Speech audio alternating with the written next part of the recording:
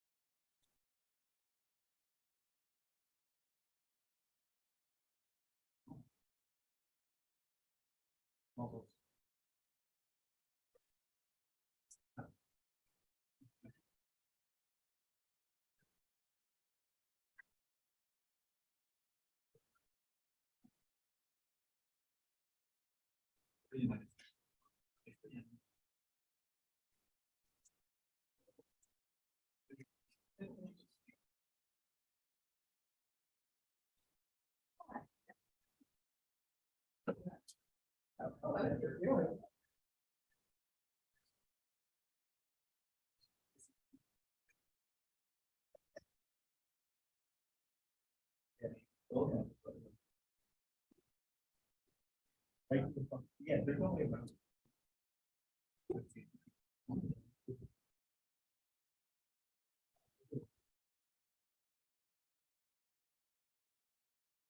Oh, okay.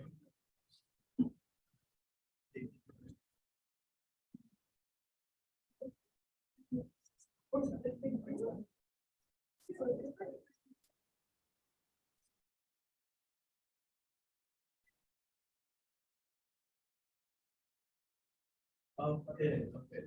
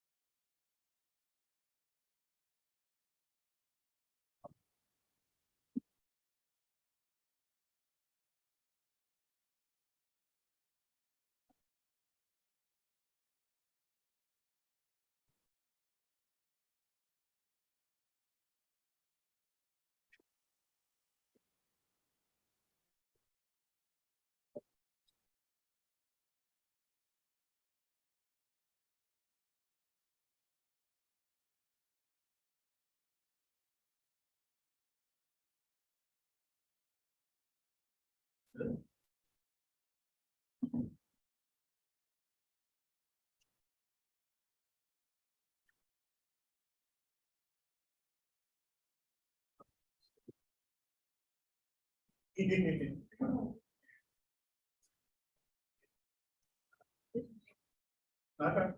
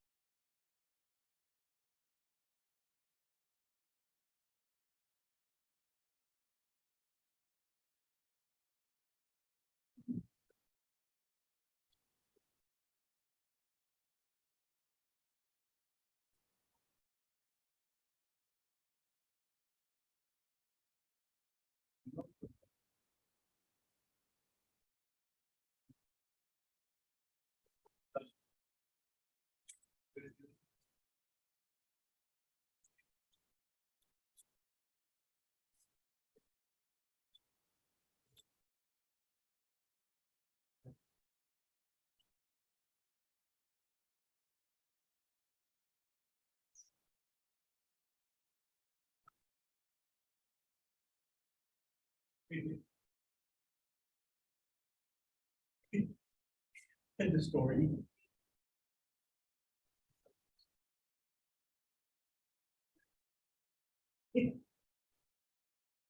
Oh.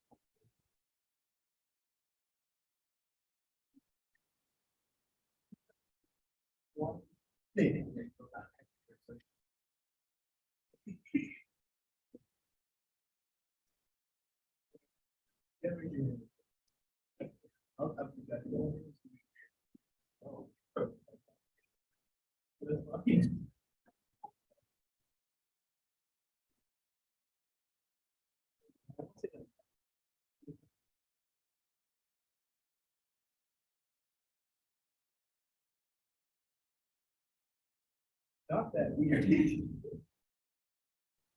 It's like a dense weird. I've been trying to.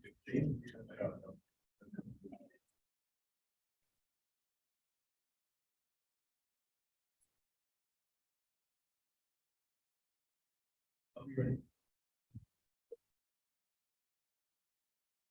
Oh,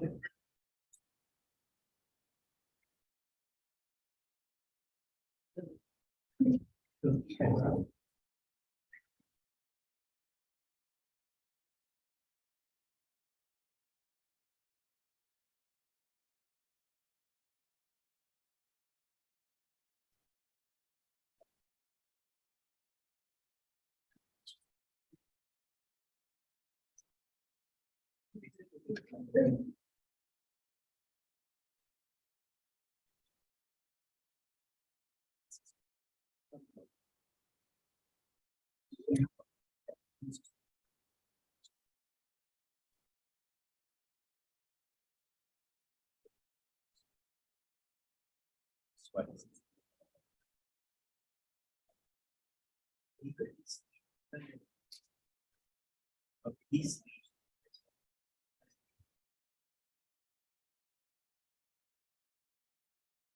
So they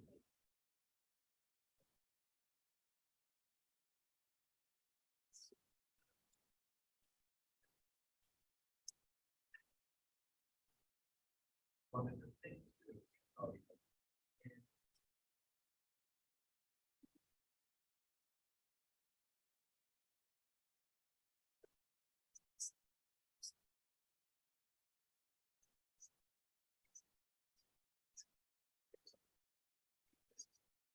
Then again,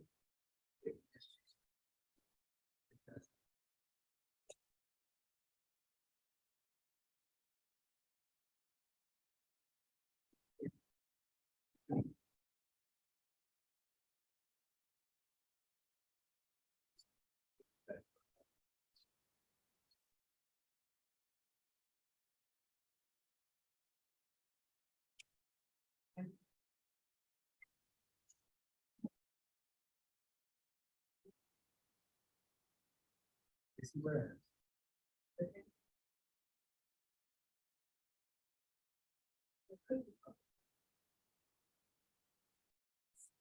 they said 7 years old, but you know they're exaggerating. Like,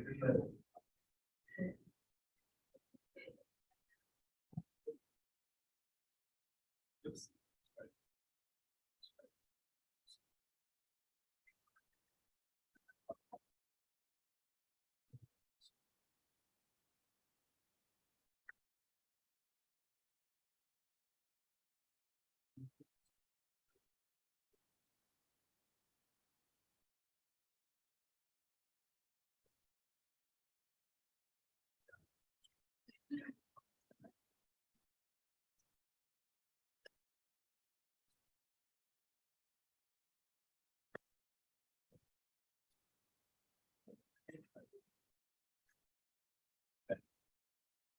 Really?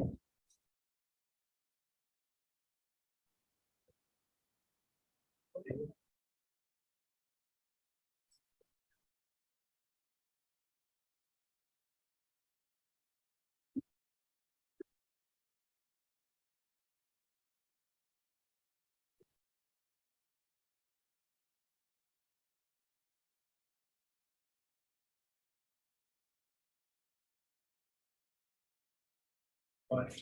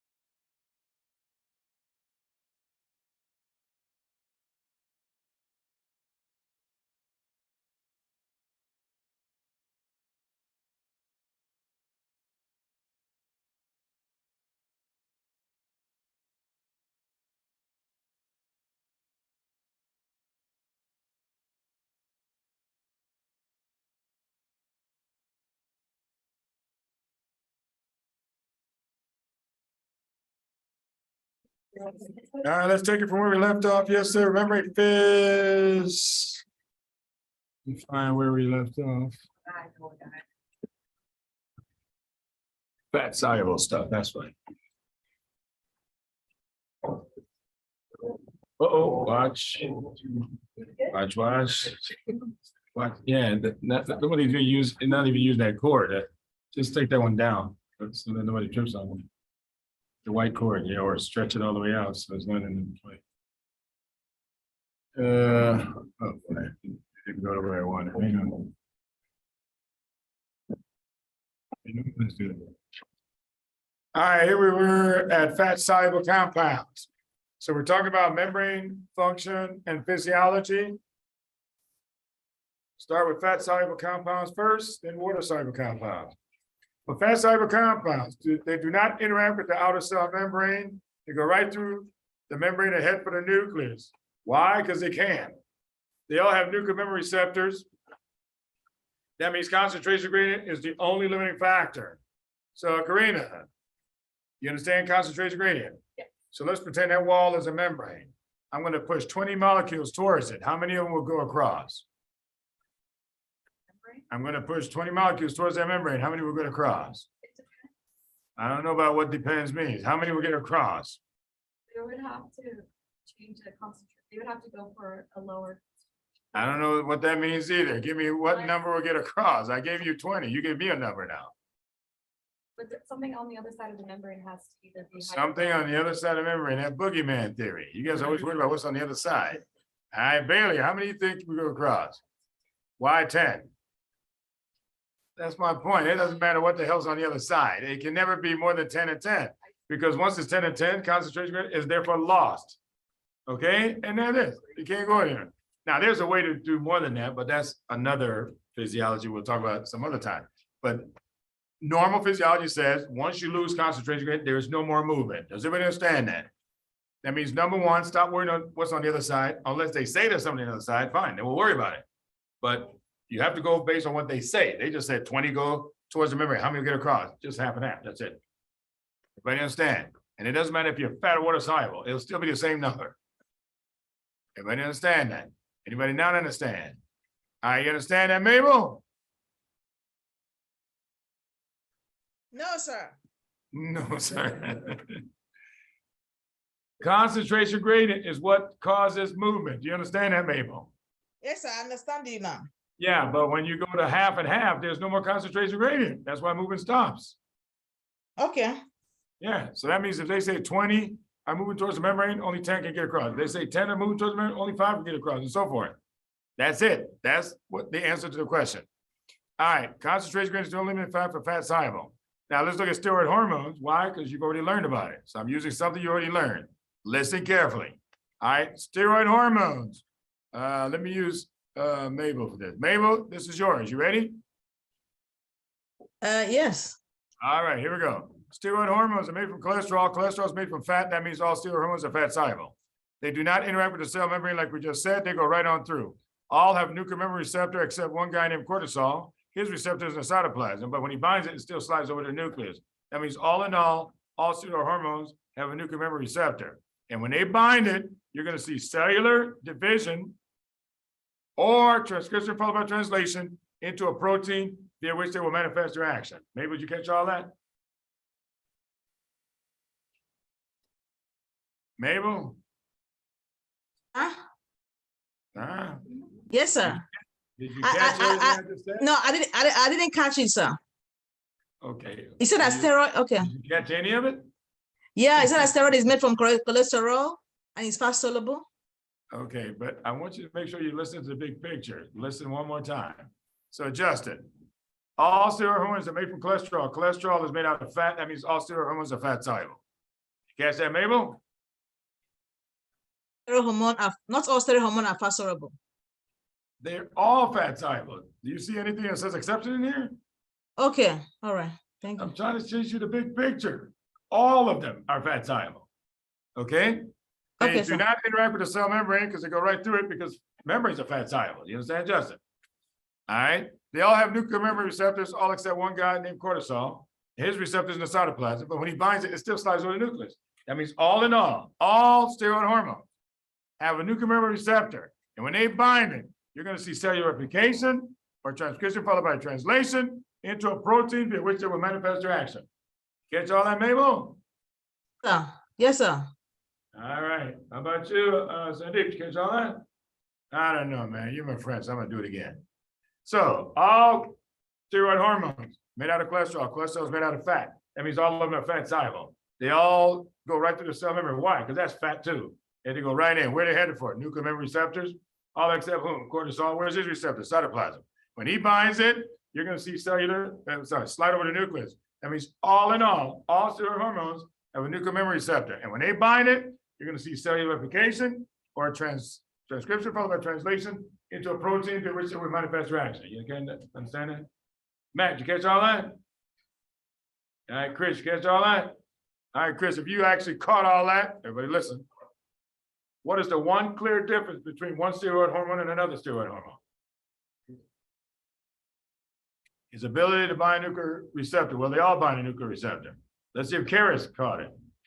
What is the one clear difference between one steroid hormone and another one? If you run that through your head, I just did it 3 times, you should find there's only one place where they diverge. What part of the nucleus they bind? No, they all bind a nuclear memory receptor. All right, Cesar. The protein, because at the end I said out comes a protein. I never told you the protein. The protein is different every time. What am I trying to tell you? For steroid hormones, folks, the protein that responds to it is the best way to find the answer. The test writer doesn't even know that. All right, so that means if you ask me about vitamin D, let's say, I scan with my eyes and look for calcium ATPase or calcium binding protein. I don't read the sentences. Because I say whichever answer has one of those proteins, because that's his proteins, that's the best answer. If you ask me a question about aldosterone, I scan with my eyes, sodium, potassium, ATPase. So, only one answer has sodium, potassium, ATPase. That's his protein. You'll find the answer, 2-3 seconds, you should be in and out. That means when you're studying your endocrine, folks, for the steroid hormones, you better pay attention to the protein I gave you. Now you know how to use it. It'll get you out of the answer the question real fast. Because that's all I do. I find the protein. Everybody understand that? Jess, do you understand that? Yeah, I don't think so. Fatima. The protein that interacts with that steroid hormone. The gene product stimulated by that hormone. Yeah, every steroid hormone has a protein that it will stimulate. Everybody understand that? Anybody not understand that? You understand that, Mabel? Yes, sir. Every All steroid right. have a protein. All right, good. Sophia, you understand that so far? Yes. How about Ann? You understand that? Masuji.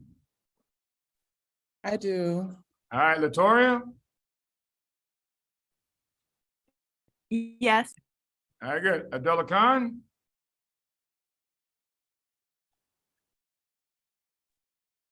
Abdullah? Yeah. Okay. You understand that so far? Yep. Yep. Is that what you say? Yes or no? Yeah. Yeah. All right. You guys don't all understand this. So I'm going to give it to you a different way. I'm going to show you how to use the same information a different way. Listen up. Here it comes again. That means if I know the protein controlled by that steroid hormone, I can answer a lot of questions. Anders, follow me on this one. In the female breast, there are 2 hormones that act.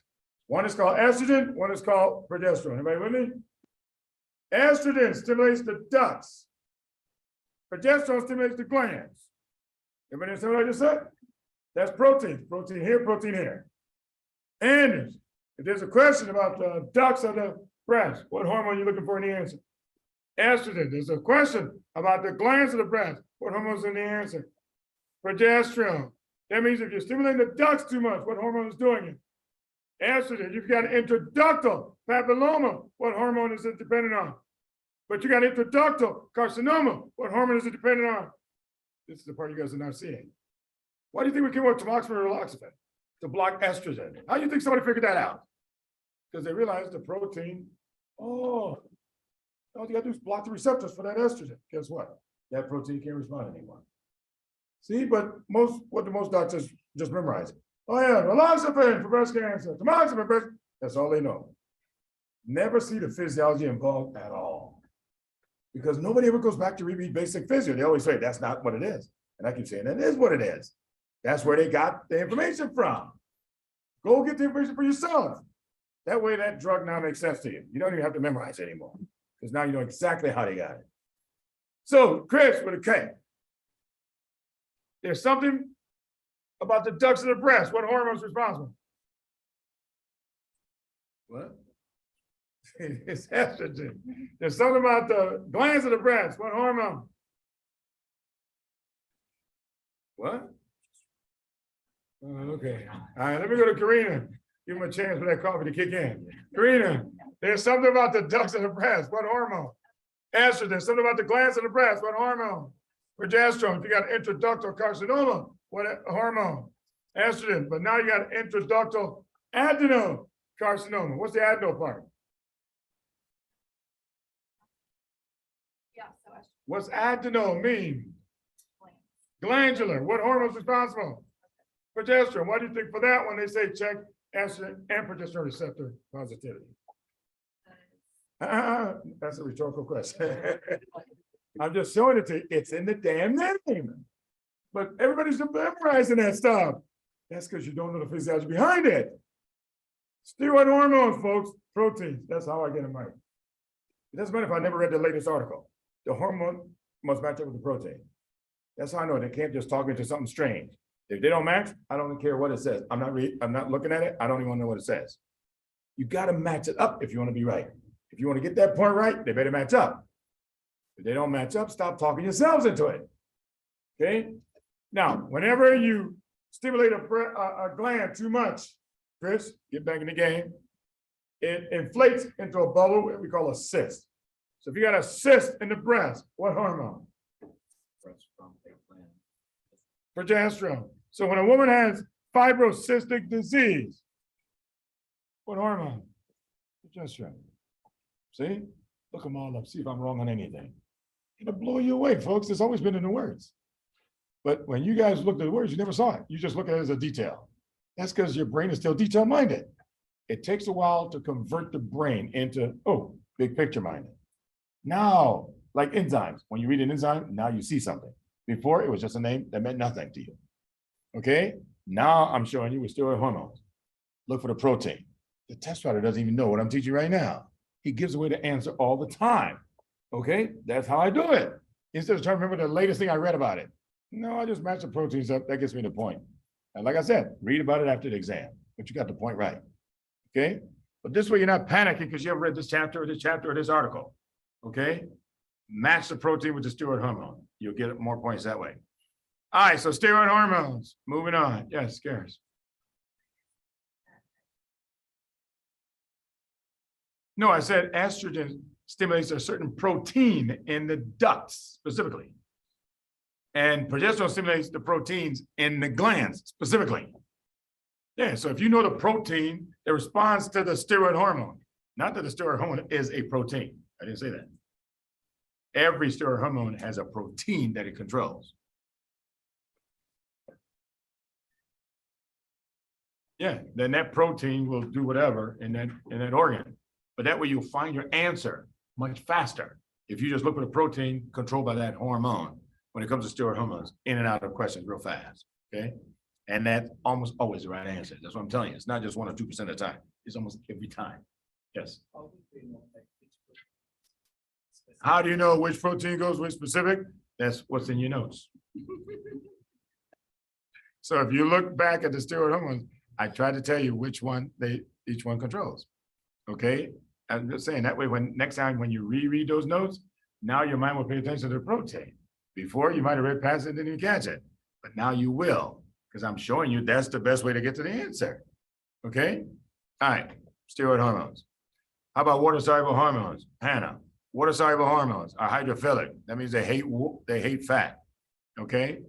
So hydrophilic, they like water, cannot simply go through a fat-soluble membrane. If they can't go through a fat-soluble membrane, what do they got to do? Bind a receptor. Receptor on a cell membrane. Well, since the the hormone binds a receptor like this. The receptor in it by itself is a concept. What do I mean by that? You have to have a certain distance away from this membrane, because the membrane is fat. This hormone is water. They got to stay away from each other. Otherwise, if it comes too close, you get the repulsive forces. That means you can never do the action. Everybody understand that? So if you have the right distance, then the hormone will bind it like this, but then somebody's got to take the information into the cell. That's called a second messenger. So when we talk about second messenger, folks, you only talk about water-soluble hormones. I'm not even sure most of you know this. Only water-soluble hormones have second messengers. That's why I like to teach conceptually. That way you don't have to look it up again. Now you know all of them do. That means if they mention the second messenger, they just secretly told you it's a water-soluble hormone. But you didn't know that before. Now you will.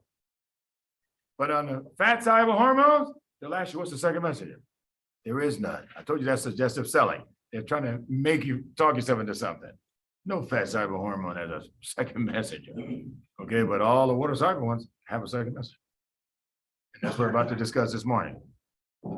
Well, Maria, it cannot simply go through, so they have a receptor. They must bind to outside to a receptor. Make sense? That means they have to have a second messenger. You understand that so far? But first, what about any water-soluble compound? Let's look at any water-soluble compound. Again, big picture, make sure you're listening. All water-soluble compounds. Maria, these are factors that are affecting it. Concentration gradient is still the first principle of all movement. Does everybody understand that? Concentration gradient drives all movement all the time. I told you before, it doesn't matter if fat or water-soluble. That's the number one factor. However, for water-soluble compounds, Maria, I got to worry about the size of the molecule. Because the bigger the size, the harder it is across the membrane. You with me? Net charge of molecule. The more charge it is, the harder it is to get across because it's dragging a lot of water now. Make sense? All right.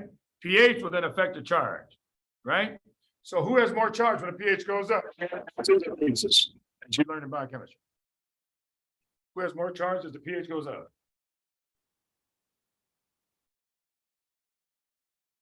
Remember, we titrated amino acids.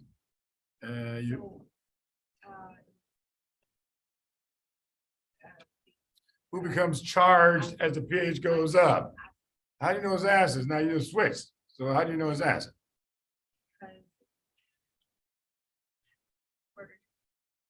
No, because acids go from COH neutral to CO minus. You got to remember that. Bases go from NH3 plus NH2. That's neutral. So pH, as it goes up, makes an acid more charged. That means harder to cross membranes. Everybody else understand that? Whereas for a base is the opposite. pH goes up, makes it easier to cross membranes. They'll become more neutral. You understand, Rachel? All right. All right, so now thickness of the membrane, Maria, plays a role because the thicker the membrane, the harder it is to get across. You understand that? Surface area plays a role. The more surface area, the easier it is to get across. You understand that? Excuse me. Surface area, hang on, Mabel. Surface area of a membrane. That means if you got more walls across, you can get across. Like in a building, you got to have at least 2 exits. That's surface area. That way, in case the place starts burning, you got 2 ways that people can get out. If you only had 1 way, there's a bottleneck. A lot of people are going to die. Okay? The first floor of buildings, why is it mostly glass?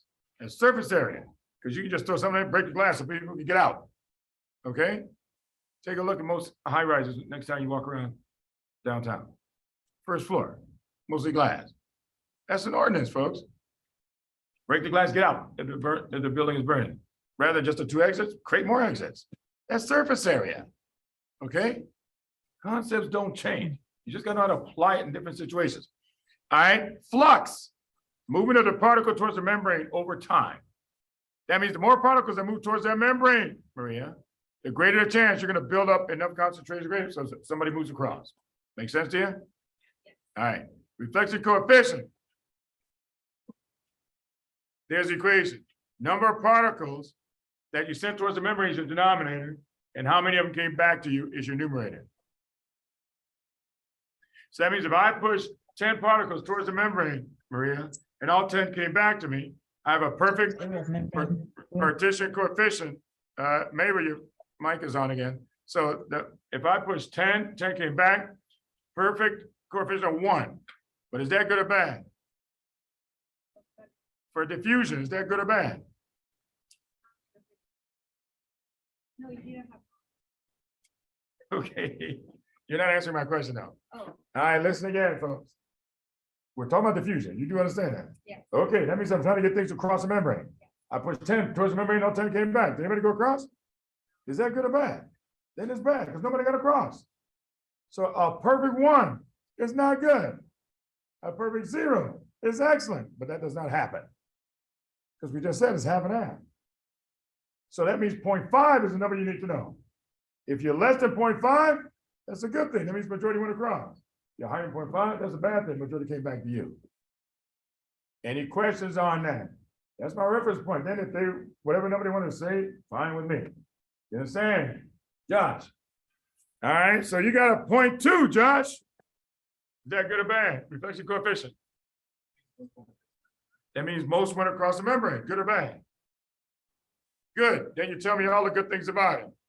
Don't write, just listen. What are the good things? Concentration rate, was it high or low? Now, we're only on one side of the membrane. Is concentration rate high or low? If you're telling me 0.2 is a good thing. No, then there's no way 8 out of 10 would have gotten across, Josh. Remember, Mabel, your mic is on again. All right, Mabel, you're doing the next one.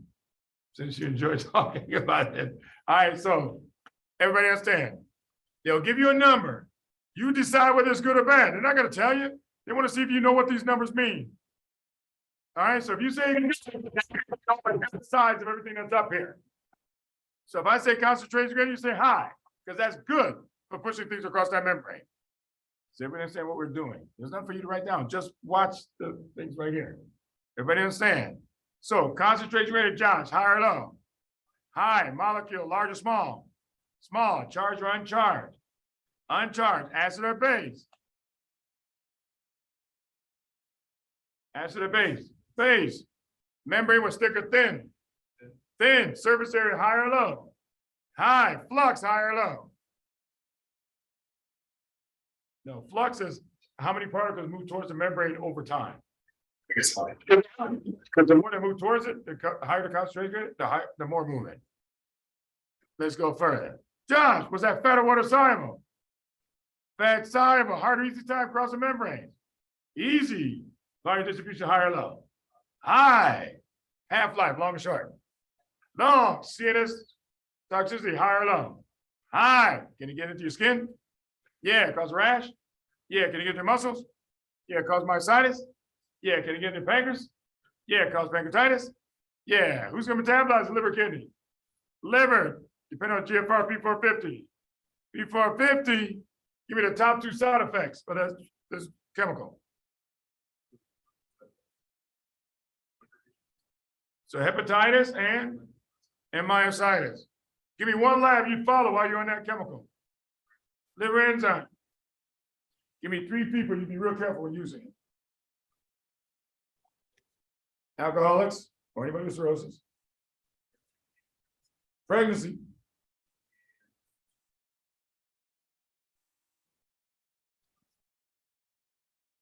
Melissa, come on. Elderly people. Does this all sound familiar to anybody? Didn't I tell you, everything you learn about chemistry is coming back at you through physiology. That's what I said, start writing it down. You already wrote it down already. Don't write the same stuff down over and over again. Your brain starts to think it's another detail for you to memorize later on. No, listen. And you realize it's the same thing you learned before. Okay?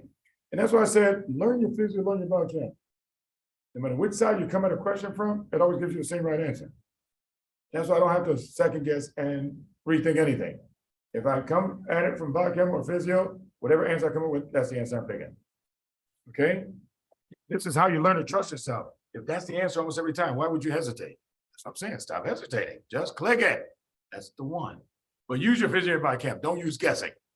All right? Because guessing, I have no idea how you even come up with your answers. All right, question, Matt. Huh? Why is high pH good? Why is high pH good for what? No, for the one we were talking about was a base. Because a base is based on the one I gave him. I gave him 0.2.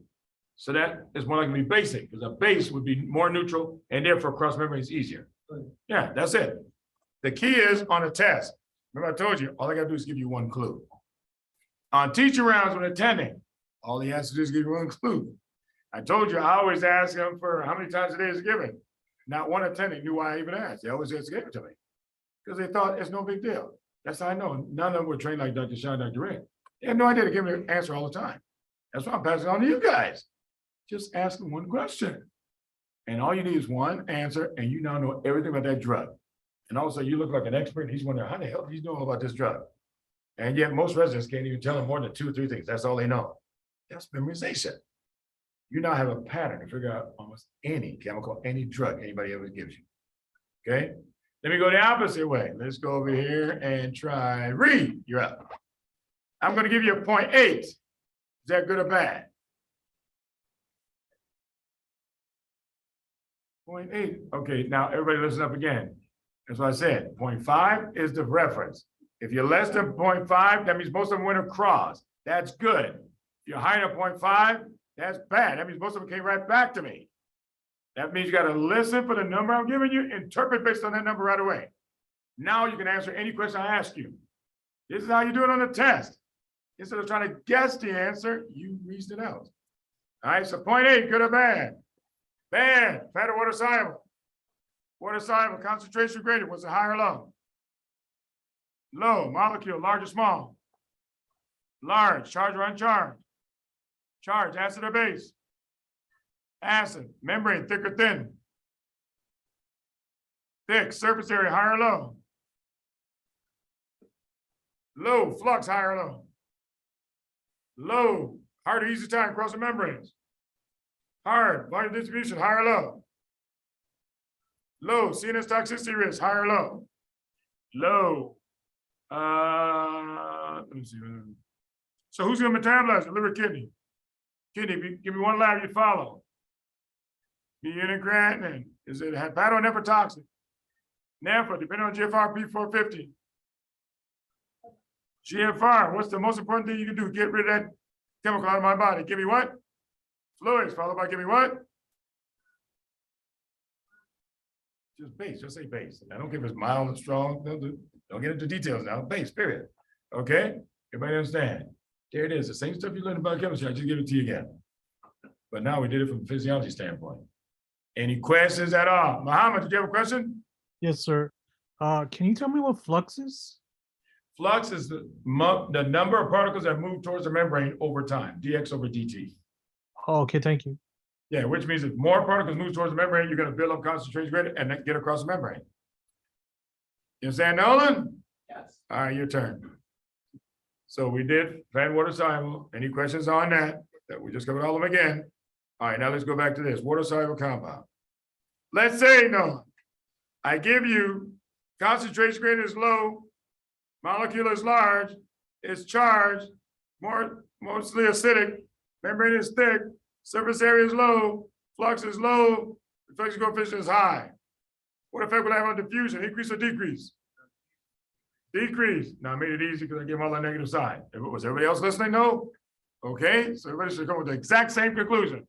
Diffusion will be nothing. My real question to you, Nolan, is what could you do to still improve diffusion? Which factor would you manipulate, sir? pH, concentration.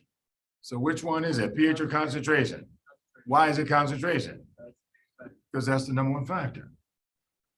Common question, folks. See, it looks ridiculously hard. Why? Because they name every factor that's playing a role, and you don't realize they're starting to set you up. They just want to know, do you know which one's most important? That means if I want to get into your brain with a drug, Nolan, should I use fat or water soluble? Fat soluble, long or short acting. Long acting, large or small molecule. Small acting, should I give it IV or oral? Oral, because if it crosses the membrane, it wants. However, if I'm forced to use a water soluble, how can I still get water soluble, get into your brain? Nolan says? So how do I manipulate concentration gradient? Give them a lot more. How many doctors actually even notice the difference? Give this dose, but if you want to use water soluble, give this dose. Look it up, folks. Most people don't pay attention to the number. You just see 25 milligrams, 250 milligrams. You don't realize when it's water soluble, it was always a larger dose. When it's fat soluble, it was always a smaller dose. You see? When it's fat soluble, we like it oral. Look at statins. There's no IV statins. What for? It crosses membranes in 2 seconds. That's why there's no need to make an IV statin. It crosses membranes in 2 seconds. Doesn't matter how thick your intestinal wall is. In its in. See, but doctors don't recognize that. They just say, "Oh yeah, give it oral." Not realizing, well, why is it being given oral? Why is this one being given IV? Okay, like a newborn sepsis, we use ampicillin and gentamicin. Both of them are acids, water soluble. Why do we do that? Because the liver is not mature yet till 2 months of age. But why we're using a higher dose? Now you know why. Because it's going to take a higher concentration to drive it into your brain. But we're forced to. We got no choice here. Okay? But see, residents just memorize. Yeah, give them 600 milligrams a day, 200. Not realizing that's a much higher dose than we normally use. Okay? But now you know why. Folks, I'm telling you, medicine is so much fun when you understand what's going on around you. When you don't understand it, all you hear is things going by you like that, numbers. Oh, give them this dose, give them that IV, give them that oral. But you're not hearing anything. And that used to be exactly the way I felt. Attending and residents are throwing things around. I had no clue what they were talking about. I'm trying to memorize what drug they just said, and then I got nothing out of it. Okay, but once you understand this stuff, now when they throw things around, you actually understand what they're saying. And now you understand why it's oral this, IV this. You understand a lot about that drug. In case you're attending, somebody turns to you. Well, Bill, give me one line you follow for this. Well, you heard enough to make sure it was water soluble. You said be in granite. Now you're shocked. How the hell did you figure that out? Or, you heard that it's given oral only. Oh, okay, that means it's fat soluble. Oh, okay, let's follow liver enzymes. The attending is shocked because nobody ever told him this is how you figure it out for yourself. He only knows it because he read about it. Residents only know because they read about it. Everybody's always reading and looking up things up and still not understanding anything. Just memorizing one article after another. That's why residents got tons of articles in their pockets every time you see them. Okay, and that used to be me too. All right, so it's water soluble compounds. Any questions on that? Uh-oh. Oh, my video went out again, sorry. All right, so water soluble compounds. Mabel, any questions?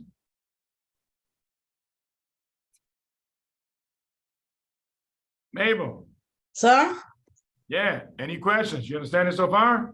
Yes. All right, so if I give you a short-acting drug, is it fat or water soluble?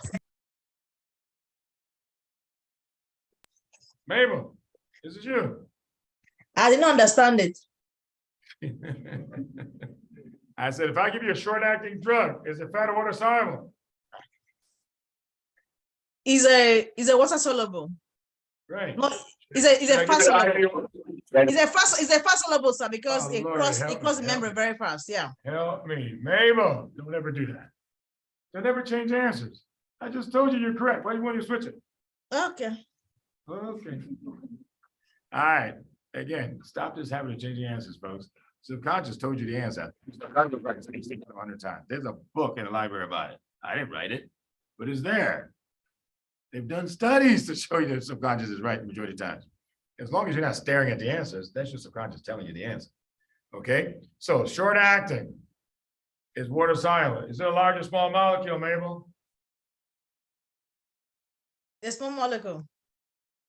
No, water soluble is more likely to be large. Not that it can be small, but on a test, don't pick small. Pick large.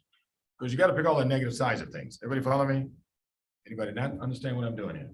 All the factors right in front of you. All I'm doing is manipulating it. Okay? You understand, Mabel? Yes, sir. Yeah, should you give it IV or oral then? You give it oral. No, because if you give it oral, it has to cross a lot of membranes, Mabel. Do you understand, Mabel? So yes or Yes, no? sir. Yeah, Yes, so sir. next time I give you another drug, same thing. If it's fat soluble, then it crosses all membrane. That's why you give it oral. It can cross the intestinal wall real fast. But when it's water soluble, we give it IV or IM. Then it gets into the blood supply right away. Doesn't have to cross a bunch of membranes. Do you understand me? Yes, sir. All right, does everybody else understand this? Yes, Anna. If that's crosses the membranes, why is it long? If fat soluble crosses membranes easily, why is it long acting? Anybody else? All right, Jess is gonna answer it for you. Jess, go ahead. It's high distribution, so it's gonna go and it's gonna stay in areas of the body where there's fat. And then it's just gonna get stuck. Yeah, so the thing is, it's gonna go into all these other cells. But that means you can't metabolize it till it comes out of those cells and then it goes to the liver. So the half-life is forever. Yeah. We don't want that. We want it to go to this organ, but no, it went to that other organ. Well, you can't help it. It's fat soluble. It crossing the membrane once. Okay? That's why they say volume distribution is real high. But that's why the half-life is so long, because it can hide for a long time. Okay? Any other questions? Miguel? Where does that 0.5? 0.5 just says you push 10 particles towards the membrane, only 5 will get across. That means 5 over 10, 0.5. Yeah, that's the norm for any substance. Everybody follow? That's why I said just pay attention to 0.5. Are you above or below? That's my reference point. If you're above, bad. Below, good. Above, water soluble. Below, fat soluble. And then anything else they ask me, I can figure it out based on that. Okay? All right, so back to you, Nolan. I gave you all the negative things. You said diffusion decreases, correct? Yeah. And I asked you, how do you still get this thing to go across the membrane? He said, give it more concentration gradient. Everybody agree with that, right? Everybody understand that? All right. Okay. What I described to Nolan, he wasn't even sure what I just described. What I just described to you, Nolan, is a disease called RDS or ARDS. In RDS, respiratory distress syndrome, ARDS, same thing, but an adult. You got concentration rate is real low. Oxygen's big molecule, a little more charged, acidic, membrane is thick with scar tissue. Surface area is low because alveoli have been destroyed or collapsed. Flux is low because alveoli collapse, oxygen can't even get into the membrane. And then I said, well, how do you treat RDS or ARDS? Give them what, Nolan? Give them what? Give them oxygen. How come that's the treatment? See, how many doctors even understand why that's the treatment? They don't. They just know the book says, give them oxygen. See? But I'm not done with you. You thought I was asking you about ARDS and RDS? No. What I just explained to you is every restricted lung disease known to man. Double mic drop, baby. You threw me wrong one time. I'll shake your hand. I've checked them all, man. There's not one time I was wrong. Imagine how it blew my mind. I said, I'll be damned. I've been looking up sarcoid, histo, blasto.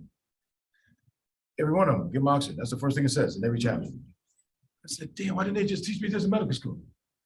I gotta look up every virus, gotta look up every fungus, gotta look up every mycobacterium, gotta look up everything. Now I realize, as long as it's not a bacteria, it's interstitial. There it is. Give them oxygen first, because you're messing with diffusion. Done. Let me show you even more than that. You mess with diffusion. No. Your PO2 will be what? High or low? Low. Respiratory rate, high or low? High. PCO2 will therefore be high or low? Low. And therefore your pH will be what? High. There's the blood gas for restricted lung disease. Look it up, see if I'm wrong. Oh, I'm not done yet. I'm not done yet. Nolan, you're smiling, baby. Let's keep rolling. If your PO2 is low, your pulmonary vessels are going to constrict or dilate. Constrict. So pulmonary pressure will rise or fall. Rise. Pulmonary resistance will rise or fall. Rise. So pulmonary blood flow will rise or fall. Fall. So that means the blood flow reaching the left side of your heart will rise or fall. Fall. That means cardiac output will rise or fall. Fall. I told you folks, I'm going all day. You'll swear I read the book. I didn't read a damn thing.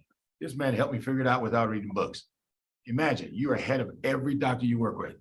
Because they're thinking about books and articles, you're thinking with your own mind. And you'll process faster than he can even ask you the question. Because the minute a clue word comes across your brain, you already have the pattern ready to go. You can answer his question. And that's what shocks them. How are you answering a question that fast? I told you, most students, 2 items. Again, I told you this in the literature. Now, this does not me talking. Students only come up with 2 items. And they take a while to even come up with the 2 items. And residents, 4 to 5 maximum. That means nobody's using physiology to think. Everybody's trying to remember what they read somewhere. And I'm saying, why don't you try some physio or something like that? Watch what happens. It shocks most physicians when a student or a resident can think that fast and come up with the right answer. Almost every time they've asked you a question, you came with the right answer.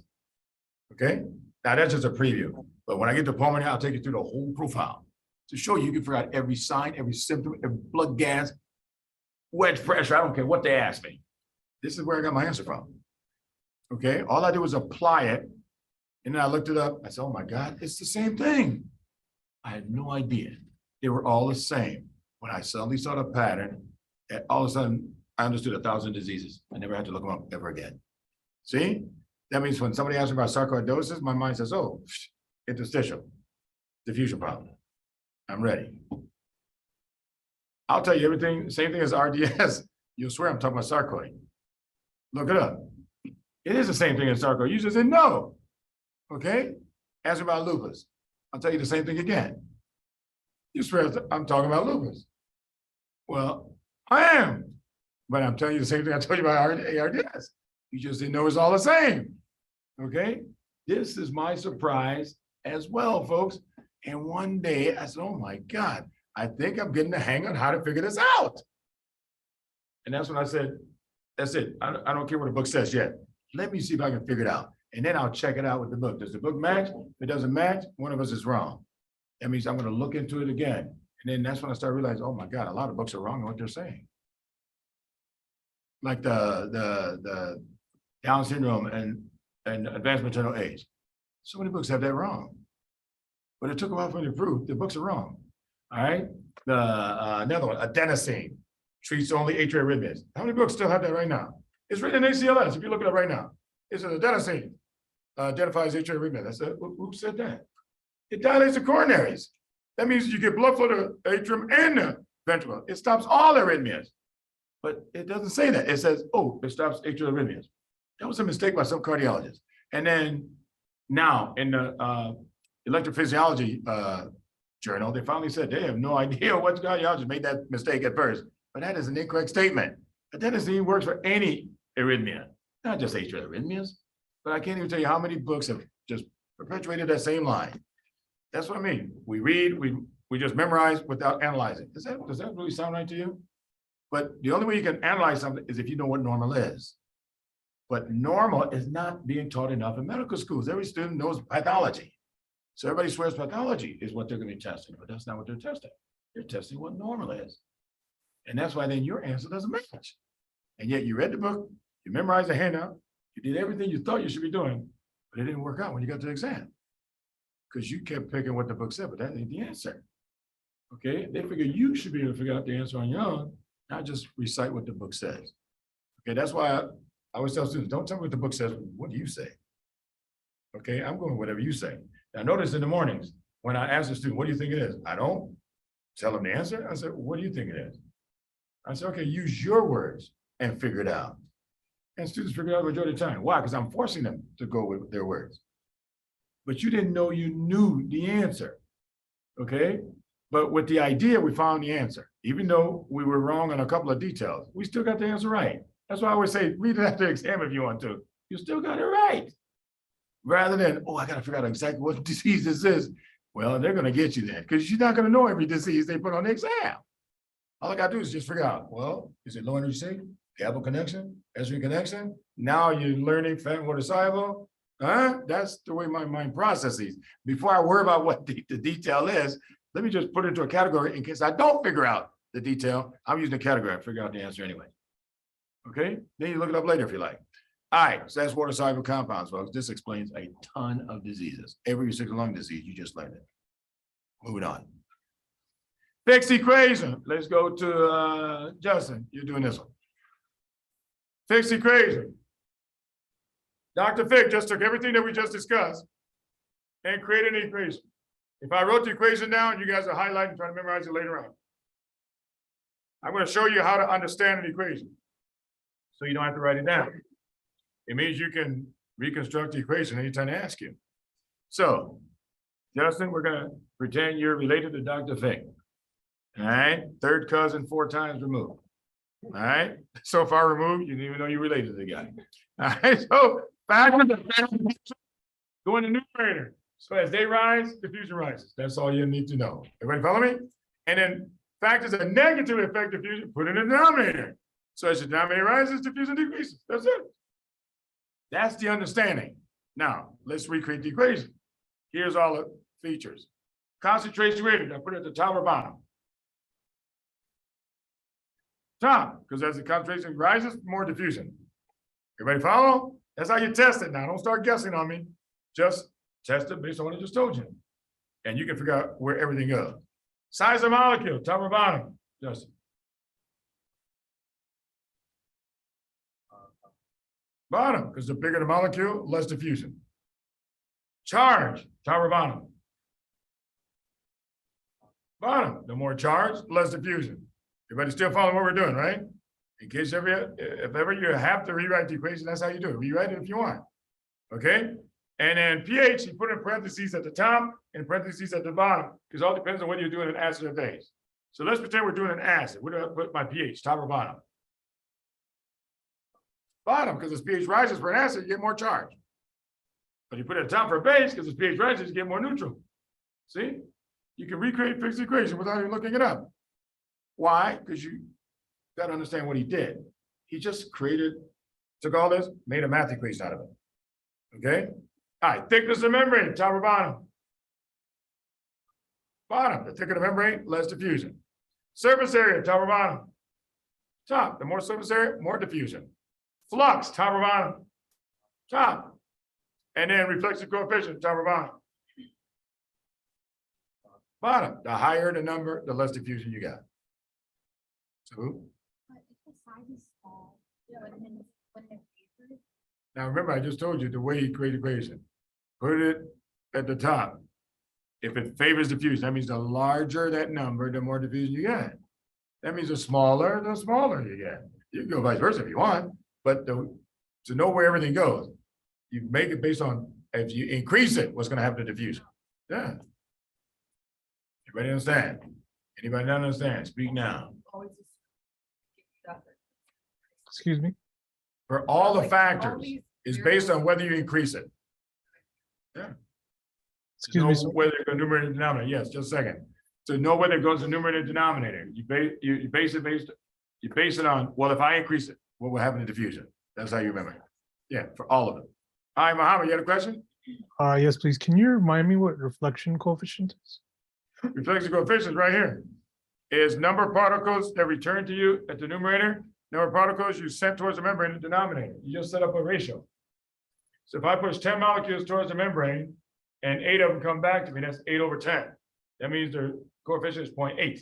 But that's a bad thing, because that means most of them came back. They didn't go across. Remember I said use 0.5 as your reference point. Either above it or below it. That's all I want to know. Okay, thank you. Yeah. You understand, Peter? Yep. All right. Nicholas, Rochette, you understand? Yes, sir, I do. All right, good. Amara, you good? Amara? All right, Karen Miller, you good? Yes, doctor, I'm good, thank you. All right, very good. So that's fixed equation, the way you ought to know it. What about other functions of a membrane? Create and maintain concentration gradients, because every membrane chooses where every electrolyte is going to be, such as it wants most of the sodium to be outside, because sodium kills if you come inside, but it wants most of the potassium to be inside, because the cell needs the potassium for its function. So that's what I mean. The cell will determine where everybody should go. So that's why it has selective permeability, which is the next thing. You know, there's only one electrolyte that freely moves across the membrane, fluorine, and that's potassium. Every electrolyte has what we call voltage-sensitive channels, meaning if the membrane doesn't hit a certain voltage, that electrolyte will never move across the membrane. Voltage-sensitive channels. However, potassium, half its channels are voltage-sensitive, the other half are wide open. He can move anytime he feels like it. That means at any time, Andrews, if I ask you what electrolyte is moving across the membrane, you say what? Yeah, potassium. Because he's free to move anytime he feels like it. Everybody understand that? Okay. You'll need that for later on. We'll start doing electrolyte. Now, next lecture, we're going to focus on just the electrolytes to show you how to figure out thousands of diseases if you just knew how electrolytes move normally. Okay. All right, so selective permeability. Every electrolyte has voltage-sensitive channels except potassium. He has both the central channels and wide open channels. He can move anytime he wants. Now, membranes have saturated fats and unsaturated fats. What does saturated fat mean to you, man? It means it has no double bonds. Unsaturated means it has at least one double bond. You can have more, but it's got to be at least one. What is the benefit of having unsaturated fats? Look at that, easy to break down. That means when you start exercising, you're burning off your body much faster. Just like you hear the commercials, rich in polyunsaturated fats. You know, they've done studies and they showed as long as you sing something, the mind thinks this as a positive thing. Serious, that's what jingles are all about. People make a fortune writing jingles because all you gotta do is just sing it. People assume it's something positive. The brain makes that assumption for you. Okay? So that means if you come with somebody you don't like, you just say it in a nice way. I'm gonna whoop your butt today. Just because you said it as jingle, it sounded really good. Richard, polyunsaturated fats. That just says if you're gonna get fat with our butter. You're still gonna get fat, folks, but at least it's easier to move off your body. All right, anyway, I want you guys to understand the benefits, just so you know why they always sing it on all the commercials. Well, not all of them, but a lot of them. Easy to break down. That means once you start exercising, your body will mobilize those fats much faster. Why is that? Watch my hands. Oh, I gotta zoom in for people online. I always forget about that. Hang on. All right.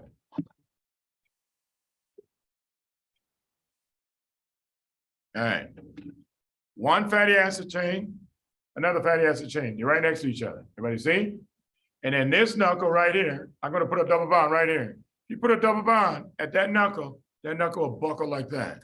Why is it buckling? Because charge wants to be in contact with water. See that? It actually moves to the surface like that. That means you already got the bond half broken.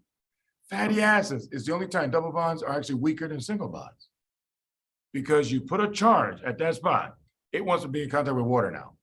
That means it starts to bend so it can move upward like that, rather than just stay tightly packed like that, which means now it's easier for you to break that bond the rest of the way. That's why. Okay. Second, oh, let me zoom back out here. All right, second, better temperature regulation. When you have a kink in a fatty acid chain, there's a little hole here. The heat being produced inside the cell can escape through that hole and get out. What pathway is producing heat, Matt? Yeah, so electron transport. Everybody still remember this, right? Yeah, you're producing heat in electron transport. It's got to get out. Why do you want it to get out, Angie? What? No, not for energy. Why do you want heat to leave your body? Cynthia. All right, Rachel. Excuse me? I know, thermoregulation, what does that mean though? Why do you want the heat to leave your body? All right, Steve? If it gets too hot, proteins will denature. You'll denature yourself, you'll drop dead. If you let all the heat in your body just stay there, you'll drop dead, you'll melt. Remember, you're made of mostly proteins. If they all melt, you die. Think about a child who's stuck in a hot car. Why do you think we break the glass and get him out of there? Because you're gonna melt the baby and he's gonna die. That's why they wrote that law. In case you happen to see a child in a car in a hot day, break the glass. You're not liable for it. Yes, because if you wait too long, that child will melt and you cannot resuscitate that child. See? Basic stuff over and over again. All right, so better temperature regulation. And number 3, more fluidity of movement. It just means allow things to move within the membrane. Okay? That means if I injure one side of the membrane, let's say this podium is a membrane, so you got 4 sides. That means I get 25% of everything from each side. Right with me? 100 divided by 4 is 25. Right? Nobody got lost in the math, right? All right, cool. So I'm always worried, so I got to use some math. How many people did I lose? All right, so 25% on each side. And let's say I cut my arm on this side. That means the blood supply this side is lost. That means every protein on this side will just find its way to another side. That means this side now does 50. This side does 0, 25, 25. Guess what? That cell still gets 100% of what it needs. Or else it would have died. See? It would have died. This is how your body saves itself. So just so you understand these 3 benefits, because they'll test you on it. What are the 3 benefits of unsaturated fats? That's what, what is it? Fish oil is all about, right? Olive oil. That's why they say you eat more of those. Okay, butter, no. Fried foods, no. Because all fast food restaurants use omega-6 oils because they taste so good. All right, they taste so good, but they make you so fat. Yes, Karina.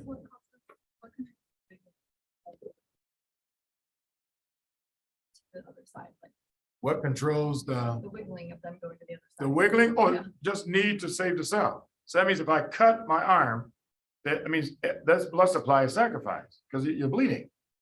Everything that's on that side Of the cell. of the cells, any cells near that cut, Membrane they'll gets immediately move to another side of the membrane. Even if the membrane gets disrupted, But you disrupt one side of the membrane at a time. No, I said you disrupt one membrane at a time. Remember, you don't die from disrupting a membrane. The membrane can be reconstructed. And that's why everything just wiggles to another side. Okay, till you reconstruct this side.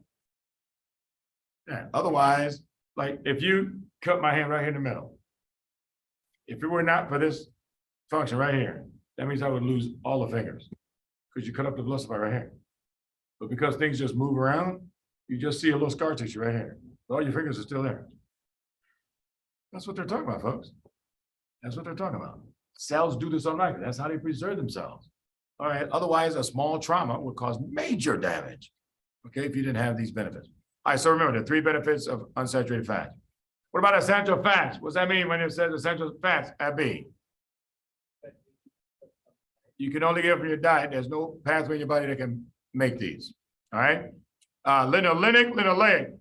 You remember I've already said these before. Linoleic's got that A sound in it, used to make A for arachidonic acid.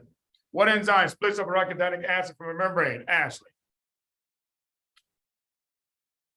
All right, Karen Miller. I'm sorry, what was the question? What was the question? I'm All right, sorry. the question is, make sure you guys are listening at the same time, because you never know who I'm going to call you. So I said, what enzyme splits up arachidonic acid from a membrane?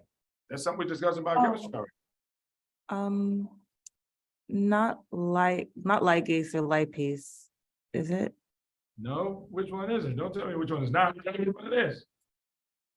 Mm, I'm sorry, hang on. Melissa's got a hand up. Melissa? Yeah, phospholipase A was the one I gave you guys. A for arachidonic acid again. Okay.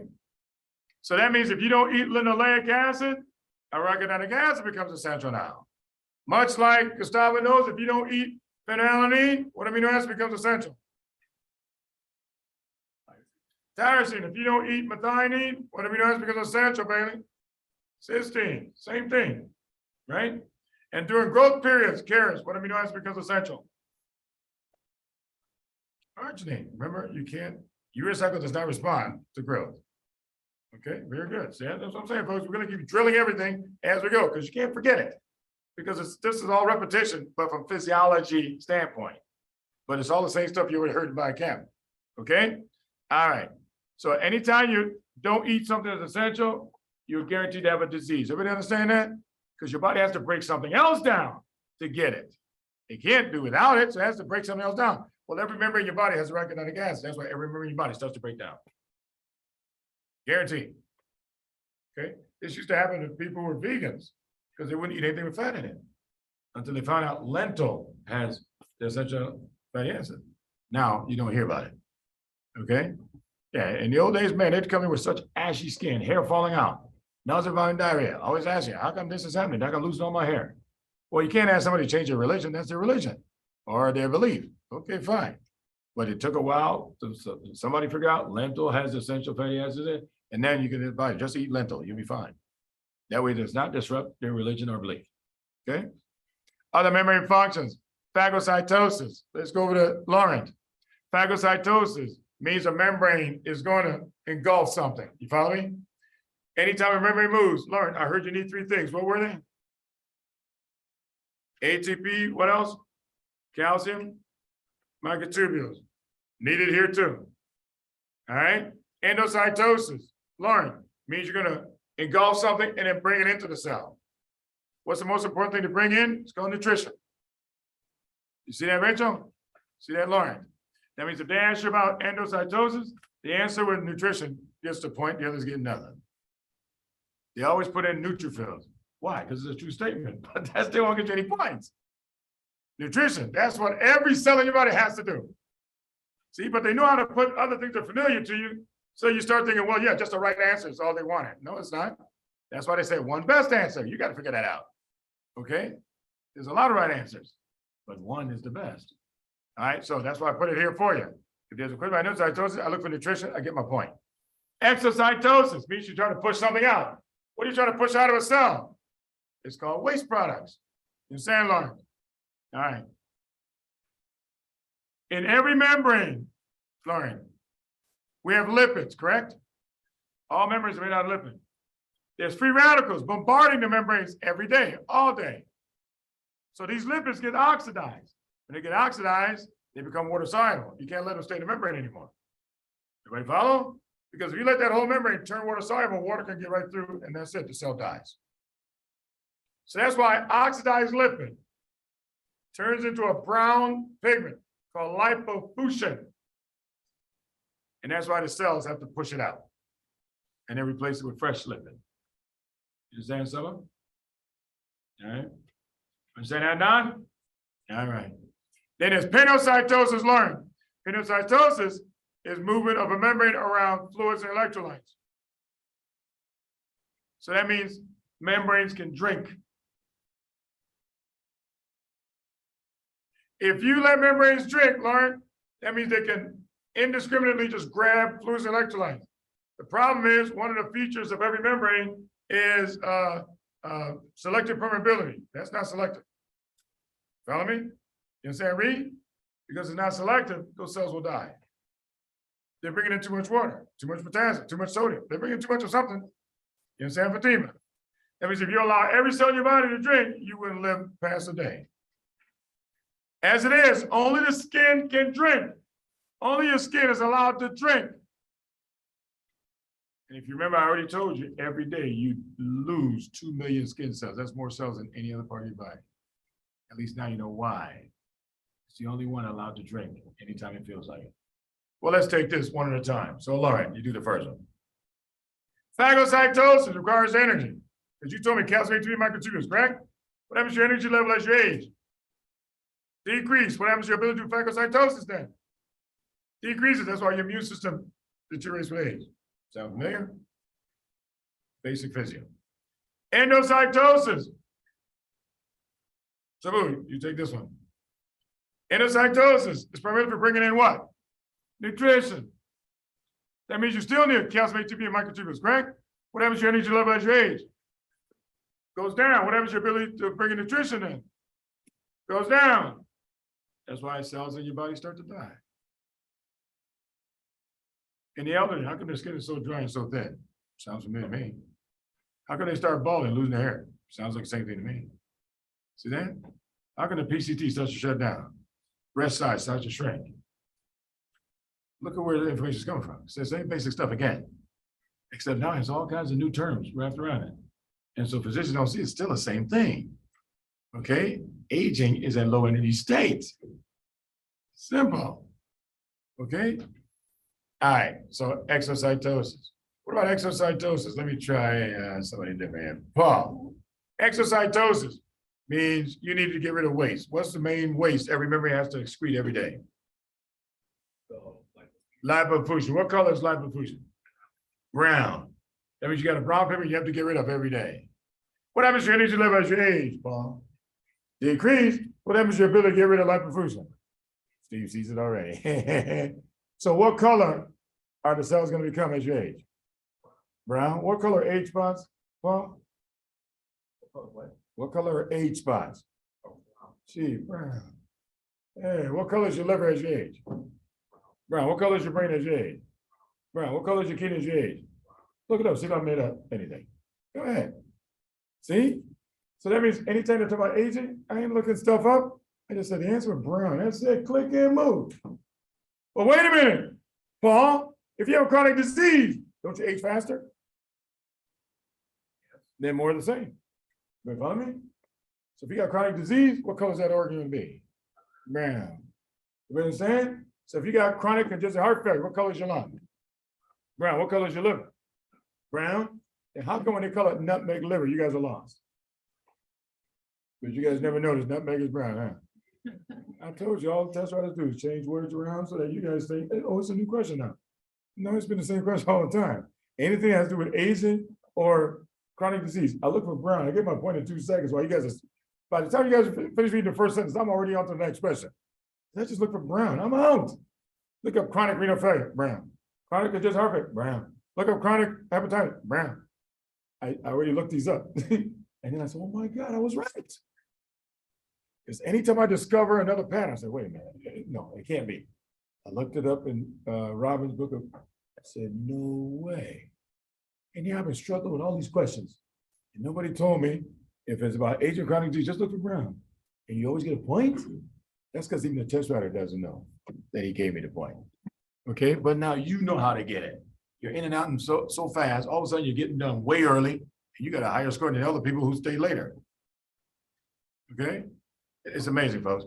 All right, so brown. So that means anytime, Paul, I see brown pigment on your body, what does that tell me about your energy level? Went down.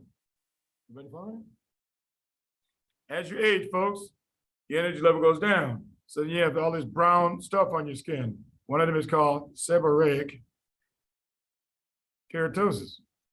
Look it up. Brown to black. It looks like stuck on plastic warts, is the way that I can describe it. But that's lipofuscin. That's why as you age, you get more of it. In fact, Fatima, they tell you, if somebody suddenly breaks out with a whole bunch of this, what does that say about the energy level since the last time you saw them? If somebody breaks out with a whole bunch of these, it means that they lost energy since the last time you saw them. Under age 40, what did I say you need to screen them for, Fatima? No. Under age 40, what did I say you need to screen them for? Mehan, do you remember? Sonia, what did I say you need to screen them for? Does anybody remember this? No, raise your hand. Don't yell something out. Cynthia. No, not colon cancer. I said under 40. You gotta answer my question under 40. All right, Hannah, do you know what it is?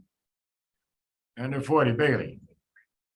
No, not brain cancer. All right, Jess. No. All right, Gloria, one last chance. It was diabetes. I already gave you guys these. After age 40, then there's HIV and colon cancer. Same stuff, folks. I told you. Same stuff you hear in biochemistry. Here it comes again from physio. Okay? So anytime I see a sudden outbreak of brown pigment, you've lost energy. What disease can people have and not know they have? Diabetes. 35 million people still have diabetes, don't even know they got it. That's why they say screening for diabetes. And then above age 40, HIV and colon cancer. People have it, don't even know they have it. That's what they're talking about. If it's evident what they have, fine. Evaluate that. But these are usually people who come in and they have no clue what's going on inside of them. And then all of a sudden we see hundreds of seborrheic keratosis. Wait a minute, Mr. Johnson. You didn't have all that last year, I saw you. See, you got some work up to do. Nolan. My man, Nolan, you're a step ahead of me. I like that, baby. See? Now you're making connections without me. I like that. See? That means your brain is converting. Acanthosis nigricans. What the hell do you think that is? Brown pigment that collected along your neck or armpit. Why do you think they say the same thing? Under age 40, screen for diabetes. After age 40, HIV, colon cancer. Look at that. Same thing. It's brown pigment. At least now you know brown pigment means something. Otherwise, you would just read past something like that. And you don't see, they're trying to tell you, is it somebody's aging or they got a chronic disease? When they mention brown. Okay? So what can brown do for you? You know I had to do that one. So all right, that's exocytosis. Last one, Jess, you do this one with me. Pinocytosis means you wrap a membrane around fluids and electrolytes. That's not very selective. Therefore, only your skin can do it. Keep up, you understand that? Are you trying to convince me, Jess, that your skin can drink? Is that what you're trying to tell me? She said her skin can drink. Karis, do you agree with her? Mitchell, do you agree with her? Akshay, do you agree with her? The skin can drink? Yep. All right, so let's say I'm becoming skeptical. I said, Jess, I don't believe your skin can drink. She said, I'm telling you, Dr. Francis, my skin can drink. I said, okay, let's see. So I take a bottle of water and I pour it all over her arm and I listen for the slurping. And I said, Jess, I don't hear no slurping. I thought you told me your skin can drink. She said, I'm telling you, Dr. Francis, my skin can drink. I said, nah, I don't think so. I said, well, wait a minute. What is the most important factor for moving across the membrane? Jess asked. Concentration rate. I said, maybe you need more concentration. So I get a whole bucket of water now. All over our arm. And I'm listening. Still don't hear no slurping. I said, no, I don't believe you, Jess. So I start walking away. I say, oh, wait a minute. Wait a minute. I went to Champagne. I learned something. I learned how can you make a membrane drink? There's a way to do it. So Jess, what is it that water hates more than anything else? Fat. So what I'm going to do is pour that water all over our arm. Then I'm going to put a layer of fat right over that. Can the water come up this way? No, it cannot. It's forced to go that way. Everybody follow me? There's a term moisturizing lotion. Look up every one of them. See if I made a mistake. Every one of them, high fat content. That's all they're made of. Whale blubber, seal blubber. But you didn't know that's what you're buying. And call it overlay if you like. Call it Avon if you like. Read the ingredients next time. Whale blubber, seal blubber, that's what's in there. Then you add some fancy scent. Oh, there we go. Overlay, $72. Okay, fine. Okay. That's number fat. What's that mean? You know what that means, Karis? It means you can moisturize your skin with Crisco oil if you wanted to. Pour that Crisco oil. Woo! I'm nicely moisturized now. The only problem, you can't go outside on a hot day because you're gonna come back in smelling extra crispy. All right, that sun is gonna burn you. All of a sudden, you got 4 vultures flying behind you. Wherever you go, they go. And behind one of their feathers, you can see Louisiana hot sauce. They just wait for you to fall over. And I ain't never seen Lawrence laugh so hard. I'm telling you. Okay? That's what it is. It's just moisturizing lotion, folks. It's done by fat. If you look in the pediatric literature for children with eczema, you know what soap we recommend? Dove soap. Dove has the highest fat content. I didn't know that, so I looked it up. That's how I'll be damned. I'm just memorizing this as a pediatrician because nobody tells you what the real underlying issue. That's all, man. I can't believe I'm memorizing this. All right, so Dove was my memorized. But then I found out, what's the other one? Dial has a lot of fat in it too. You know, but all the other ones, Zest, no, I don't have any fat in there. You know what I'm talking. All right, so moisturizing lotion. And I say that because I have eczema. It runs in my family. Almost everybody has it. So I had to experiment a whole lot of things, find out what works and what doesn't work. And when I found out what works, I looked at the content, thought, oh my God, exactly what I learned about chemistry and physiology, just high fat content. Yes, Noah. I shadowed with a dietitian, and what you're saying about Crisco, that's true. He loves his job. He works with all sorts of models, and none of them actually use the lotion that they're advertising. They don't actually use Crisco oil. See, I know people laugh when I say Crisco. They think, oh man, that's ghetto. Yeah, you're using Crisco oil. Folks, we use a lot of Crisco oil in the ghetto. All right, my man here is telling you, you know, what a lot of you don't know, that he worked with a dermatologist. The dermatologist would recommend Crisco oil to even models to use because it'll moisturize the skin real well. Well, here's another thing. I always call this, you know, hood medicine. This is how poor people survive. All right, the key is to understand it. When a mother finishes frying pork chops or chicken, right? What does she do? She takes the oil and she puts it in that can by the window. Anybody know what I'm talking about? You guys know what I'm talking about, right? People from the South know what I'm talking about. You just put the oil in that can and all the crumbs settle down the bottom. And mom would use the oil right up the top and moisturize the skin of her child. See, that's when you're poor. That's easier, that's cheaper, okay? Follow that? The only problem is, in grade school, there's always one kid who comes in smelling like a damn pork chop. And we didn't know what it was. You know, smell like pork chop. Tell me what's with you, man. We just smell like a pork chop for it. We didn't know. Mom was using the pork chop oil put on his skin, you know?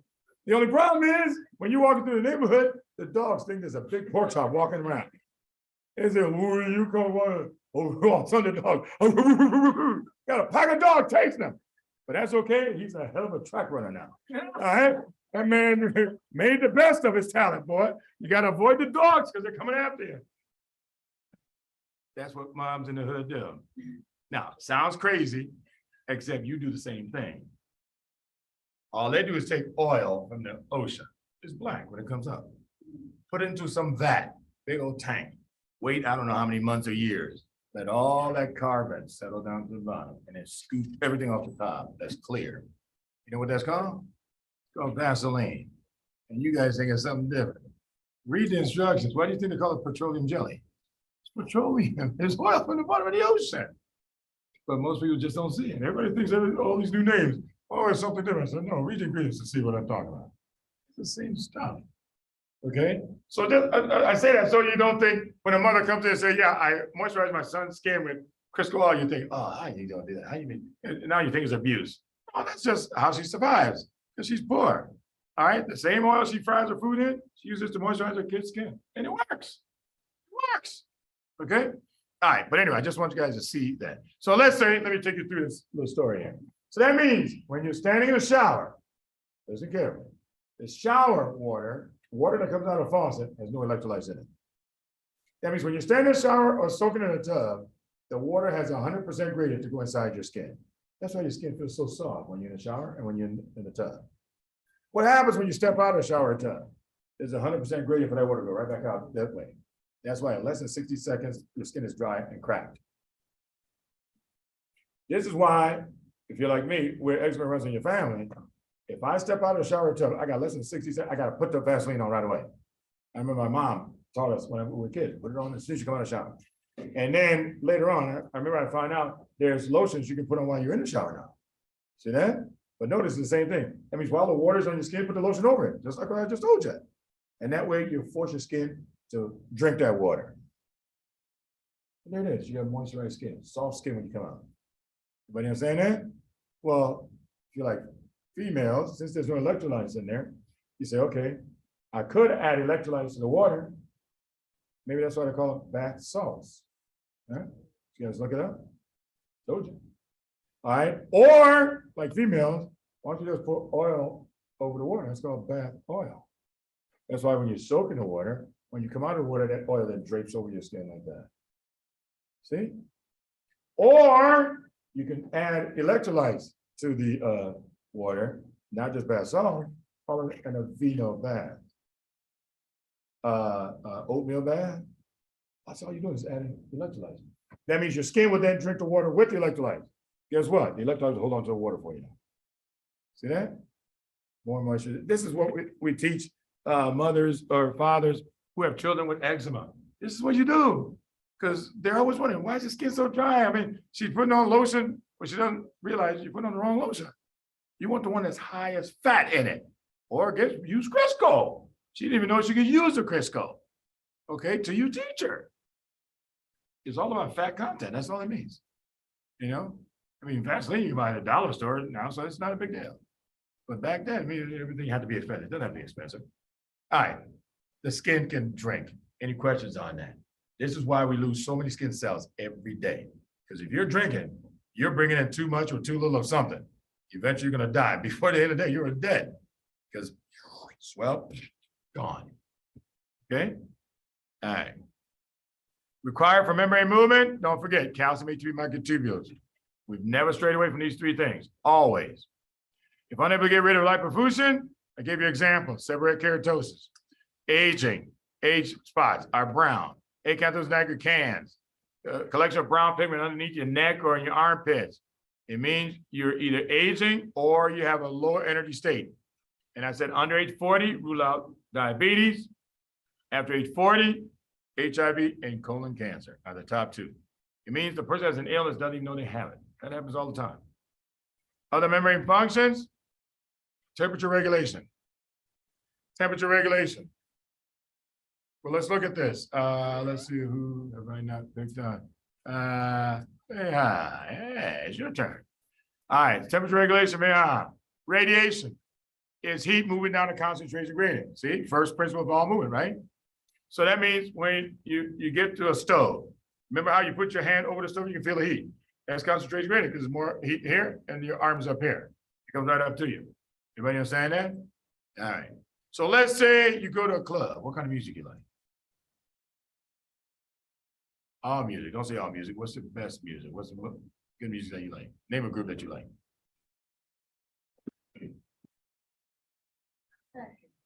Backstreet Boys. Oh, Backstreet Boys I like. Uptown Funk.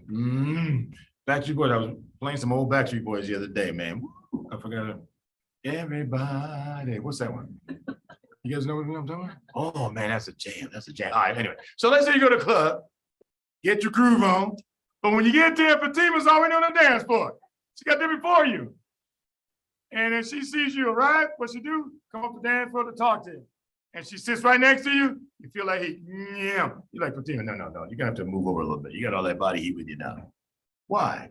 Because she has a higher concentration of gradient than you. That means if you sit near somebody whose body is hot, it's coming right to you. See that? That's normal. That's called radiation. Can't help it.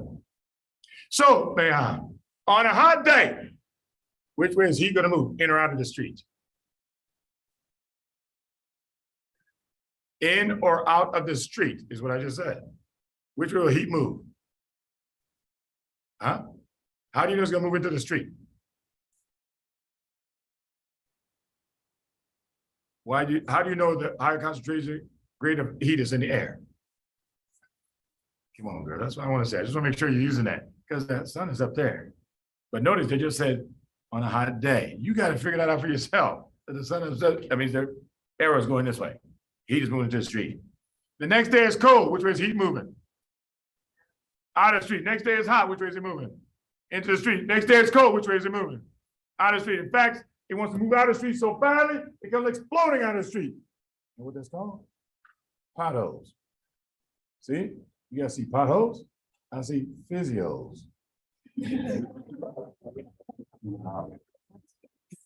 It's physio. It's physio. Why do you think cities hate it in the spring and fall are the two worst times? Because it gets hot, cold. You know, like in the summertime, it can be 70 degrees in the afternoon, 40 degrees by evening. See that? That's why you get potholes all everywhere. And that's why you see the truck going around. Now, right now it's cold, so no pothole. But if all of a sudden it starts to warm, all of a sudden you get 50s, now we get excited because it's warm outside. Cities don't like that because you see potholes everywhere. That's why wintertime, potholes everywhere. Because any day it gets warm, then he's got to come out of the street. Oh boy. And you got potholes everywhere now. Okay? Then you have to seal them all up. That's because of radiation. So on a hot day, which way is he going to move? In or out of the street, Maria says. Into the street. On a cold day, which way is going to move? Out of the street. Let's say you go to the beach. On a hot day, which way is he going to move? In or out of the water? Into the water. So if I'm standing right here, right next to the water, am I going to feel cooler or warmer? Cooler, because you just told me the heat went into the water. I'm out here outside the water. Why do you think people run to the beach in the summertime? And why do you think people fight for the real estate near the water? Because the water snatches the heat out of the air for you. You feel a cooler temperature near the water. You could be 1 block away from that beach. You ain't gonna feel warmer, cooler. You don't feel it. That's because you don't have that effect anymore. You gotta be next to the water. You understand? So, Anders, you take over on this one. That means on a cold day, which way is he gonna move? In or out of the water? He's gonna move it? Which way? Out of the water. Everybody saying that? That means if I'm standing next to the water, how am I gonna feel? I'm gonna feel warmer because I feel the heat going past me like this. Everybody follow that? In the wintertime, I used to see people when I lived in Chicago jogging along Lake Michigan. Cold as heck. I'm thinking, are these people crazy? Because it's cold. But it was 5 or 6 degrees warmer along the lake.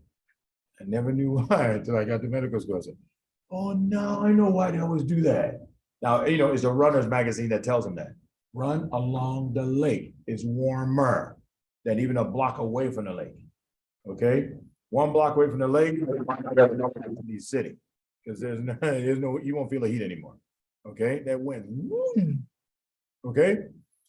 Now you know why. Now, here in Champaign, all right, the ducks used to fly north, right? No, south in the wintertime, because it's warm over there. And it's the north. Everybody follow? Except, prices for flying, United, American, they get jacked up their rates. So the duck said, hell, we ain't flying south anymore. Too expensive. Let's save some money. You know what the ducks did? Next time you guys notice, they sit on the lake. Why? Because there's heat coming out of the water all day long. Why do you think they just sit on it all day long? It's just warm. I thought the damn ducks lost their mind. Laying on freezing ice until one day I figured it out.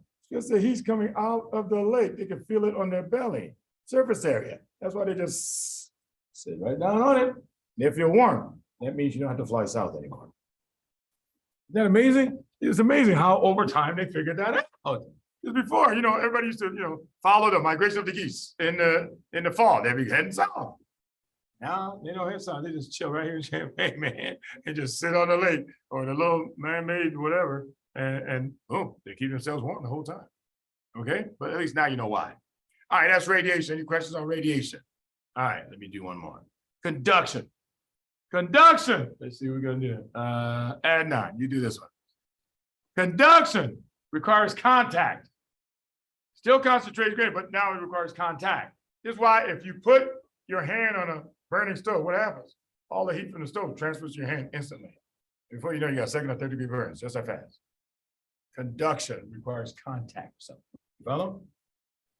So that means on a hot day, if ever you look around in the farms, you see migrant workers working out there, right? Hot sun, September and August, real blistering hot. But while they're out there in the fields, they got a long sleeve cotton shirt on. They got a hat over their head. They got a towel sticking out of the hat. What do you think they're doing? They're using something that conducts heat off your body and cover all surface area to keep themselves cool. I'm walking around with a short sleeve shirt and I'm thinking, man, how are they wearing long sleeve? So I realized, oh, that's right, surface area.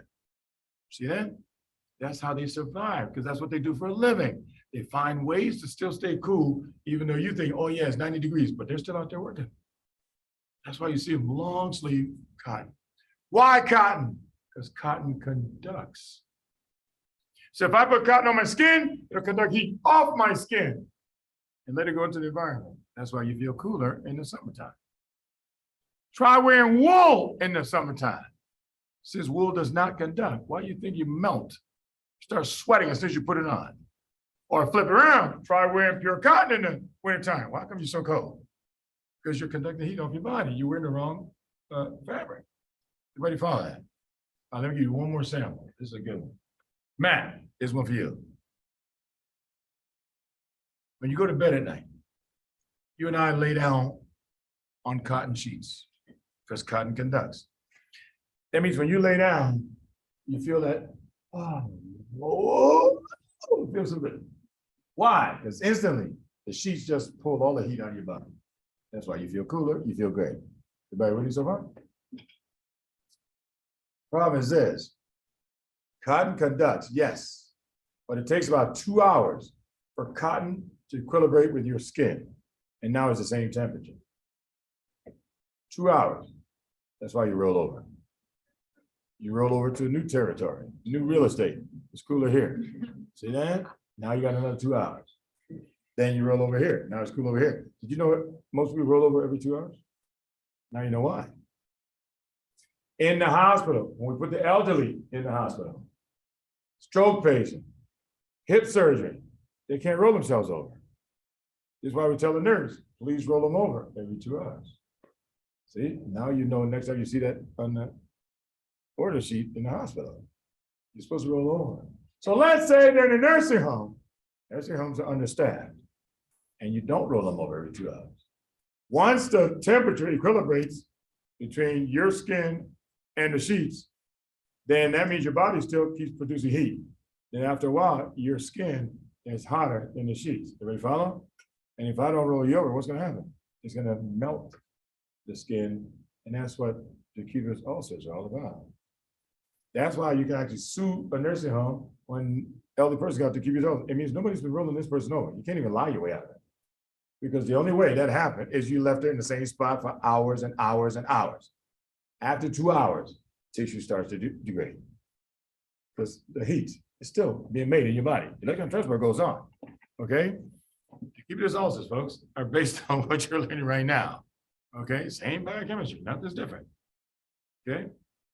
And then we grade it 1, 2, 3, 4, depending on how deep it is. But that's why people have to roll around. So how do you get around that? I said, the way to get around it is if you look at the common sheets, you know what the thread count is? 180. Why don't you buy one that's 200? How about 400? 600? How about the Egyptian sheets, which is 1,000 thread count? How about silk sheet, which is 10,000? And it costs around $10,000 too, but that's why you can sleep all night and never roll over. Look at that. That's how it works. Why not do the same thing with mattresses and call it Tempur-Pedic, and then charge $10,000 to $12,000?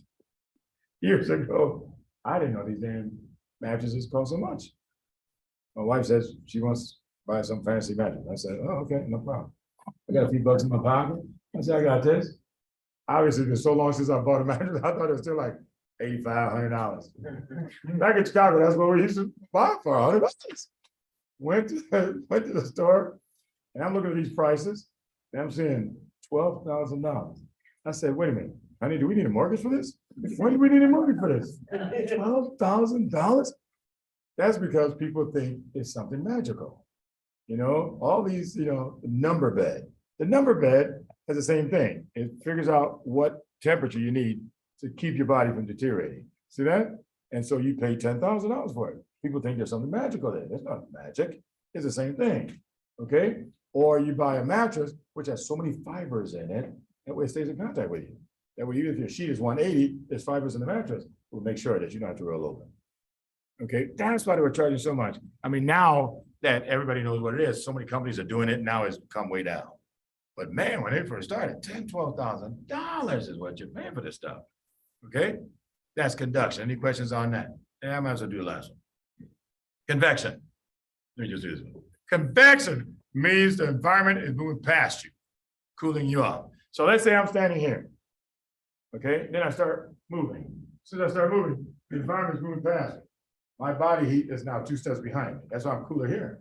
And then I start walking this way.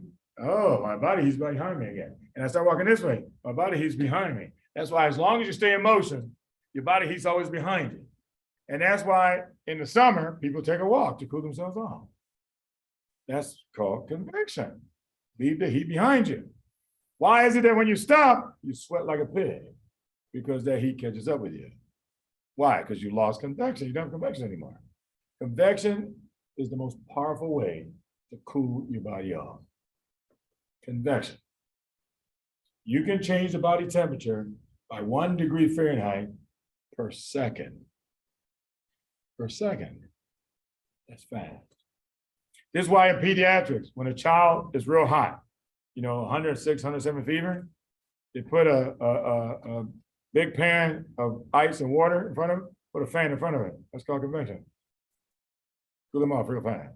This is why in marathon, there's one place called a cooling tank. What's in there? A whole pan full of ice with a fan right behind it. That way, all you gotta do is go into the tent, come right back out in 3 or 4 seconds. Your body temperature just dropped 4 degrees. Think about it. If you had to wait longer, if you have to go in there and wait, 17,000 people, right? Just ran past you. You know, when you think of like Chicago Marathon, New York Marathon, you know, you're talking 30, 40,000 people in the race. You can't spend 3 minutes in there. That's forever in marathon terms. 3, 4 seconds is all you need. When you come out, you're cooler. Keep running. Now you know what that is. That's convection. When your car is parked on the streets on a hot day, it's hot as heck when you open the door, get in there, right? That's why when you turn on the air conditioner, they always say turn the fan on high. That's convection. That's why it cools off the car much faster. But let's say you don't have an air conditioner. No problem. As soon as you get in the car, roll down the window. You don't have any movement yet. That's why it's still hot in your car. The minute that car pulls up, the car cools off. That's convection. That's how powerful it is. Pets cool themselves off by panting. That's why you hear your cat and your dog do that. Okay?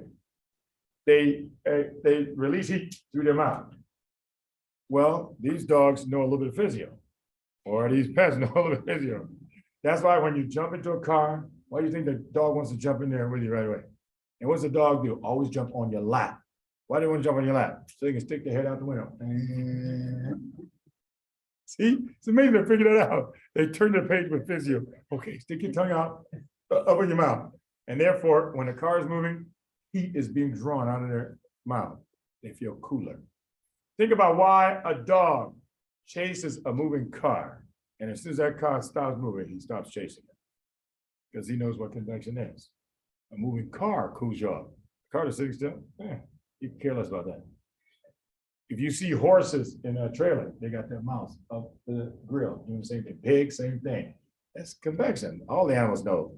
Okay, it's part of evolution. Cool yourself off, let convection do it for you. Okay?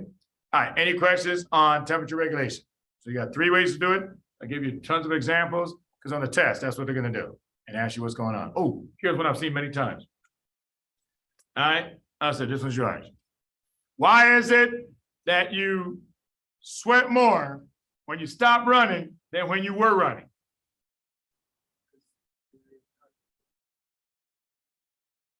All right. So he's right. You run, you're not running away from your body heat anymore. The way they'll say it is you no longer have convection. Everybody understand that? The minute you stop running, you've lost convection, which is the most powerful way. Your body immediately turns to radiation and conduction. So what's it do? Make you sweat so that the heat conducts through that sweat. Automatic. You don't have to ask it to do it. That's what it does. That's 3 ways to do it. You take one away, turn to the other 2.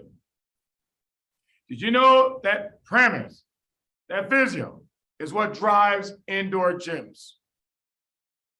Crunch Fitness, Orange Theory, what the hell you want to call it? You're paying a lot of money. Why? Because you're exercising while standing still in space.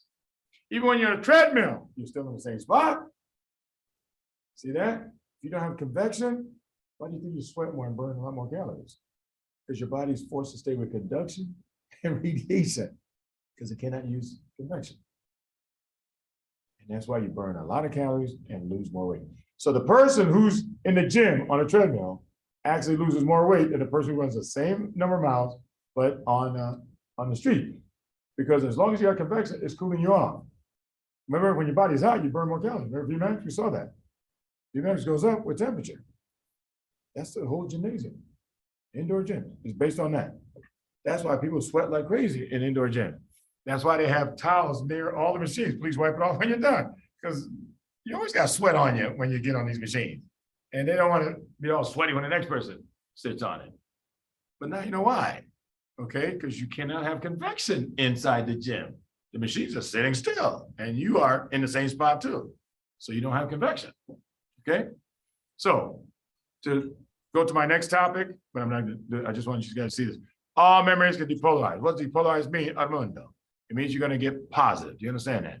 All memories can make themselves more positive. Okay, and then we're going to start with rest of memory potentials and figure out what that means. All right, let's take a break here. Start back at 10:40. Excuse me, sir. Yes, Monica. Please, sir, what is about Mabel. radiation, please? Radiation, I didn't get you. About radiation. No, radiation is written right there for you. Radiation is heat moving down a concentration gradient. Okay, you gave some examples. Yeah, if you're standing next to somebody who's warmer than you, their body heat comes right to you. That's radiation. It's going down a gradient. You're cooler, they're warmer, the heat follows you. Okay. You ever gone dancing in a club? Maybe. Sir? Have you ever gone dancing in a club? Every time. Every time. Maybe, all right. Yeah. When you get to that club, notice anybody comes off that dance floor has a lot of heat. Yes. Right. Yeah, and you can feel their body heat. That's because it's radiating over to you. Okay. It's cooler. Yeah. That's what Okay. radiation is. All right. All right. Take a Thank you. No problem. 10:40. Yes. So,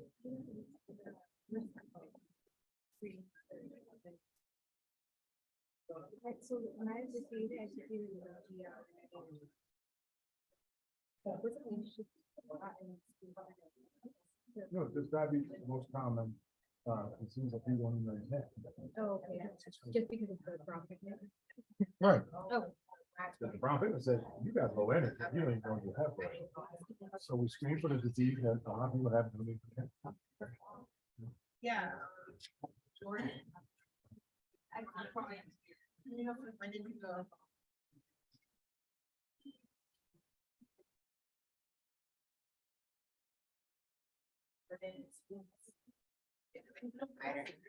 Yeah. Yeah. I mean,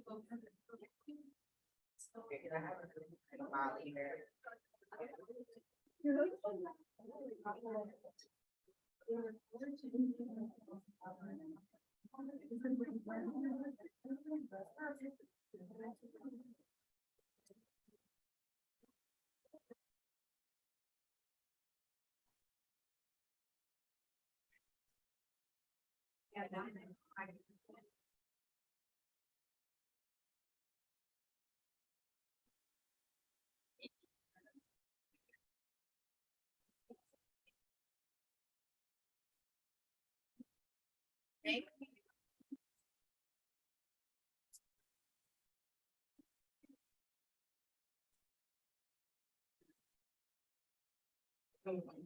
No, actually, I don't know why.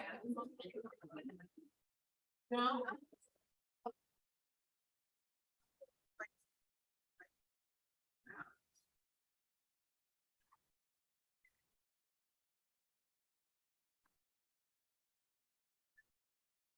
I don't recognize it, but.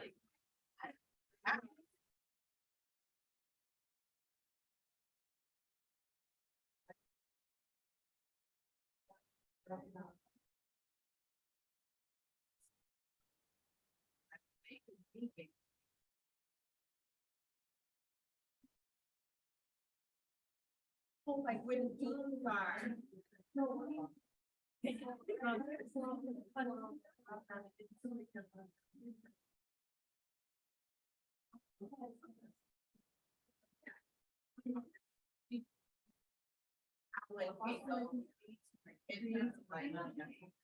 Oh, that's South Bend.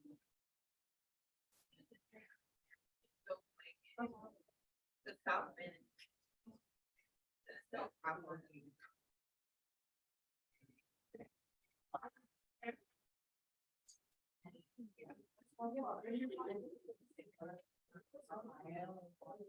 Wait, how did they find out?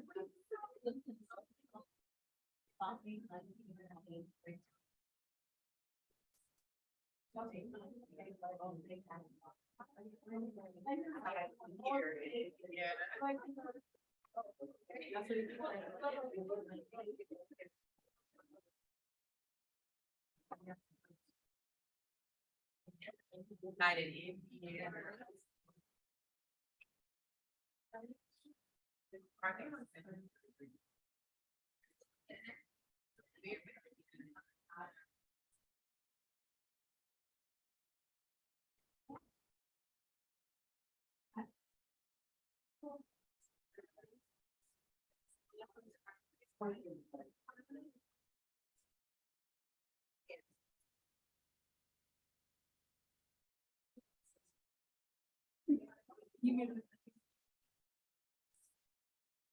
Yeah.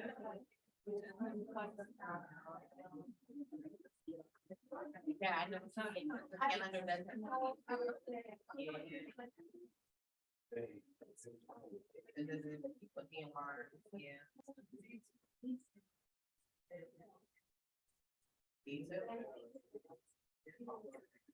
Yeah. I have been in these, so I have that, I have everything.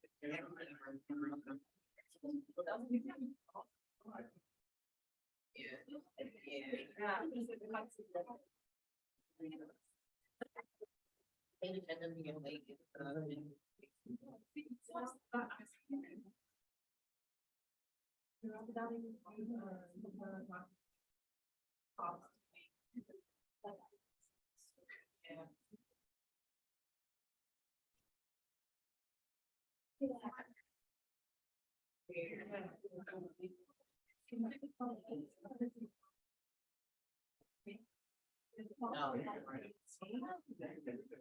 Yeah, cause, I so they connected us.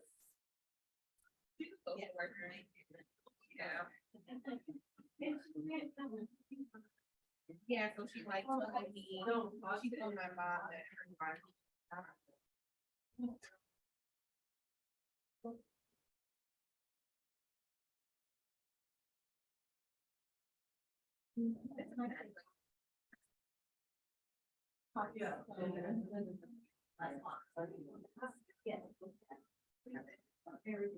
I know, I like surgery in general.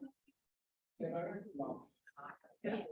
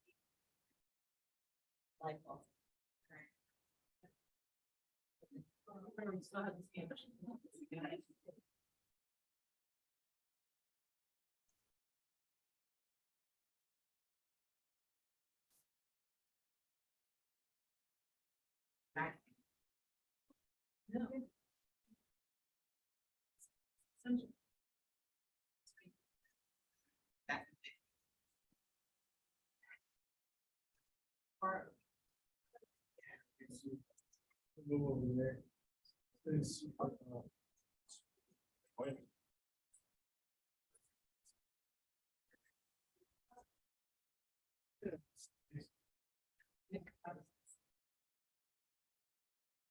yeah, it is.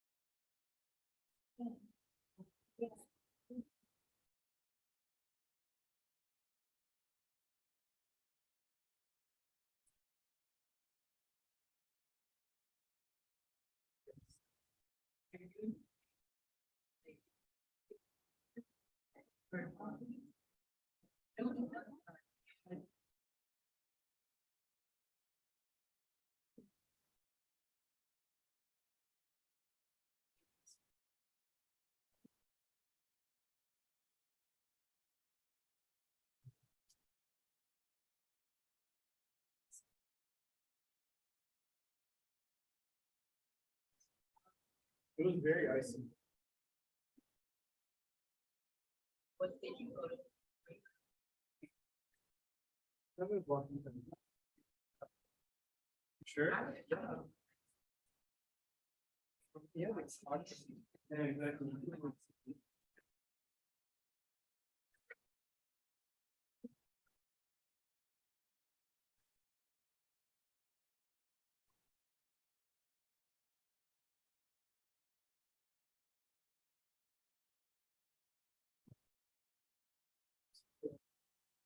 Yes.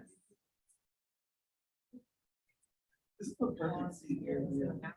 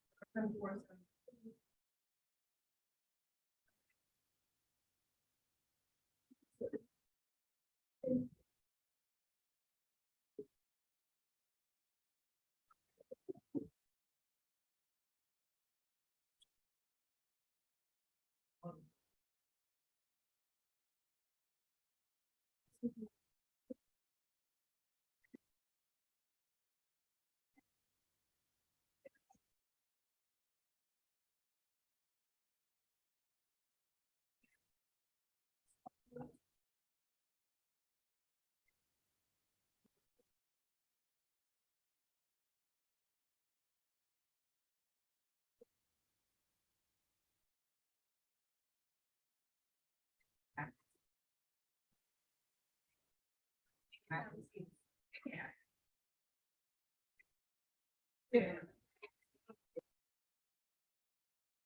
And it's.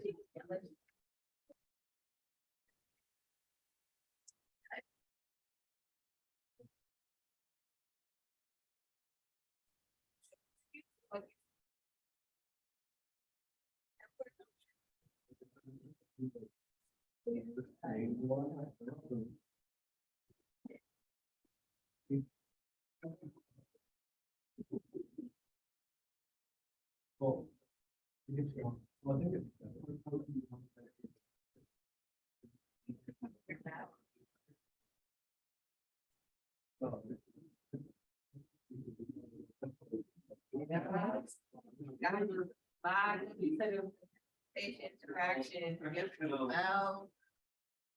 Patient activities. Oh, yeah. So. You know what it was. But.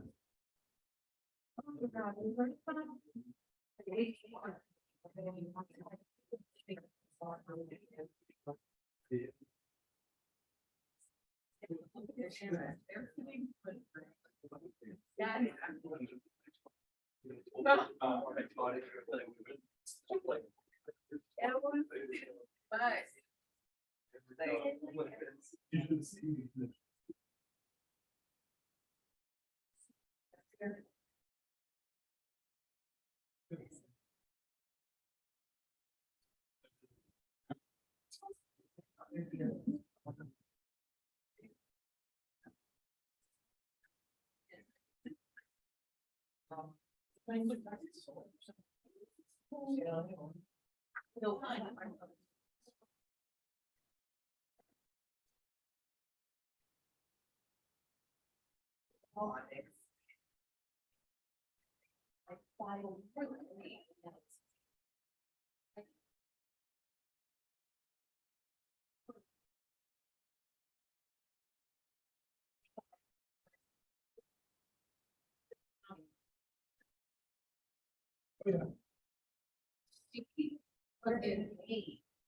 Because my clients were.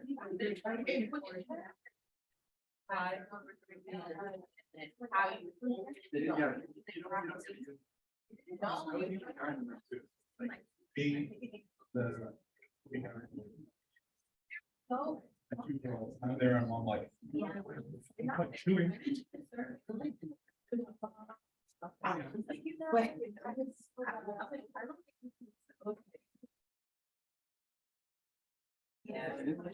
Well. So when I'm in a different body, it's right,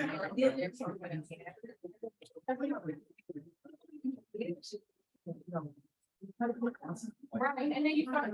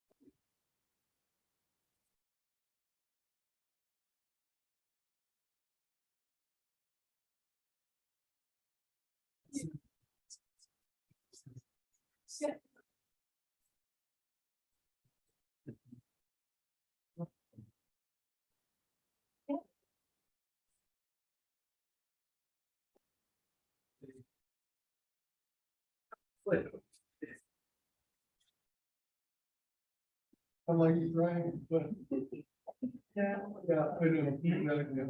Can't unsee that. I'm a young guy, so it wouldn't feel bad. Yeah.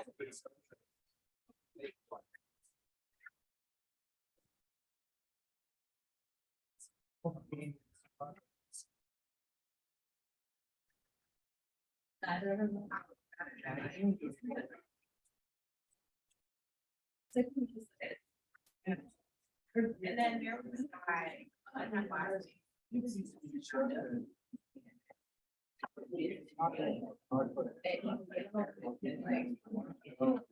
yeah, so.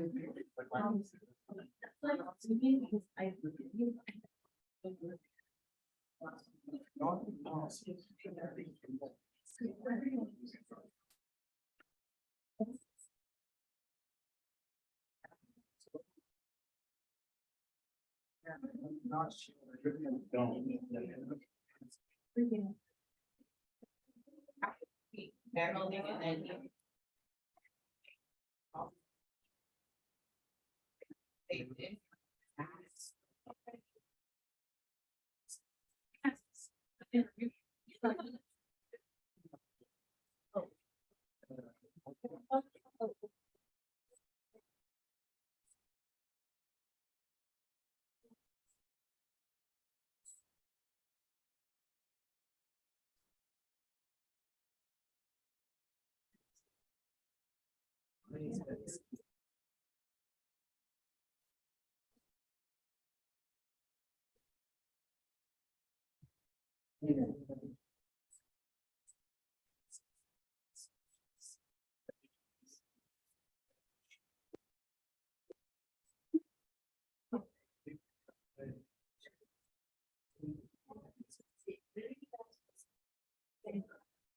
Yes.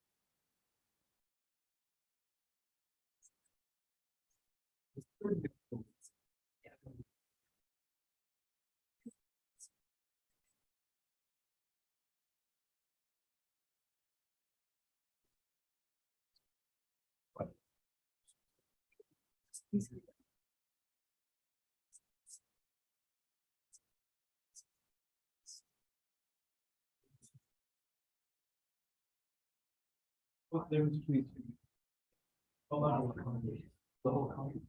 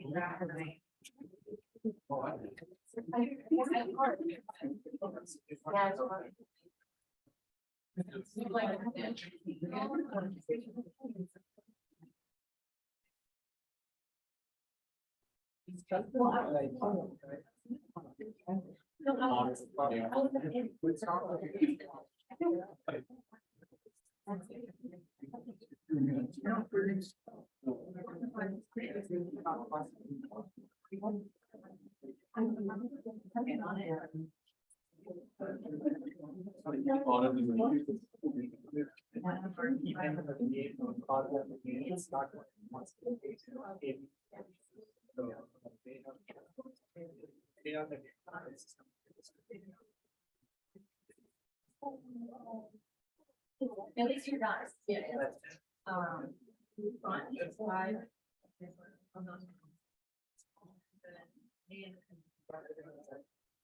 Yeah.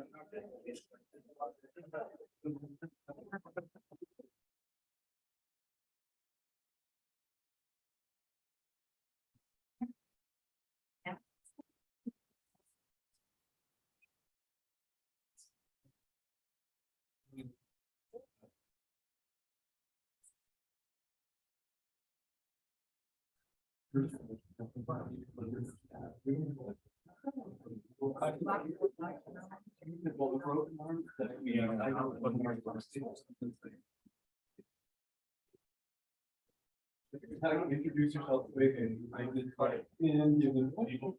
I needed that.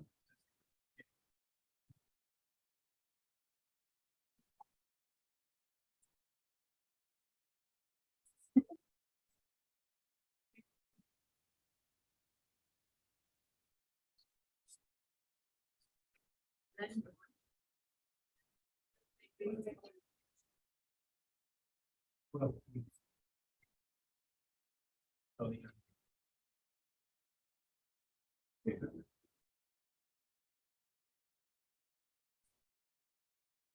Yeah.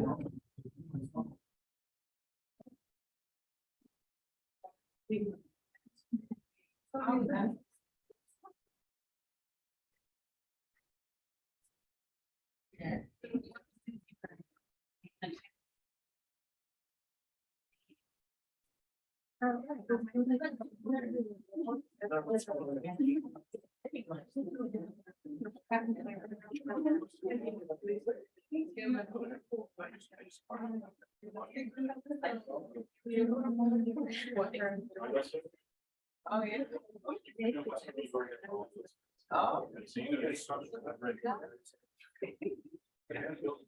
Oh, yeah.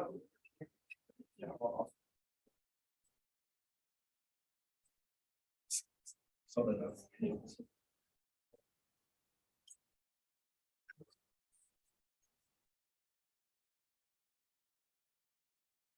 it's like babies will like look at me.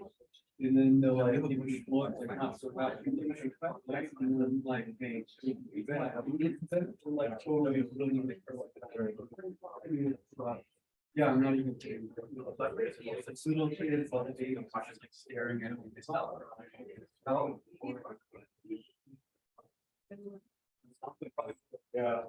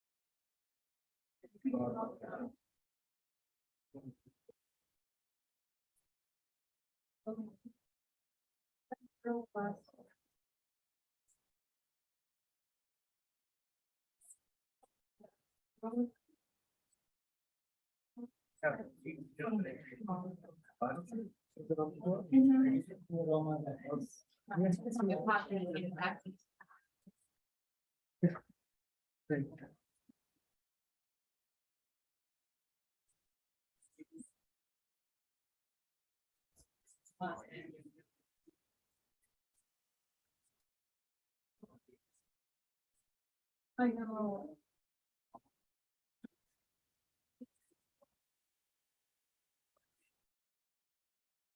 Oh.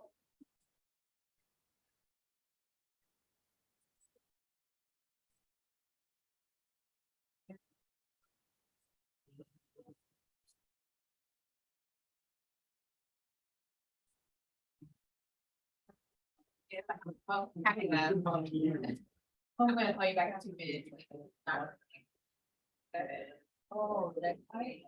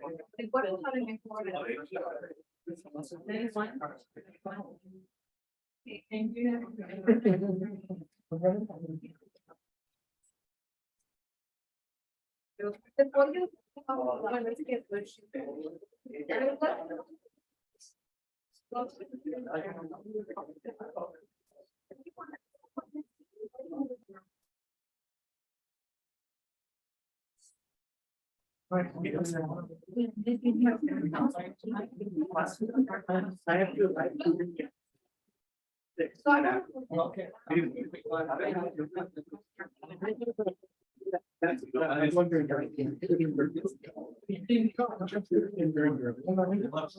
Yeah, so then you have to.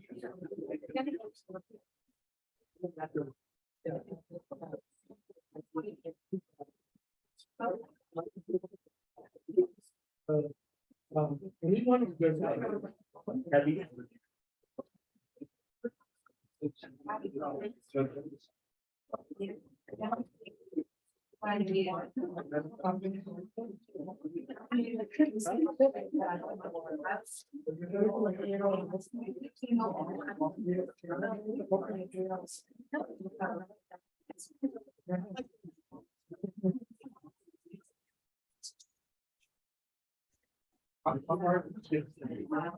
Right, so which cars go to these? Yeah, we like to do that. Better place. It makes sense.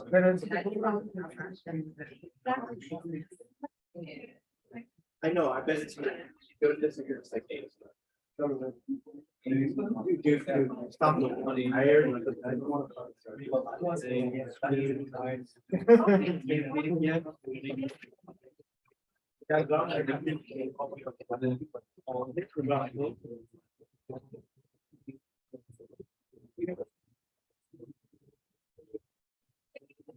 Look like you came from a lot of space to look down there. You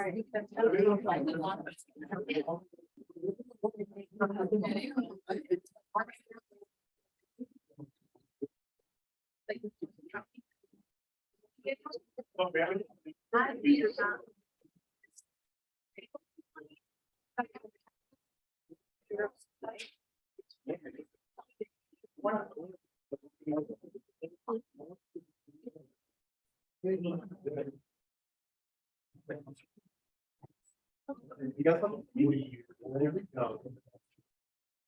There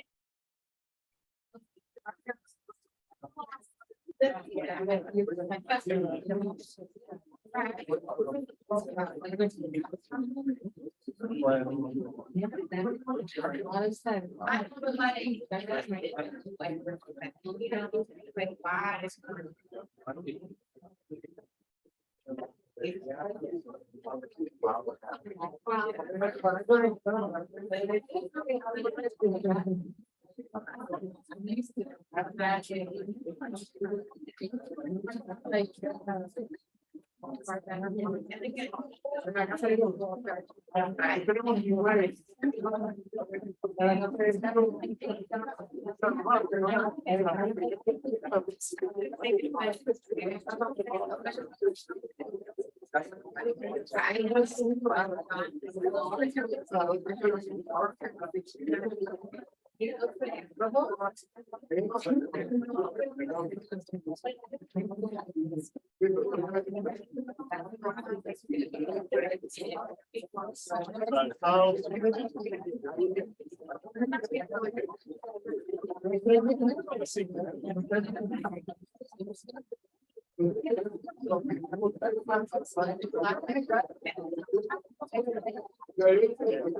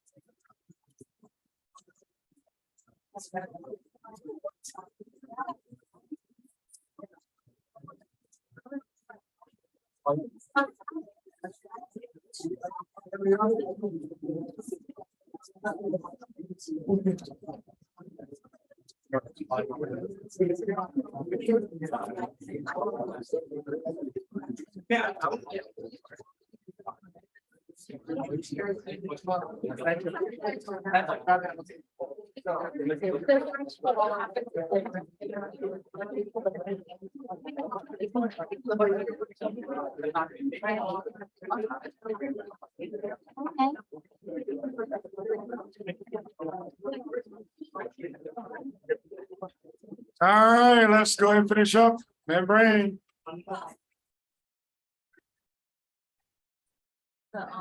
The list with what now?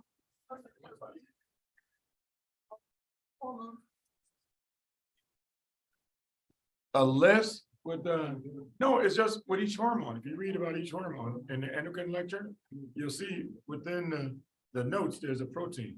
So like vitamin D, I mentioned calcium, ATPase, and calcium binding protein. It's right in the notes. Yeah, that's what I'm saying. There's no place I just put a list. I want you guys to see it within context. I'm just saying, whenever you go back to those notes, whenever you're doing a steroid hormone, pay attention. The protein is in there that stimulates. You'll find your answer much faster if you look for that. Yeah, very easy. All right, let's do it. So we stopped here. Rest of membrane potentials. Let's see. Let's go. Akshay, you follow me for a second now. All membranes are going to be polarized. So here's electrolytes. Some of them need to be outside. Some of them need to be inside. Okay. The key is for you to understand who's outside and who's inside. Okay. So just to enlarge some of this, on the outside. Oh, you know what? Let me make it easy for you. Everything is high on the outside except potassium. Why don't we just do it that way? Potassium is the only one who's high on the inside. That's it. Make it easier. Everybody follow me? That means by concentration gradient, where does everybody else except potassium want to move? Akshay, inside. Everybody see what I'm doing now? Don't start writing it down. I want you to understand it, so you don't have to be writing this stuff down. That means everybody who's high on the outside wants to come in. The only guy who's high on the inside wants to go out. There it is. In case they ask you, you know how to answer the question. Okay? Because concentration gradient is the first principle of all movement. because it's the first principle, anytime they ask you in any disease, which way the electrolyte is moving, and you don't know, come back to concentration gradient, and you'll still be right 95% of the time. Now, potassium wants to leak out, but there are a few diseases where he goes in, but that's few. If 95% of the time he's leaking out, that's why I said, just go back to concentration gradient. Okay, you'll rarely be wrong. Okay, but rather than guessing, then I don't know what your odds are anymore. Okay, but I like the high odds where I don't have to know all the details. I just have to follow this rule and I'll get almost every answer right. Okay, all right, that's concentration gradient. Now let's go through the rest of it. Electrical gradient. Electrical gradient, Akshay, says which way does the electrolyte move given the electricity of the membrane? Well, electricity of the membrane, if we go back to this picture, is that the membrane is negative. See right here, the negative is minus 90. That's the rest of membrane potential. So negative charges will attract what? Positive charge. That means everything that's positive will be attracted to come on in. Everything that's negative will be repelled away from the membrane. So which way will sodium move, Akshay? By electrical gradient. In potassium. You gotta say it, it'll want to come in. No, say it, just so you hear yourself say it. Because that's the one they like. Right? Because you think about concentration, he wants to leak out. But the question was about electrical gradient. He's a positive charge. Electrical gradient says he wants to come in. It says concentration that keeps pushing him out. And concentration supersedes electrical. But on a test, they love to separate the different gradients and they ask you a simple question. And then students start thinking about all these other ones. And that's how you get in trouble. Like when I was asking about the movement of particles, notice, we didn't start thinking about that boogeyman on the other side. If they don't mention the boogeyman, stop bringing them up. Just answer it based on what they said. Okay? So same thing here. Everybody understand? Any questions so far? All right, so that's the electrical gradient. By electrical gradient, which way does chloride want to move? I'm saying. Which way does chloride want to move? Let's learn now. Yeah. And so I told you, you got to ask yourself, is it positive or negative when you're answering these questions now? Because chloride is negative, the membrane is negative, they're going to repel each other. That means chloride wants to stay out. Concentration gradient wants to go in, but that's not what they asked. They asked electrical gradient. Well, he's going to be kept out. So concentration gradient of chloride says, come on in, but the electrical gradient says, no, you stay out. So in other words, it's the electrical gradient of chloride that keeps chloride out of a cell. Everybody understand that? So they'll ask you that. Which electrolyte is controlled by his electrical gradient rather than concentration gradient? It's chloride. It's chloride, automatically. All right. Let's do another one. What about calcium and magnesium? Which way do they want to go? They want to come in. See, now you do it the right way. Just ask them, is it positive or negative? Oh, okay, he wants to come on in. Okay. So that means they could do some other ones too. I just doing some of the common ones and that's it. Okay. That's the way they do it on test one. They'll just pick an electrolyte and ask you which way it's going to move based on this gradient. The electrical or concentration, and you got to know how to answer. You understand, Andres? You understand, Sandra? All right, so Sandra, you take the next one. Driving force. Driving force, Sandra. Just think about a car, you're driving. It says how fast will that electrolyte move? How fast will it move towards the membrane? In or out, you can decide on your own, but how fast will it move? Here's how you do it. You take the nearest number of that electrolyte, and they'll give you most nearest numbers, and I'll be giving you some of the common ones. Okay, you take the nearest number of that electrolyte, subtract the membrane potential. So let me do the first one, Sandra, so follow me. Potassium's nearest number is minus 96. Okay, then I'm going to subtract the membrane potential, which is minus 90. Subtract a minus. Does everybody understand? Two negatives equals a positive. Everybody remember the math, right? All right. So that means it's minus 96 plus 90. The difference, therefore, is 6. There's a negative sign in front of it, but it doesn't matter. The difference is just 6. So in my mind, potassium moves at 6 miles an hour, trying to get out of that cell. That's very slowly. That's why they always talk about potassium leaks slowly out of cells. That's because that's as fast as he can go. 6 miles an hour, that's it. Sandra, nearest number for sodium is positive 65. What's the driving force at rest?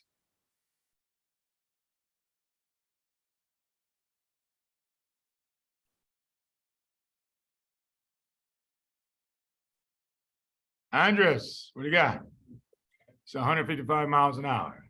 Because positive 65 minus a minus 90, that means plus 90. That's 155 points.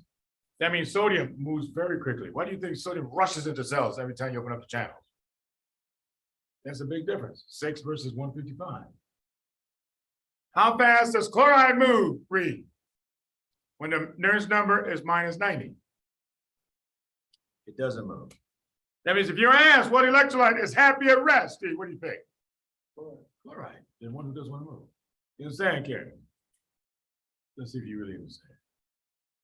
I'm gonna, huh? If it's math, no. Tap it out now, huh? Okay. Let's say I triple the number of chloride channels on a membrane. Then I ask you, which way will chloride move now at rest? With the same, minus 90 for chloride, membrane is still minus 90. And I'm gonna triple the number of chloride channels. What's the same? No movement. Everybody understand that? Come on, I've seen it when they doubled it, tripled it, quintupled it, 10 times, they put a bomb and blew the membrane open. I told you folks, the test writer is going to try to get you to convince yourself the answer has changed. That's how they know you don't know or that you don't understand, because he convinced you to pick the wrong answer. Chloride doesn't want to move at rest. Why? Minus 90, that's his Nernst number. So let's define a Nernst number then. The Nernst number is the membrane potential at which concentration gradient goes in one direction, electrical gradient goes in the opposite direction, and they balance each other. And that's why there is no movement. You understand, Ashley? So chloride is a minus 90, the membrane is minus 90, so he's happy as all heck. That's why you can blow the membrane wide open. He's still not gonna move. Okay, he's not gonna move. In order to make chloride move, what do you gotta change? The electrical gradient, because that's what's keeping him out there. You understand, Kathleen? Electrical gradient is what drives chloride's movement. So if you want him to move, you gotta change the electrical gradient. Well, who changes the electrical gradient the most? Well, let me show you some. Sodium, let me just give you some numbers to play with. Sodium outside is 140. It's 135 to 145. Let me just grade for you. Chloride, 100. It's either 95 to 105. But they just picked the middle number. Bicarb, you already seen is 24, 22 to 26. Let's see, who else? Calcium is usually 10, is 8.8 to 10.8. Phosphorus, usually 4, normal is 3 to 4. Who am I missing? Anybody missing? Potassium? Oh, potassium. Potassium, 3.5 to 5, so I'm just gonna round up 4. So 3.5 to 5.0. Just so you get an idea of what the normal is. And remember, you can look it up in lab, so it's not a big deal. But if I get familiar with the more common ones, it means I don't have to waste 20 seconds scrolling through labs because they're alphabetical order. So that means if it's something that starts with letter P, you gotta go down all the way to P. That's an extra 20 seconds you just wasted. All right, so if I know the normal ones, I'd rather get familiar with them. So anyway, that's what I'm giving it to you. All right, so now, what is the driving force for calcium? Oh, I gotta give you the Nernst numbers. Oh, magnesium, I didn't put magnesium in there. Magnesium 2 plus, calcium 2 plus. All right, magnesium is, yeah, 1 to 2, so let's just say 2. The Nernst number for calcium magnesium, let's just draw an arrow like that, is, let's see, 210, 120. Oops, positive 120. Sodium, positive 65. Chloride, minus 90. This is Nernst numbers now. Potassium, minus 96. Let's just put in parentheses, minus 96. Just so you get used to the common ones. All right, so we said the driving force for potassium was only 6 miles an hour. That's how fast he's gonna go, trying to get out of that cell. Then we said the driving force for sodium is 155 miles an hour at rest.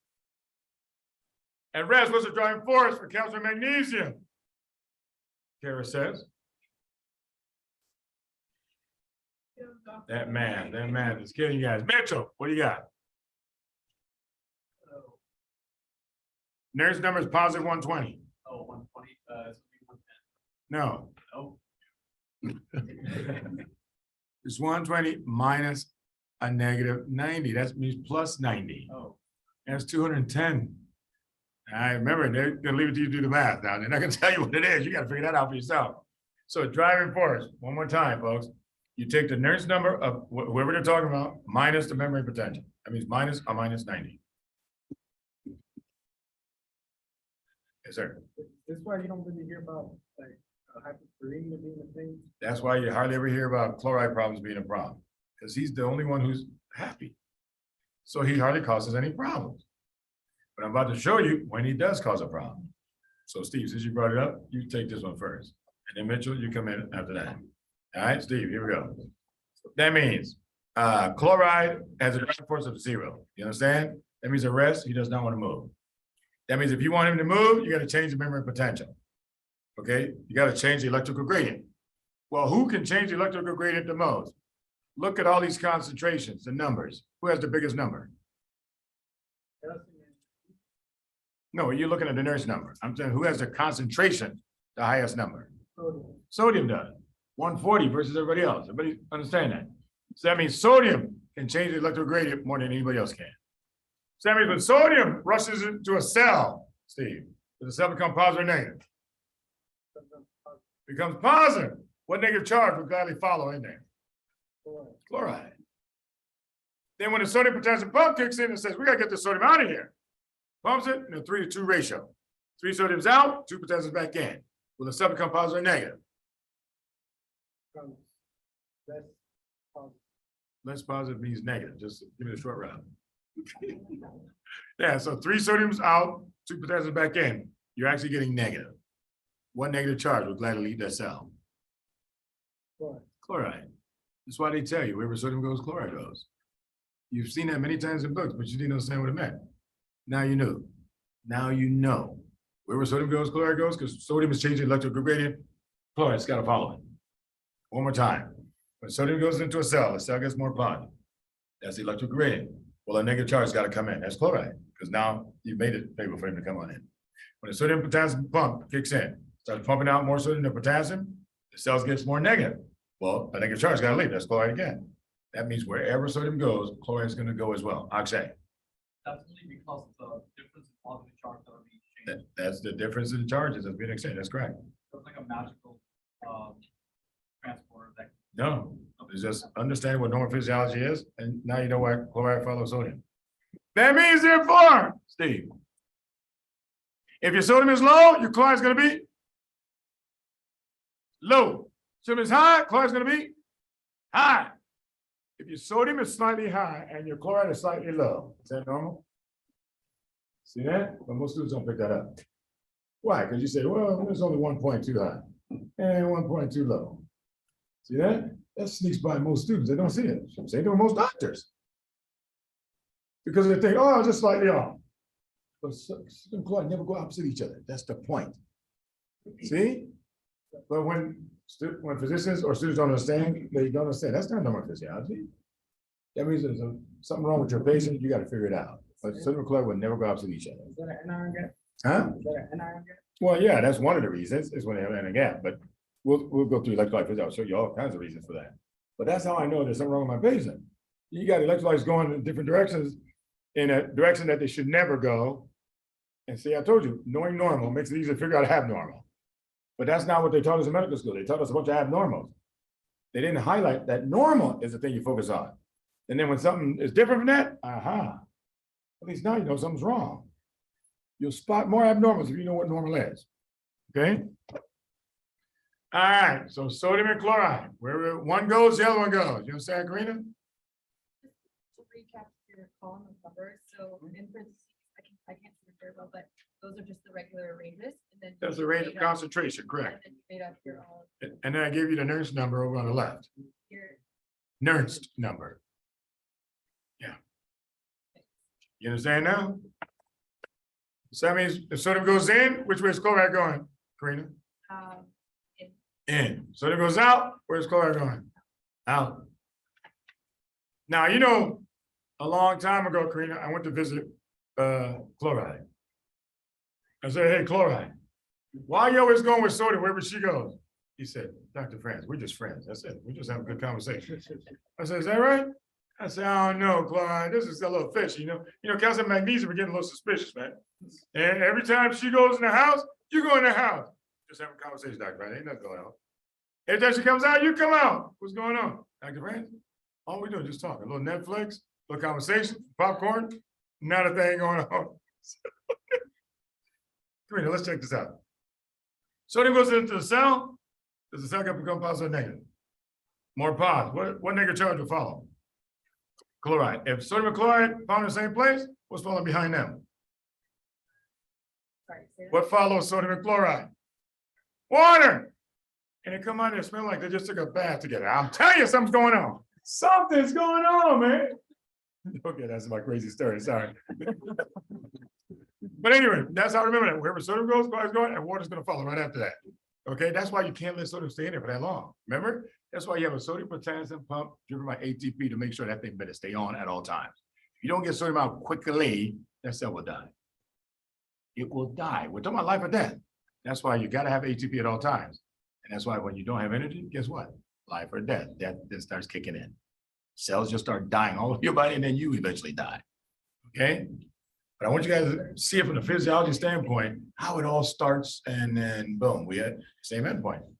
The patient dies. Okay? All right. Let's go to the other gradients. So we've done electrical, we've done driving force, we've done Nernst number. The Nernst number, one more time, is memory potential where your concentration gradient goes in one direction and the electric goes in the opposite direction, and therefore there's no net movement. Notice what I said though, no net movement. The answer on the test will say there's no movement. And Susan picked that one. That's not what I said. No net. Net means if 4 go in, 4 comes out. 1 goes in, 1 comes out. No net is different from no movement. There's always movement, folks. Okay, so please be careful. All right, next one, conductors. We give it a letter G. Conductors, anion. Letter G. G of an ion, G of sodium, G of chloride, G of potassium, whatever. It means you've conducted. When you've conducted anion, it means you've gone to the other side of the membrane. You've gone to the other side. For sodium, when she goes inside, she's conducted. For potassium, when he goes outside, he says conducted. For chloride, when he comes inside, he is conducted. Everybody understand? When they use the word conductance, it means you're on the other side of the membrane. That means when the question comes up and asks you where the electrolyte is now, you got to know it's on the other side now, okay? In order to answer their question. Simply because they use the word conductance. You got to know what the conductance, what that word means. And then permeability says, what's your access?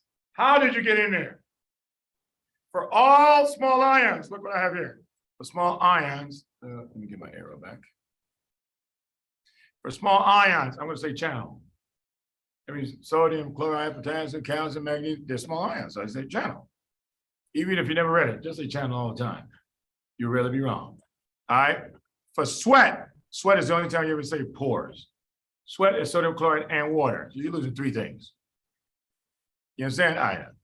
So sweat is the only time you say pores. For anything that's larger, you say transport protein. All right. So if I go back to my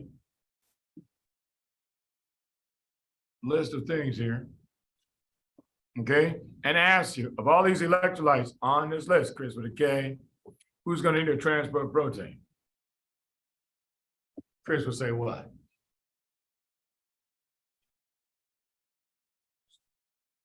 The who? Why'd you go from largest to smallest? Let me ask that B to help you out. The largest, how do you know it's the largest? Because what?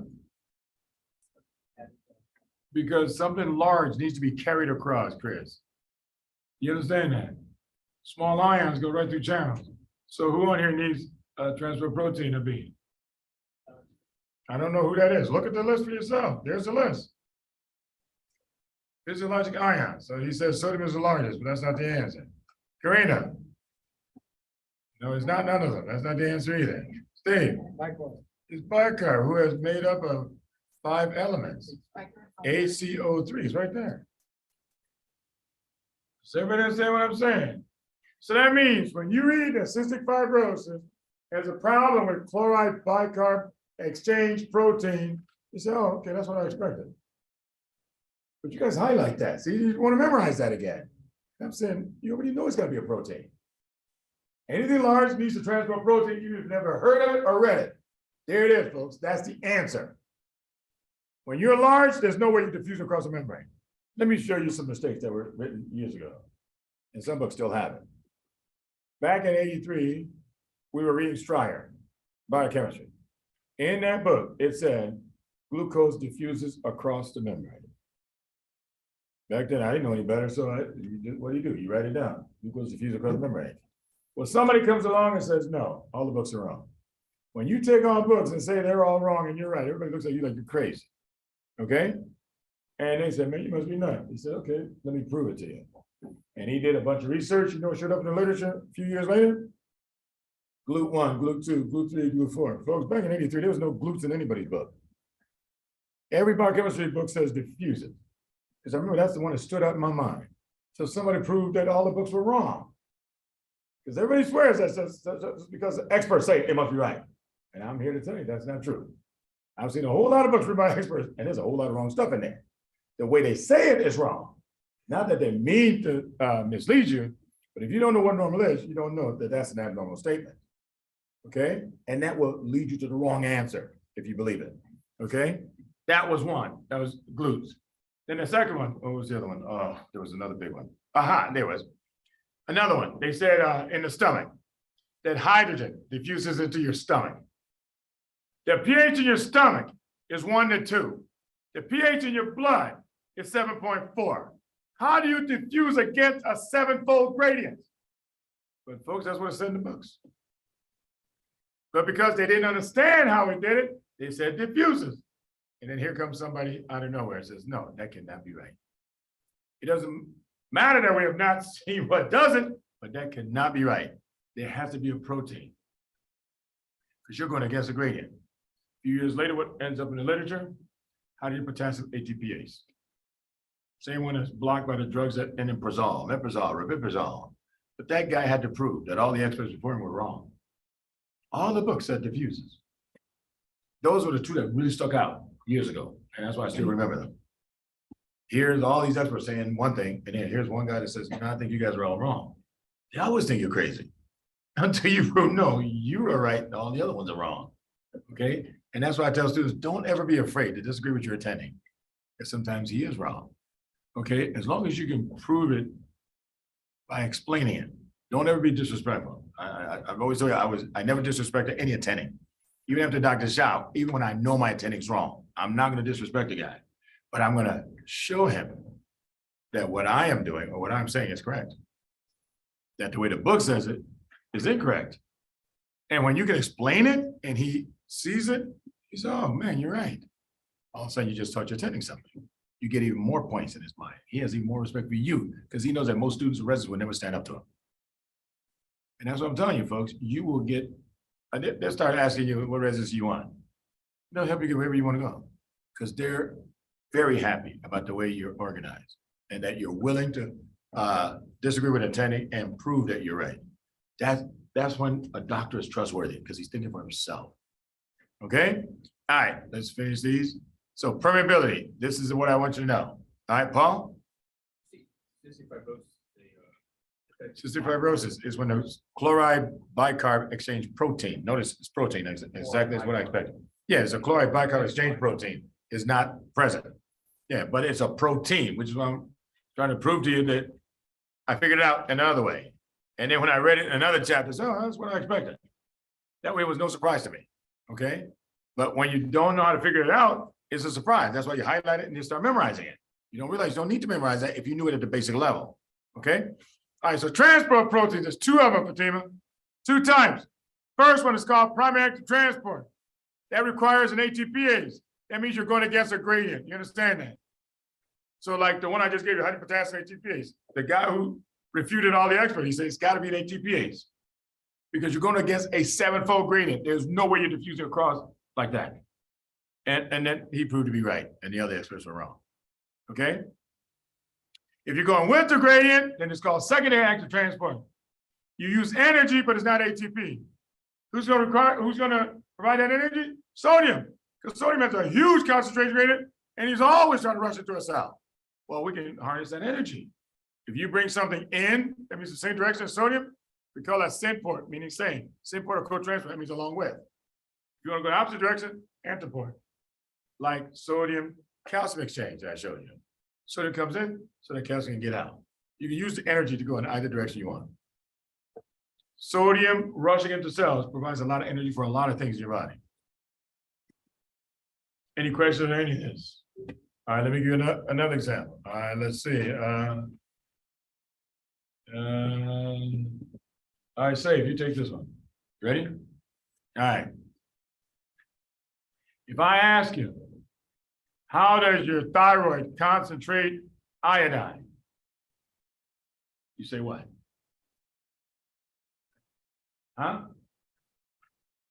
Primary or secondary active transport? How do you know it's primary? Yeah, because I just said the word concentrate. I told you test writers use words with implied meaning in it, which means the student understands what that word means, they'll get it right. The student doesn't understand it, will still be guessing. So if I ask you, how does your thyroid concentrate iodine? You say primary active transport. It has to be ATPase. Say, have you ever read about iodine ATPase in your thyroid? Josh, you ever seen one in all the readings you've ever done? Now, Karis, have you ever seen that in your readings? Folks, we don't know where it's at, but I've seen that question twice. See that? You're asked to figure things out. And that's why I say, if all you know is what a book says, you don't realize, well, you're missing a lot of questions. There's a whole lot of theoretical questions that they ask. That means only the student who understands it can still answer it and not panic that they've never read it before. If you say concentrate, you're going to guess a grade. It has to be an ATPase. And that was how I picked the answer, and then I got it right. Not because I ever read about it. They don't even know where it's at, but somebody's still looking for it. All these years, they just have not found an assay that can isolate this thing. But they said, there's got to be an ATPase on this thyroid because you're going against a huge gradient. There's no other way that you can pump iodine into the thyroid without an ATPase. Yes, no. Can pump it in coupled to the sodium. Yeah, you can couple it to the sodium potassium ATPase, and that's what they're thinking it is. That's when, even if it's coupled, it's still active. Oh, yeah, still primary active. That's correct. Yep. All right, any questions on transport proteins? Cool. Now, second messengers, the rest of our talk here. Second messengers, fat or water-soluble hormones. Amy. Only water-soluble hormones. We understand. Amy, who's the only protein hormone, water-soluble, who has a nuclear membrane receptor? Who's the only protein hormone, which means water-soluble, that has a nuclear membrane receptor? There's only one that I point out to you guys. Gustavo will remind you. Now cortisol, that's a steroid hormone. Fatima will help you. Thyroid, or tyrosine. But if you're gonna control growth and development, remember I told you how to make sense of it. If you're gonna control growth and development, you gotta do it from the genes. That's in the nucleus. You can't do it from outside. Okay, so there's only one guy who breaks the rule. But second messengers, protein hormones only. I wanna make sure everybody understands that. Okay, this is not about steroid hormones at all. Okay, because the hormone is the first messenger.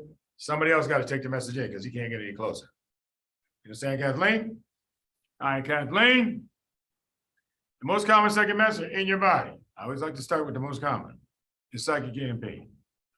So Kathleen, if I ask you for 50 effects of psychic EMP, could you run them off? Just say yes or no. She says no. Good answer. What if I plant a pattern in your head? Remember, I'm trying to turn you guys into pattern thinkers. I want to plant a pattern in your head right now. Everybody listen up, don't write it down. Psych EMP is sympathetic / catabolic, just like you heard in biochemistry. That means the opposite, psych GMP is parasympathetic / anabolic. You understand, Kathleen? All right, psychic EMP, what effect does it have on your heart rate? Increased blood pressure, increased contractility, increased ejection fraction, increased dilated constricted pupils. Dilate, constipation or diarrhea. Constipation, urinary retention or polyuria.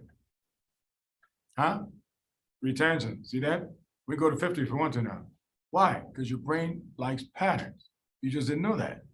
Okay, ever since we were babies, folks, your brain learned patterns. Think about this.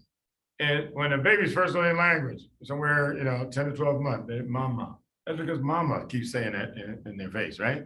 And Dada says the same thing in his face too. And one day he says Dada. All right, that's because he's imitating what he heard. Right, follow me? And then after a while, the kid starts speaking the language, and he's speaking sentences you never even said. How do you do that? That's because he heard you, and he picked up the pattern real fast. The brain picks up the pattern. That in English, you just need a noun, a verb, and a participle. And the kid starts speaking sentences by 18 months. And yeah, you didn't speak those sentences to him. Your brain has always picked up patterns. You can take a baby, put him in a family that speaks 2 languages. How come they pick up both languages with perfect accent? Because the brain is that flexible. It picks up patterns real fast. Okay, real fast. Okay? Between the age of 2 and 6 is the most flexible time period for your brain. Guess what? 90% of language is picked up between 2 and 6 years. After 6, you pick up the other 10%. From 6 to the end of your life is the other 10%. That's because you missed the flexibility side. And you show a kid French between the age of 2 and 6, the kid picks up French like this. After age 6, think about it in high school, you're going to take a class of French. A whole semester, what do you know how to speak? Comment allez-vous?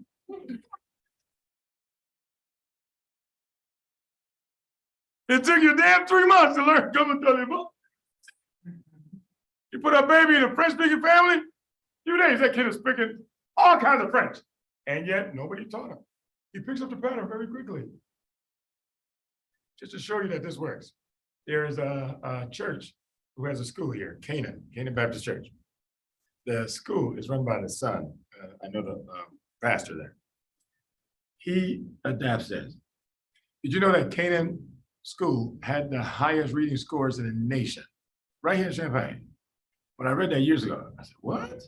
What is he doing then? Because I said, how come other schools are not following whatever he's doing? Between the age of 2 and 6, this is grade school. He's teaching these kids. He's reading, what's those complex books?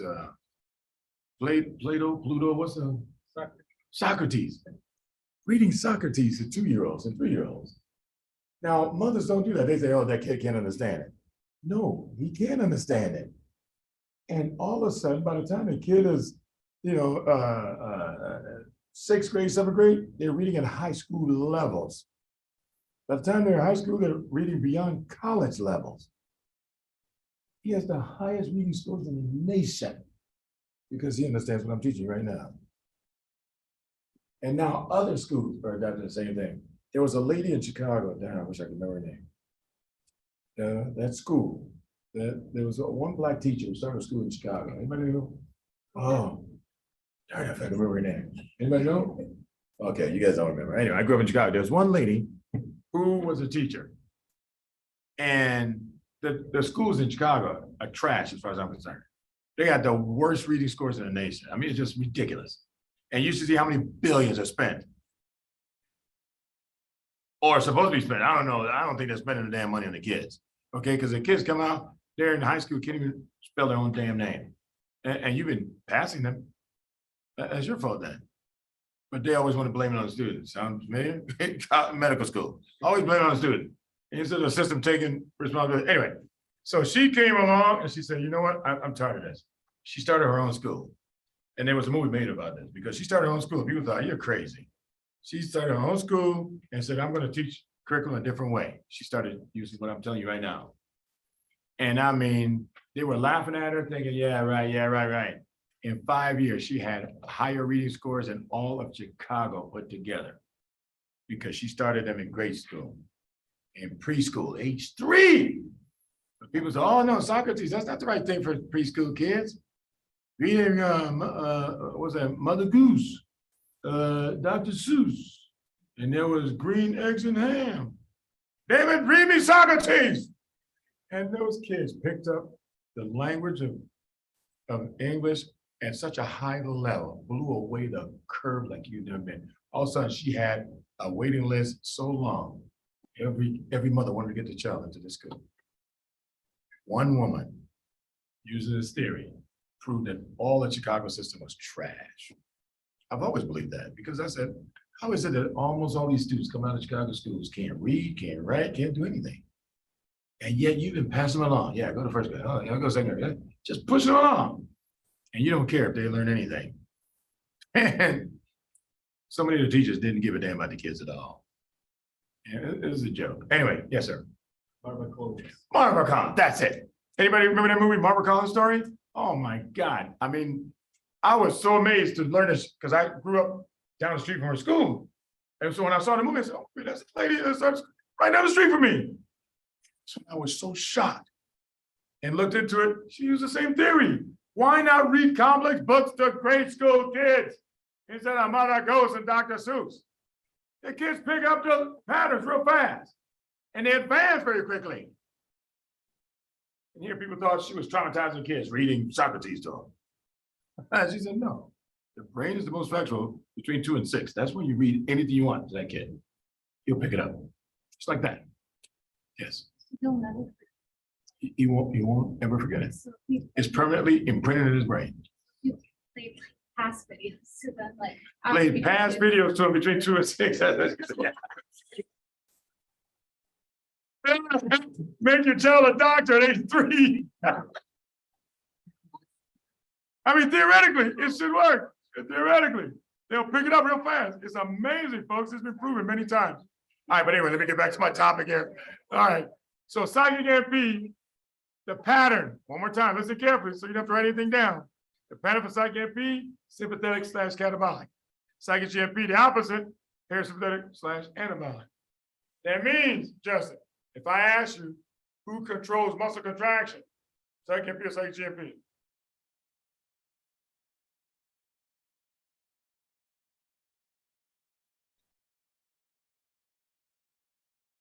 No, you missed a pattern. Matt, who controls muscle contraction? Why psychic MP? Because it's sympathetic, fight or flight. Your muscles got to contract so you can run. That's what I'm saying. That's all you got to do. Ask yourself, Justin. Is it sympathetic or parasympathetic? Catabolic, anabolic. That goes much faster. Okay? That way you don't have to be sure of anything. If it fits, you say the answer. Okay? Who controls glucagon? Justin. Psychic MP or psychic GMP? Psychic GMP, because it's sympathetic. Fight or flight, you need glucose. Who controls muscle phosphorylase, Sabu? Muscle phosphorylase. Which one? Psychic GMP, how do you know? It's breakdown, catabolic. That's what I'm saying, folks. You now have a simple pattern to test anything anybody asks you. So that's hormones. Let me give you a different way. Who controls lipolysis? They can put a process. Armunda. Psychic MP, how do you know? Because it's catabolic. This is what I mean, folks. I don't care how the test writer asks the question. The pattern works. All I gotta do is ask about catabolic, anabolic, click and move. Get out of here. But let's see how psychic MP works. Here it is. Hormone binds a receptor. You stimulate something called a G protein. You guys remember the G protein has a GS and a GI, okay? GS stimulates more activity. GI inhibits the S, so you get less activity. You understand, Amy? You understand, Reed? All right. So when you stimulate the G protein, it has alpha, beta, gamma, so it has 3 pieces to it. So let me just put it over here. Alpha, beta, gamma. So if you want to make psychic MP, you stimulate alpha, because psychic AMP has an A in it. You want to make psychic GMP, stimulate gamma, because it has a G in it. That's just how I remember it. Okay. So stimulate GS, the alpha subunit dissociates, and then activates adenylate cyclase, the enzyme, but then takes ATP to make psychic AMP.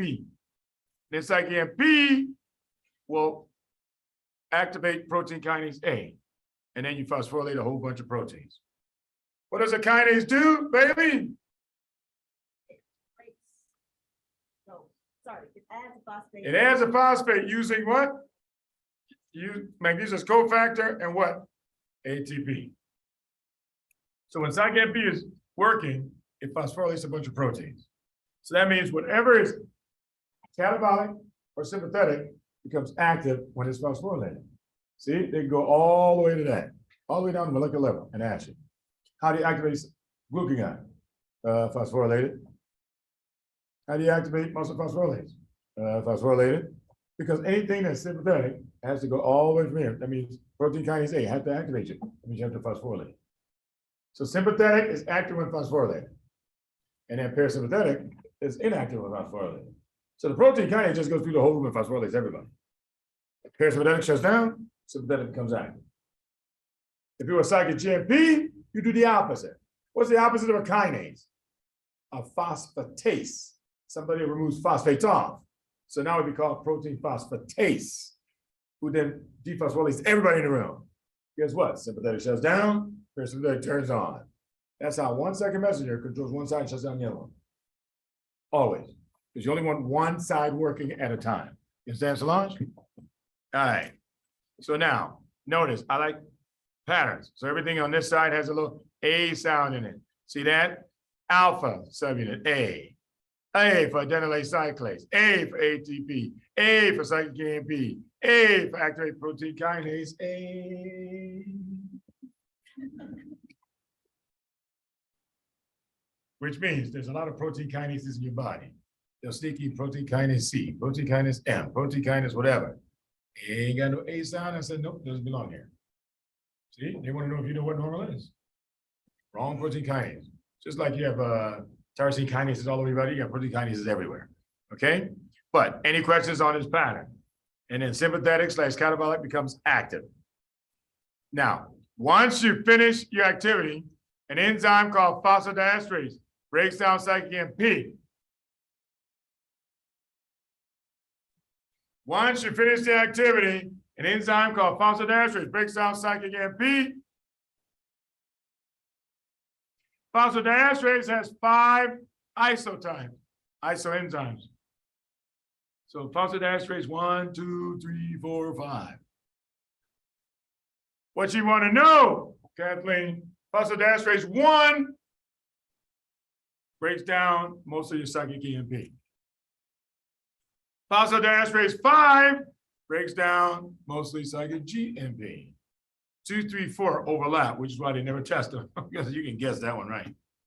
But 1 is for cyclic AMP, 5 is for cyclic GMP, 2, 3, 4 overlap with both of them. You understand, Ida? You understand it, Kathleen? All right. You understand, Ashley? All right. So I don't understand this, please. The last one is about phosphodiesterase.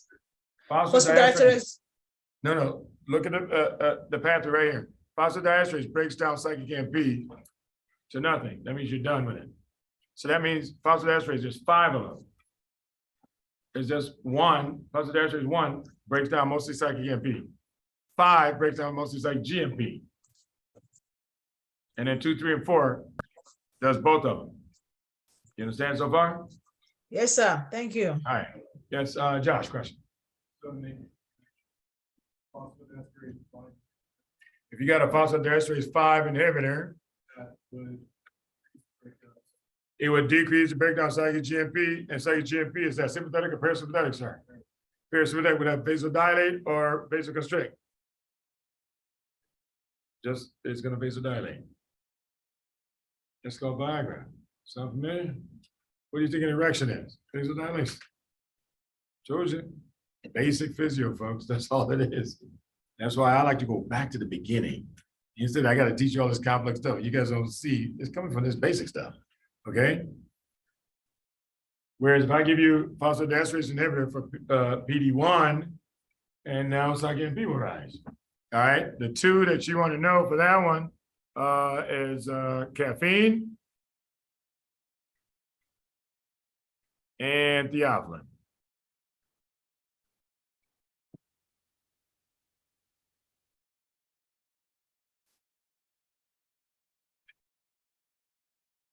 If I give you caffeine, Josh, since you brought it up, What happens to your psychic AMP levels? It should go up. Sympathetic or parasympathetic? Sympathetic. Everybody understand that? What effect does that have on your blood pressure? Go up or down? Go up. Vasoconstrict or vasodilate? Vasoconstrict. So folks, caffeine addiction, do you know is the number 2 addiction in the world? Anybody know what the number 1 addiction is in the world then? Karen, it's sugar. Sugar is number 1 addiction in the world. Caffeine is number 2. Let's see how this works. My wife used to drink 5, 6, 7, 8 cups of coffee all day long. I mean, she would just drink it all day, 1, 2, before you know it, she's drank 8 of them.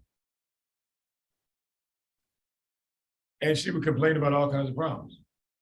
Now, I wasn't sure it was coming from the coffee until I read this. There was Vibrio and E-Tech, Vibrio cholera and E-Tech, enterotoxigenic E. coli. They ADP ribosylate GS. So let's write up ADP ribosylate GS and keep it on. If they keep it on, Josh, what's going to happen to your psych AP levels? Go way up. And in that same chapter, Josh, they said rice water diarrhea. Does that sound sympathetic or parasympathetic to you?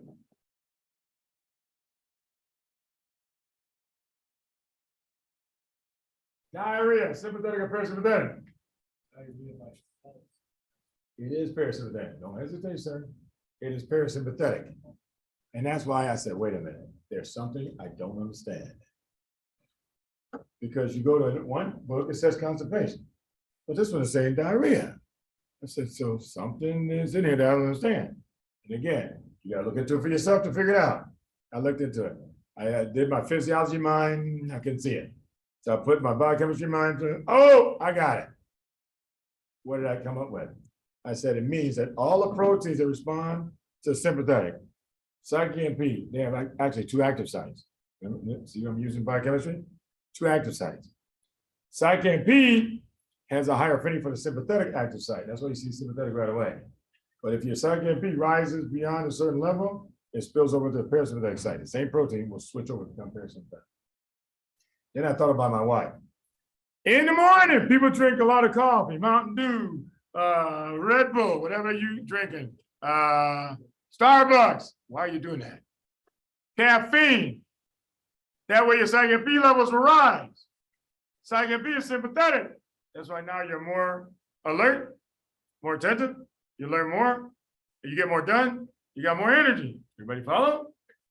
But if you keep drinking that same coffee, by afternoon, 6, 7 cups, wham, you're asleep. Very sympathetic.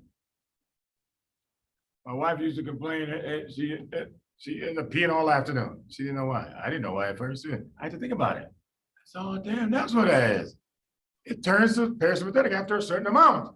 It's different for each person, though. Okay? But for her, it was happening about 6 or 7 cups. All of a sudden, she's in the bathroom peeing all afternoon and didn't know why. There's a lot of women who would say, oh, I have more bowel movements in the afternoon. Well, now, all of a sudden, I understand why. Drinking coffee, same coffee. So you can imagine, therefore, in the afternoon, why they call it the afternoon crash. That's because in the flip of a life, all of a sudden you become parasympathetic. A minute ago, you were like this. Oh, like this. You crash because you just became parasympathetic. And what do most people do? And I need another Starbucks. I need another Red Bull. Folks, do you understand? If you add more caffeine, you're just pumping up the parasympathetic side again. You can't go to sympathetic. It's already saturated. The moment you switch over to parasympathetic, sympathetic is completely saturated. That's why drinking more, no. That's why you're like this, but you're not any more attentive. You don't have any more energy, but all of a sudden you just got the shakes. That's just the other effects of caffeine. But now you know why it happens. So what did somebody do? Somebody decided to make you take advantage of this information. Let me show you what they did. They said, you know what? Since America loves caffeine, I'm going to get America addicted on caffeine. At that time, a cup of coffee was 29 cents at 7-Eleven. He said, man, when I get done with America, they're going to pay $5 for a cup of coffee. They said, dude, did you see the price of 7-Eleven? Yeah, I saw the price of 7-Eleven. Did you see it was only 29 cents? I saw the price was 29 cents. But I ain't done yet. Wait till they get a load of me. It's like Batman, with the Joker. Wait till they get a load of me. Obviously, the person I'm talking about is Starbucks. You know what Mr. Starbucks is? That's not his name, but anyway. He went to Africa, Kenya, all the South America, other places grew coffee beans. He took the most highly caffeinated beans from South America, crossed it with the most caffeinated beans out of Kenya, and became super caffeinated beans. Folks, because caffeine is a legal drug. There was nothing illegal about it. And then he just had to ship right back here to America. And all of a sudden, what do you do when you're a new drug dealer in town? Sounds like the same thing, you give it away for free. That's how you get all the addicts to come to you. Okay? Because you got something stronger. Like as a physician, when I was in the ER, we always knew when there's a new drug dealer in town. There's all of a sudden a bunch of teenagers show up with chest pain. Oh, that's because whatever they just bought was stronger than the last guy they bought it from. But that's how the new guy steals your customers. Because they got a bigger buzz, a bigger high, but they got chest pain, almost had a heart attack. They don't care about that, but as long as they got their high, they'll go to the new guy and buy it. So, Mr. Starbucks, I'm gonna give away for free. When Starbucks first started, folks, it was for free. You saw lines. I mean, people like anything for free. Lines miles long, waiting for free coffee. And they got a taste of it and said, wow, this is good stuff. And then before you know it, you were addicted. So now every morning, I need my Starbucks, man. I need my Starbucks. You see how you guys be acting in the morning? Hello, I need my Starbucks. I need Starbucks. Please, I need Starbucks. Please, please. $5 a cup. I don't care, man. Just give me some Starbucks. Here's the Starbucks. What do you do after that? And $5 per cup. He said, you know what? I'm going to put some foam at the top, put a little bit of caramel so it has some color, and call it a latte. Hell, $70.50 for a pocket of air. And you don't realize you're being ripped off. Folks, it was amazing marketing. And in no time, the man was a billionaire. All right, billionaire so fast. The first year, he made over $300 million. Now, I'm not saying that he's a bad guy, because I actually admire the guy. He had a good marketing plan. You know what his marketing plan was? He said, I'm going to build Starbucks in all the poor neighborhoods of America. And because I grew up in a poor neighborhood, all of a sudden Starbucks pops up. That's opposite to everybody, because if you go to Chicago, there's 35th Street was all slum for a long time when I was there. All of a sudden, Starbucks popped up. And when Starbucks started making a ton of money, guess what? All the other companies said, oh, we better go back. They all came back. All of a sudden, there's jobs everywhere. Kids are working, making money. All of a sudden, the neighborhood is beautified. The same place that was a slum that everybody was afraid to go through. I wouldn't even walk through there after a while. All of a sudden, there's a beautiful area simply because he made that choice. Now, the other thing I commend him for in LA, 4 parts of LA, remember he partnered up with Magic Johnson. Put Starbucks everywhere. You ever hear about Starbucks getting robbed? You know why they don't get robbed? Even the gangbangers have pride. They're happy the man built a Starbucks in their neighborhood. I've never heard of that Starbucks on 35th Street, where they used to be shooting and killing folks, never been robbed. And he was the first one to pop up. But because people are so happy he came to their neighborhood, they say, leave that man alone. See that? That's what I told you, the OGs. These young kids now, I don't know what the hell, they don't obey no rules. But before they said, oh my God, he brought jobs. Mom said, leave him alone. The OG said, hey, leave him alone. Don't bother that store. If you try to rob that store, they'll kill you. Because they were happy to see the neighborhood being beautified again. So I give him a lot of credit. Well, then here comes another guy. He said, you know what? You got this Starbucks, you sell it for $5, but people are going through a crash in the afternoon. They get to work by 9, and then they're having a crash in the afternoon before they get off work about 2:30, 3 o'clock. So he said, you know what? All they need is a high. They need a sympathetic tone that stays around for what? About 5 hours. 9 to 2:30 is about 5 hours. That's why it's called 5-hour energy. All they did was put less caffeine. He didn't even know what. He just experimented with less of a dose. But he found by putting less caffeine in that little bottle, people weren't complaining about an afternoon crash. And it worked. And then to juice it up a little bit, what do? Put a few vitamins in there. That's it. Nothing special. 5-hour energy, low canister like this. First year out, he made over $300 million, just like Starbucks did. Now, again, I commend him. Why? Because he goes all around the world and puts in running water for poor people, which includes Africa and Nigeria, my own home. So I commend him for it. There's nothing wrong with money as long as you do good with the money. And that's what he does. I mean, I heard recently, boy, I can't remember what he did. He somehow committed that 99% of the profits are going to go to help other people. He would only keep 1%. How many companies ever say that? So again, that's why I don't want anybody to think I'm saying anything bad about them. I just like the physiology part, just so you know, it's just the physio that interested me and how they got the whole country addicted to all this stuff. That's because it's legal, but it's still a drug dealer for me. I know drug dealer when I see one. Okay, but anyway, that's caffeine. Okay, theophylline, let me just do theophylline. Theophylline came out in the 80s, Jess, for asthma. Theophylline blocks the same phosphodiesterase. You get more cyclic P. Cyclic P, sympathetic tone. Sympathetic tone, bronchodilation. We understand how it works. Great. By the late 80s, articles started coming out. Asthmatics return back to ER within a week of leaving the ER when they're on theophylline. And they were severely dehydrated. And all of a sudden, physicians stopped using theophylline because they couldn't figure out what the heck was going on. Why is it happening? Why is it happening? Is because the instructions for theophylline was we were supposed to give them a dose in the ER that would take their serum levels up to 10 micrograms per deciliter. You don't have to write that down, just 10. But then send them home on a dose that'll take them up to 20 milligrams per deciliter, twice the serum levels. They didn't know you bypass that level where it switches over to parasympathetic. And what's parasympathetic gonna do? More bronchospasm, back to the ER. More parasympathetic means you pee a lot, you poop a lot. That's why they're dehydrated. You sweat a lot. Look at it. But because most physicians did not understand it, they stopped using theophylline. Theophylline was never pulled off the market. Just kind of lost the market because physicians didn't understand how he was causing those problems. Now I see theophylline being advertised again. But when I looked at what they were saying in their article, they said, don't go beyond 10 milligrams per deciliter. See that? When I saw that, I said, I know what they're doing. I said, that's smart. It means it took them whatever, I know that was 20 years ago, that's back in the 80s. You know, so what, 40 years it took them to finally figure out what biochemistry taught me in just a few minutes? I said, it's because you had us using high levels. That means you're just gonna need to bring it down. And they said, okay, let's cut it in half. 10 minutes, all of a sudden, no more diarrhea and dehydrated children. And you still have the same net effect, you get bronchodilation.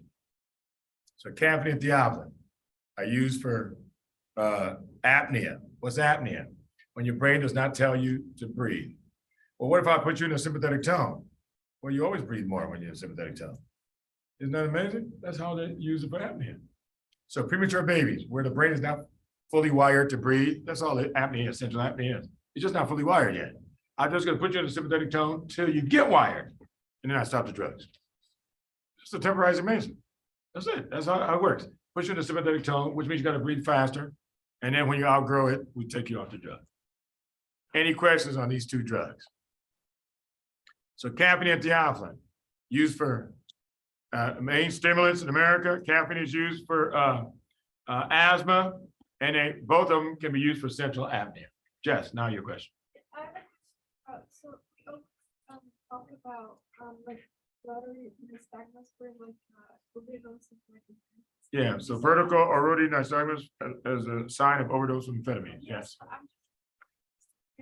How it overdose we have, I mean, here, yeah, when we have too much sympathetic, theoretically, isn't it impossible to overdose like all sympathetic?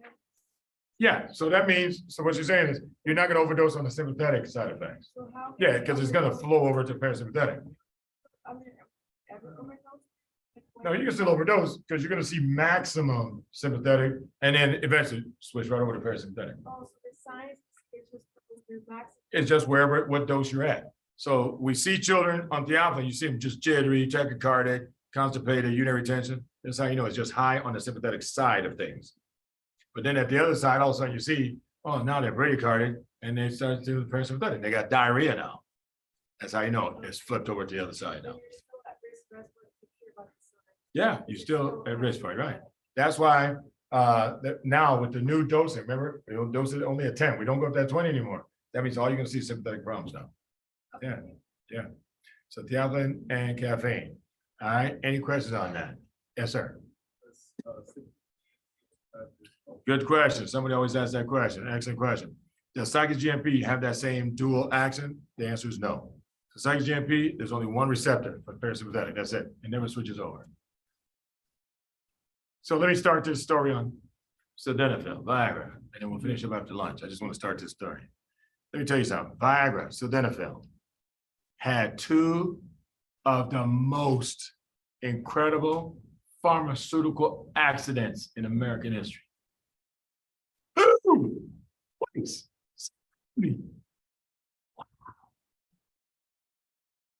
Here's how it happened, Rachel. They had a bunch of men dying from pulmonary hypertension. They said, what are we going to do? They said, okay, let's give them oxygen. Oxygen is the most potent pulmonary vasodilator there is. Think about it. When you inhale, you dilate so that blood comes in and picks up the oxygen. So it makes sense that's the dilator. The only problem is most of these men are smokers. What happens when you put a tank of oxygen right next to some smoker? Boom, you lose a patient. So a lot of men exploded around the country. So we said, okay, we need to do something different. So we came up with another drug called bosentan. Bosentan blocks endothelin, which is a very potent vasoconstrictor. So if you get rid of that, you get some vasodilation. It wasn't as much as we wanted, but at least we had another drug, okay? So then they tried prostacyclin, which we talked about. PGI2, which also vasodilates. Well, still didn't vasodilate as much as we wanted, but at least we had a second drug now. But they said, you know what, we need to do something. So they put a call out to every company in the world.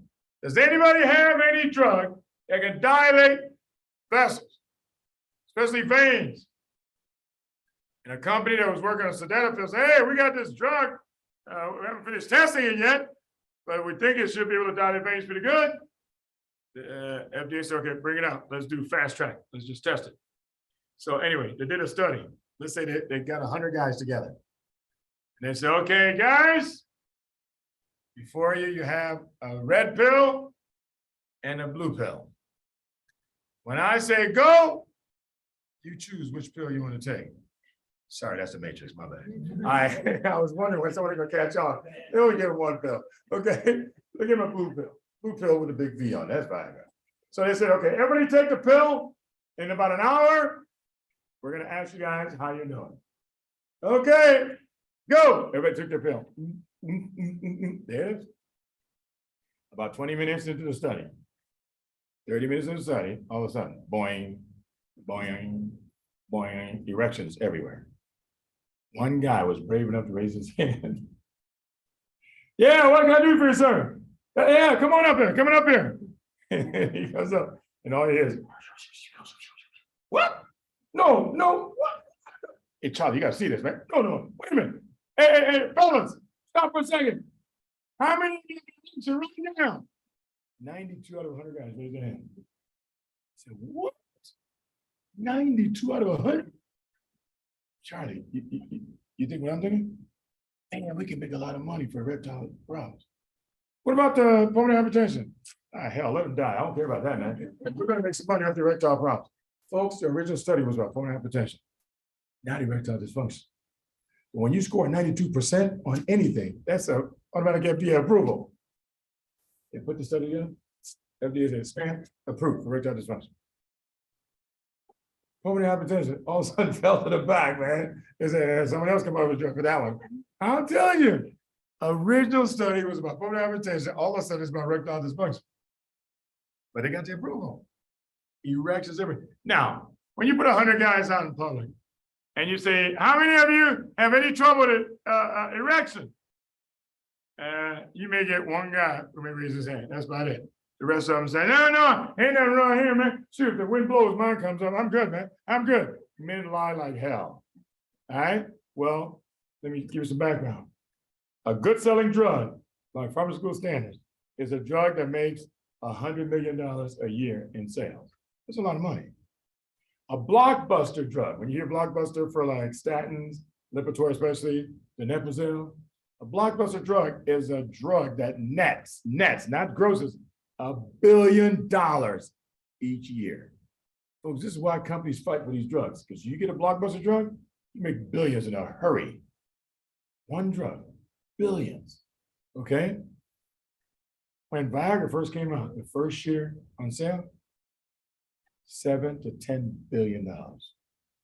Now tell me one guy bought that much Viagra. But in public, only one guy ever raises his hand. The other 99, they're lying. But that's when the company said, oh, good Lord. That means a lot of men have erectile problems, but have never admitted it. And when they find out Viagra can treat it, they ran to get it like you would believe. Ran to get it like you would believe. Doctors' offices were packed. They had all kinds of stories about doctors, lawyers, judges, prominent businessmen. They didn't want to be in the waiting area like everybody else, saying, hey, I got erectile problems, because they can look at you and say, oh, you're here for a flag. Hi. They were banging on the back door. You believe that? There's so many stories about people banging on the back door. You just making around, seeing patients, all of a sudden you're, huh? What's the back door? Hey, click. Yeah, can I help you? Hey, Doc, can you help me with that Viagra, man? I mean, then you got about 17 people in line. They didn't want anybody to see it. All the professional people were buying Viagra because they heard it works. How does Viagra work? It blocks phosphodiesterase number 5, which breaks down cyclic GMP. Now, cyclic GMP is sky high. Cyclic GMP is parasympathetic, but it dilates veins before arteries. Venous engorgement is an erection. That's why it works very well. Venous engorgement is an erection. And so without having to have surgery or see this place in the penis, all of a sudden one pill, you get your erection, nice strong erection back. And so men were buying it like you wouldn't believe. When Viagra first came out, it was over $30 a pill. So you do the math. I mean, people were paying, over $400 for, no, is that $4,000? Is he, all right, 30. Is that bad? That's right. So 30 pills times 3, that's 9. That's $900. Yeah. So $900 people were paying for a 1 month supply. That's a lot of money. Then, like any drug dealer, when you're making a lot of money, folks want some of your territory. And all of a sudden, it was selling in another country for $20 a pill. Then I heard it was selling in Canada for $10 a pill. But you know what? It was selling in Mexico for $5 a pill. They were all trying to outsell each other. Now, typically, when a new drug hits the market, you have 7.5 years of patent protection before a generic can hit the market. Every country in the world said, the hell with that, man, we're making our own Viagra. I've never seen every company, even though they were all illegal, they said, no, we'll put out our own Viagra. That could care less. Because the money was huge. $7 to $10 billion? That's unheard of. From one pill, they said, no, we want some of this money. Forget that. And FBI could come after us later on. We want some of this money. And they had all kinds of generics all over the place. What amazed me was they were selling them everywhere, even on the streets. They were selling on the streets of New York. And I remember my wife and I was at a resort in Mexico. They were selling them there too. We're just walking along the street, my wife likes to special things like Coach and Apple Coors and all that stuff. I said, okay, fine. So I'm used to people coming up to, hey, Coach, purse for your wife. And then she pick one out, and you pay all that money for it. Okay? We're walking along, and all of a sudden, hey. I'm thinking, well, you got some Coach and Michael Kors, yeah. Say, hey, get that Viagra for you, man. You and your woman, take care of it right here. Like, are you kidding me? We've gone from Coach to Michael Kors to Viagra now. That's what you're selling me now. That's what they were approaching every male, just walking along the downtown area. Hey, got that Viagra, man. Get that Viagra. You walking along in New York. Hey, get that Viagra. I mean, the hell with gold chains, right? Viagra. Crazy folks, but they were making a ton of money, $5 a pill. And people were buying, men were buying up like crazy. And so you don't have to go to your doctor's office, just go along the street of New York, buy it, go in downtown New York, downtown Chicago, get it for $5. And that's why there's so many generic forms of it. It's amazing, man. That Viagra was huge. That was the first accidental discovery. All right, I'll take it from there after lunch. Come back at 1:30.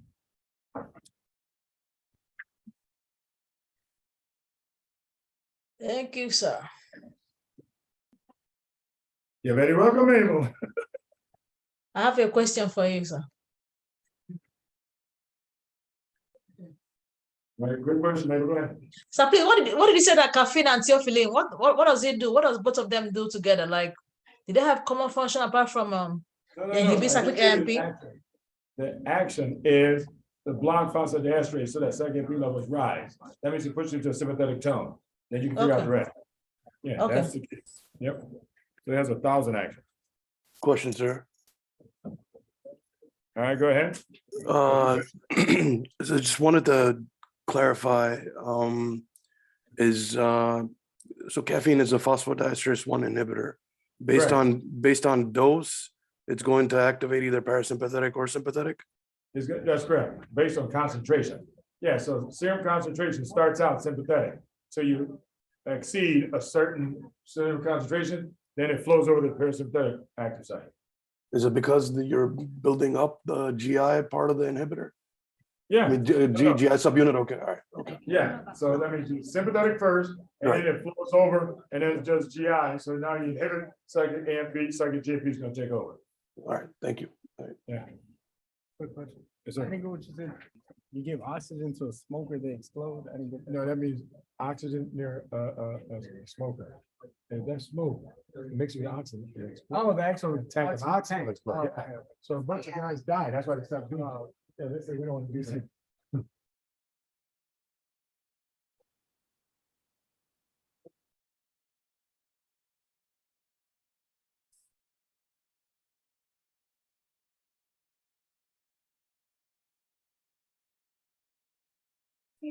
Why it didn't work? What did-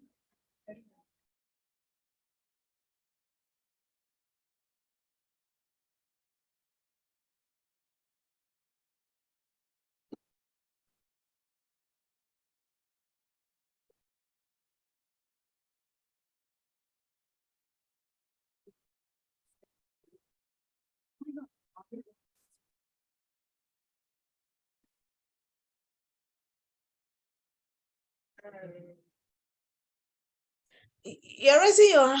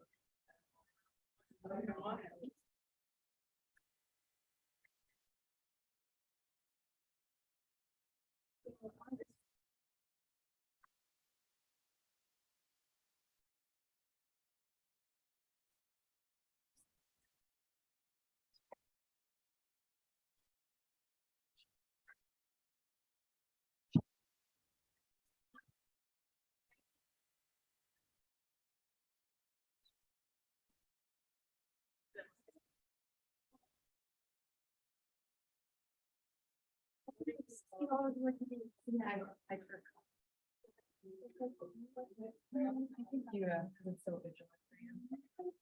Let's go on that. Why is it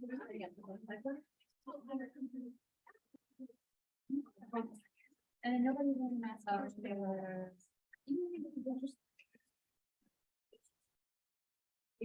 First time they had a mask. Because the last time I didn't wear a mask.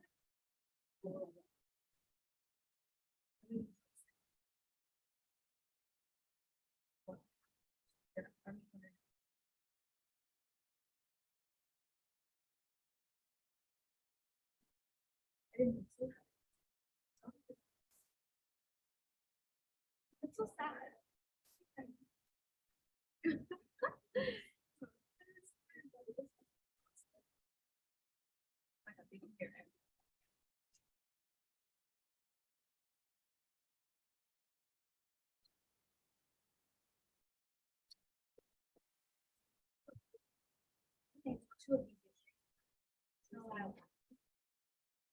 No, that's one thing. Yeah. I can't. Oh my God. That's all. First of all,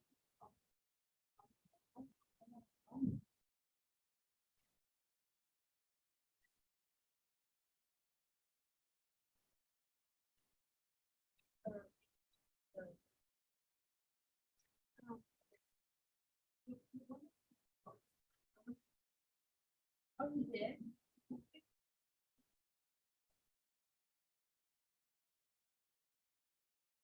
About it. I didn't know. I don't know. I think people just don't either. They just go, they just chill.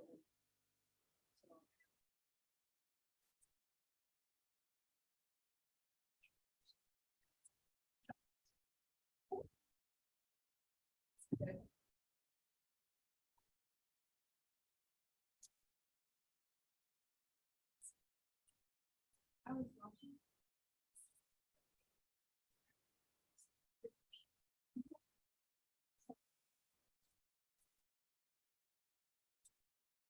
Starting. Once it melts.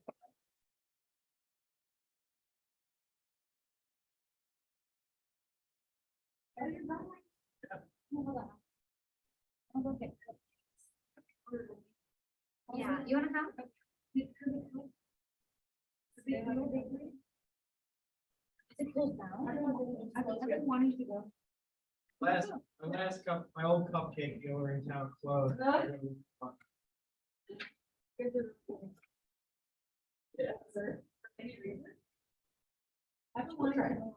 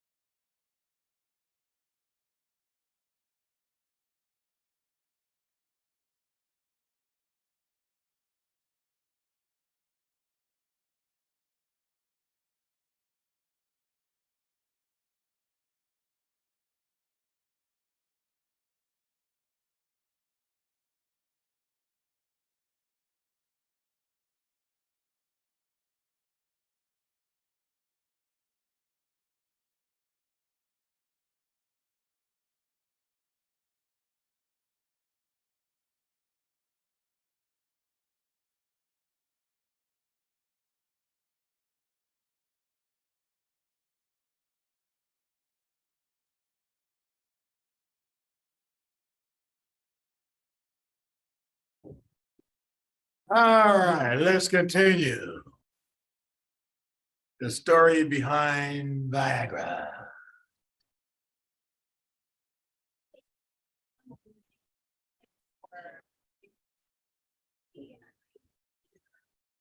Yeah, it's used for a lot of things now, but when it first came out, it was about erectile dysfunction. Now they find out how powerful it is, you can use it for other things. All right, so the first discovery was that it was a powerful venodilator followed by vasodilator. So that meant it would decrease venous return to the heart, but it would engorge your penis with plenty of blood. And that's how you get the erection.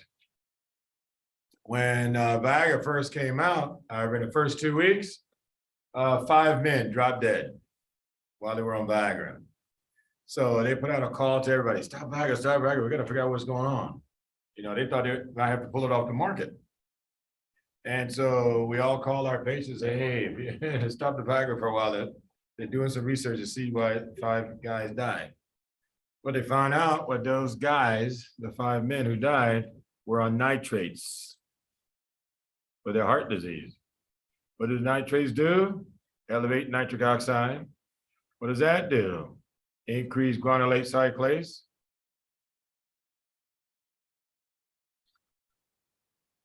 And what's that gonna do? Elevate cyclic GMP. Everybody see the problem? I just gave you a drug that elevates cyclic GMP, and you're on another drug that also elevates cyclic GMP. So that means you elevate cyclic GMP way too much. If you do that, you venodilate way too much. If you venodilate way too much, what happens if venous return back to your heart, Sandy? It'll decrease and they drop dead. That's the mechanism. Everybody follow that?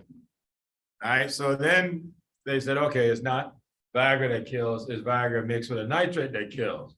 So they put a black box warning. They say, if you're on a nitrate, do not mix it with Viagra. But men said, hey, we gotta have sex. What do you mean don't mix it with Viagra? I'd rather die. So they said, okay, here's what we're gonna do. And here's what's on your exam. If a man wants to take nitrate and Viagra, it's still okay, but they gotta separate it by minimum 12 hours, optimally 24 hours. So you pick 24 hours. That's the question I see on the exam. How long should he wait? 24 hours to be safe. All right. So that means if you want to have sex on a Friday, take your last dose on a Thursday. And then on Friday, have sex with your woman. But try not to do anything crazy, because if you get chest pain, we can't put you on a nitrate. So when you take it up to step 2, step 3 level on them, you use calcium channel blocker on that person because the nitrates won't work. Everybody follow that? I want you to understand the physics behind it now. Don't just listen to my last line. Do not mix them. But if they come in with chest pain and they are on nitrates and Viagra, you still got to treat your chest pain. You just can't treat with nitrates. It won't work. You have to use calcium channel blocker for that person. Okay? But at least now we know how those guys died. So separate about 24 hours. Then they said, whenever they do a black box warning, now I've learned over time, I want to read the article that tells me the physiology that concern them. That way you can make the connection to a lot of other drugs. That way your patients don't die before another black box warning comes up. So when I read the physiology and it says cyclic GMP, venodilation, I said, well, there's other vasodilators out there. So what about alpha-1 blockers? What about hydrolysine? What about diazoxide, other strong vasodilators? Well, I would tell my patients, don't mix them with those either.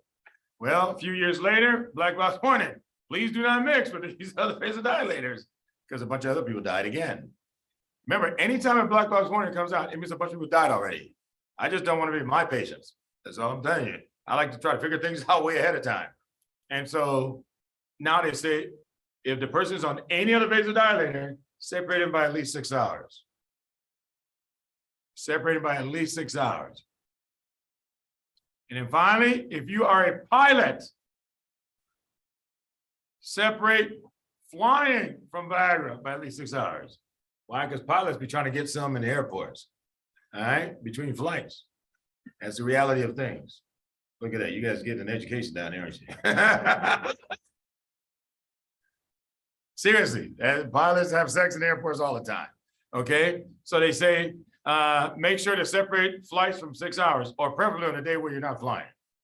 Okay, because what if you start flying and all of a sudden all the blood drains straight to your feet?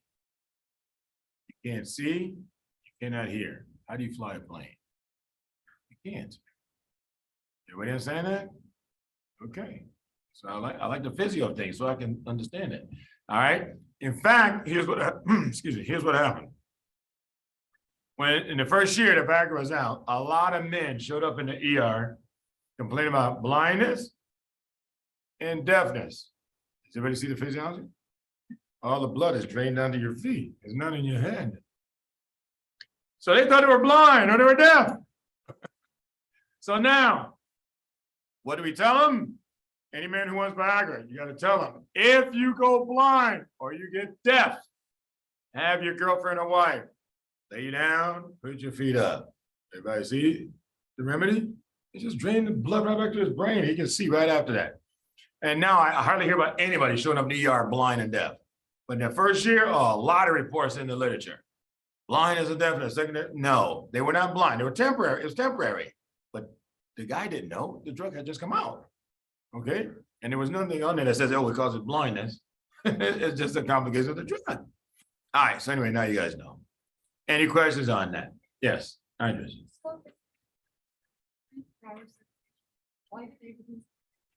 No, 6 hours only for the other vasodilators, but nitrate's 24 hours still.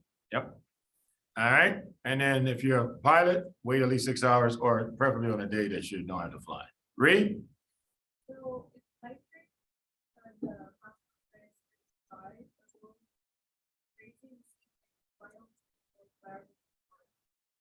Why don't we use Viagra for the heart? We could use Viagra for the heart, but Viagra seems to be more potent when it comes to your genitals. That means that there's subsets of receptors down there. The ones we use for the heart is those nitrates. Those nitrates are better for your heart. But one of the side effects of nitrates is called an erection. See my point? Yeah, so that's how you can see for yourself. Yes, it works for the heart, but you can't count on it to work for the heart. Whereas if I give you a nitrate, okay, so you get an erection, but I can't count on it to give you an erection. Okay, there's subsets, just like they found out beta 1, beta 2 receptors. You know, every receptor, they find out subsets. And that's what happens over time. Because why is it working better here than here? That means there's a subset of receptors, that's all. Okay. All right, so that's sildenafil. Here comes the second accidental discovery. Second accidental discovery was kind of crazy. The women of the men who were on Viagra, this is retrospective study, said that they noticed that the men were enjoying sex too much. They could see it in their eyes. Oh, fellas, they're looking right at you. They know what normally happens. Why are you so happy now? Okay, what's up? This is so crazy to me. How did the women come up with this conclusion? The conclusion they came up with, you must be on something. You must be on something. So they went through their pockets. I wish I was making this part up. This is the real story. They went through the pockets of these men and found a pill with a big blue pill with a V on it. And they said, well, let me try it. So the women took the same pill. Folks, let me tell you something. A penile erection is the same thing as clitoral excitement. It's the same structure in embryo, if you guys remember that. Okay? So these women reported having incredible sex like they've never had before. Say, whoa. So what they do? Get on the phone and call the company. Yeah, hello? When you guys gonna approve Viagra for women? Women? Hey, Charlie, man, there's a woman on the phone. Talk about who's gonna get Viagra for women. We don't have Viagra for, did you say women? Men. 362,000 women called and wanted to know if we're gonna get Viagra for women. 362,000. So all of a sudden, and I'm obviously making up the investigators, they said, wait a minute, why don't we do a study? See if it works in women. Well, where are we gonna get the cohort from? Why don't we just call them back? Do you know how long it would take to recruit 360? All they do is call them back. 362,000 women called the company. That was the number straight out of the article. I was shocked. That's how I still remember that number. And I'm like, no, this is why it's a blockbuster. It would take years to recruit that many people for a study. And once they put out the request, all those women came running to the company. The line was so long, they filled up the same day. Said, okay, let's do a study. When they finished the study, 93% of women said sex was better with Viagra. Now, as I started this story, crazy story I know about Viagra, I could see the women's eyes. You guys thought I was just talking about the fellas. You thought I was just talking about men. Half your friends are on Viagra. They just didn't tell you. The sales of Viagra started going up. I'm telling you, millions of women are on Viagra. Folks, that's something accidental discovery. So a second lightning struck for the same company. Now they have twice the market, still making almost $10 billion a year off those pills. I mean, that's just phenomenal. They didn't see it coming at all. It was just an accident, and they had a cohort. They didn't have to even work to get the cohort. All they do is call these women back and say, would you like to be a study? I'll say, yeah. That's it. And 93% say, hey, it feels real good. That's because their clitoris was being excited the same way the penis was being excited, and they loved it. And now women are using Viagra just as much as men. Just Yes.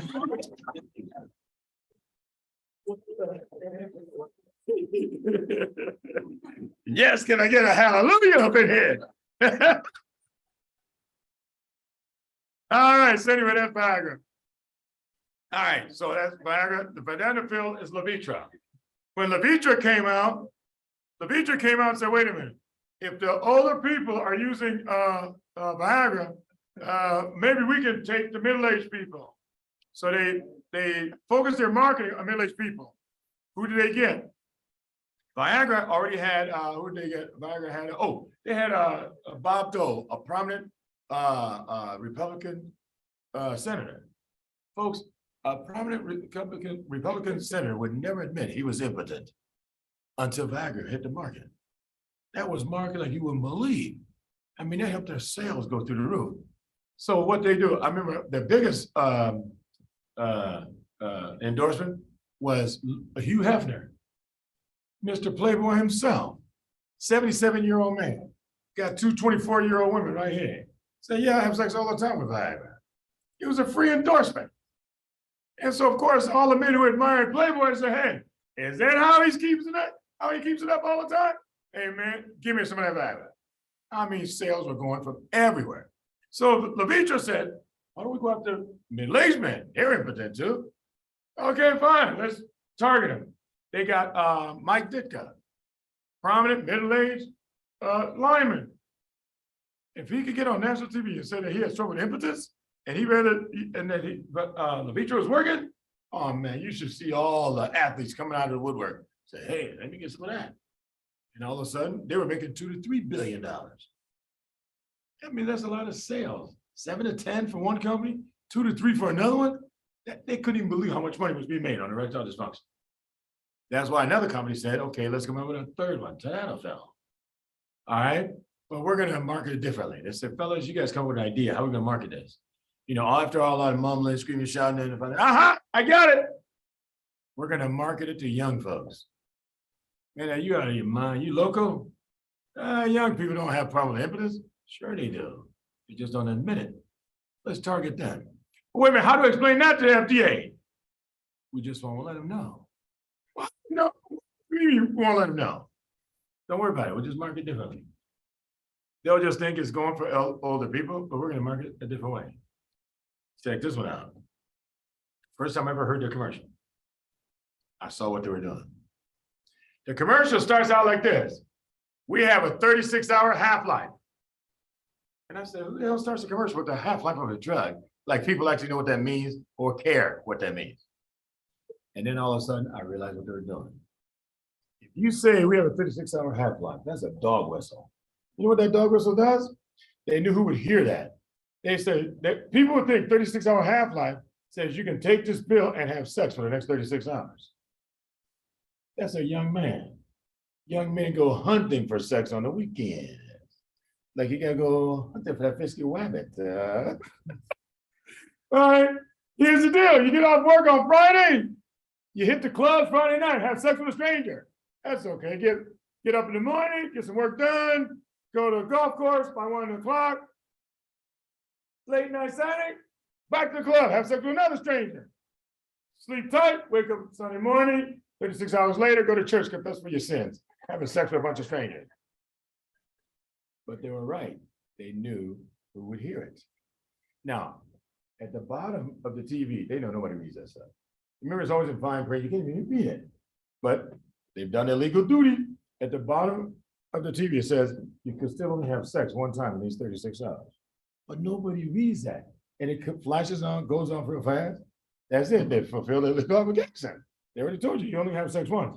But they knew the young men would think, oh man, I can have sex for 36 hours now. No, just one time. The problem is the long half-life means you're gonna have an erection that lasts for too long. If you have an erection that has too long, you know what that's called? It's called priapism. The highest instance of priapism, tadalafil. That's why if you guys haven't noticed the new commercials, they cut their half-life down because they got tired of being sued for priapism. Okay. Yeah, too much priapism. Yeah, the last time I saw it, they had one now that's 18 to 24-hour half-life. I said, oh, okay. The lawyer told you, stop getting sued. Stop making it for so long. Okay. All right. So anyway, that's how they work. The key is they're active, folks. That's the number one thing I ask about every drug. I just try to give you a lot of examples so you can remember it. Okay. All right. Any questions on any of these drugs? So a lot of good stuff there. Next one, IP3-DAG. Let's go to somebody haven't picked on. Oh, good. I've been picking on everybody. Excellent. Man, that's good. All right. Let me go online then. Karen Miller, are you ready?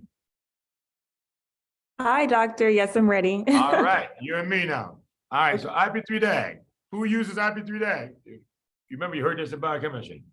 All smooth muscle contraction caused by a hormone or neurotransmitter. And then all hypothalamic hormones except CRH. Karen Miller, what do you think is the second messenger for CRH then? If he's the only one in the hypothalamus that does not use IP3-DAG. CRH, so that's cortisol releasing hormone. So Correct. So I would think that would be more stimulatory. So maybe CAMP. Why CAMP? Because that's sympathetic. Because that's sympathetic. Dr. Miller, I'm calling your mama. I'm calling your mama, girl. Don't worry, your daughter's gonna be a doctor. She figured it out. Very good. Now, see, I like that. I love when I hear physio or biochem come out of a student's mouth. That's the way I want you guys to reason things out. Don't give me a wild guess, because you know I'm gonna ask you why right after that anyway. So you might as well get ready with an explanation. Okay? I gave you number one, second message before I started. I told you, here's the 90%. That means anytime you don't know, default right back to this. Don't give me a guess. Every time we do something, I always gotta give you guys a 90% before we start talking. Because anytime you don't know, default, don't guess, default. Just like second message, Lord is saying, is your default whenever you don't know. As you see, it's worked in thousands of diseases that we've been talking about. But before, nobody tells you, yeah, just default to this anytime you don't know. Okay? Same thing here. CRH is the only one that uses psychic AMP. Sympathetic, stress hormone. Stress is sympathetic. All right, so anyway, very good. So here we go. To make IP3-DAG, you started with PIP. All right. Well, you actually started with phospholipase C. So we need to go no, phospholipase. It's a different phospholipase. Phospholipase C is that. Oh, no, it is here. It's right here. It's right here. Sorry, I did it. I didn't know it was already here. So anyway, so phospholipase C, everything's got that E sound in it. It's going to split off IP3 and DHG from the membrane. Okay, I thought I had to put it up here, but I realized the picture's got it down here. So phospholipase C splits off PIP and PIP and DHG. IP3 causes calcium release from the sarcoplasmic reticulum, but cannot bind it. DHG then binds the calcium. And that calcium is then used to activate protein kinase C, C for calcium. You have to have calcium to activate protein kinase C. So notice everything's got that little E sound in there. Phospholipase C, PIP, IP3, DAG, protein kinase C. Works for me, folks. I don't know how you guys will follow the way. Do it, but you better remember how to keep things in order. All right? Just like Psych MP, everything's got a little A sound in it. That's how I can spot the wrong answer real fast. This one's got that little E sound in it. So when they put in protein kinase K and some other protein kinase, that's how I know. Nope, wrong one. Okay, remember I told you got protein kinase all over your body. All right, IP3 DAG. All hypothalamic hormones except CRH, all smooth muscle contraction by hormone neurotransmitter. All right, Fatima, tell me where in your body you have smooth muscle. Your intestines, GI tract. Tell me a hormone that can make the GI tract contract. Motilin, CCK. How about, serotonin? How about acetylcholine? Any hormone neurotransmitter that makes that smooth muscle contract, there it is, second measure for all of you. It's the same all the time. Okay, give me another place with a lot of smooth muscle. Lillian. Besides GI tract.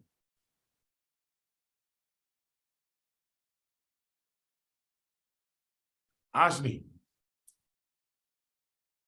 Where?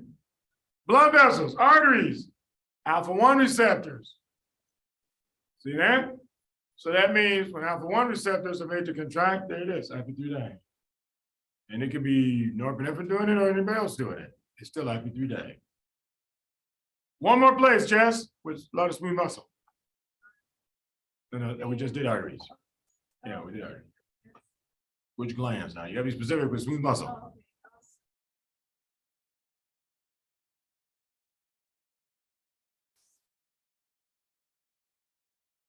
So we're in the body with a whole lot of smooth muscle.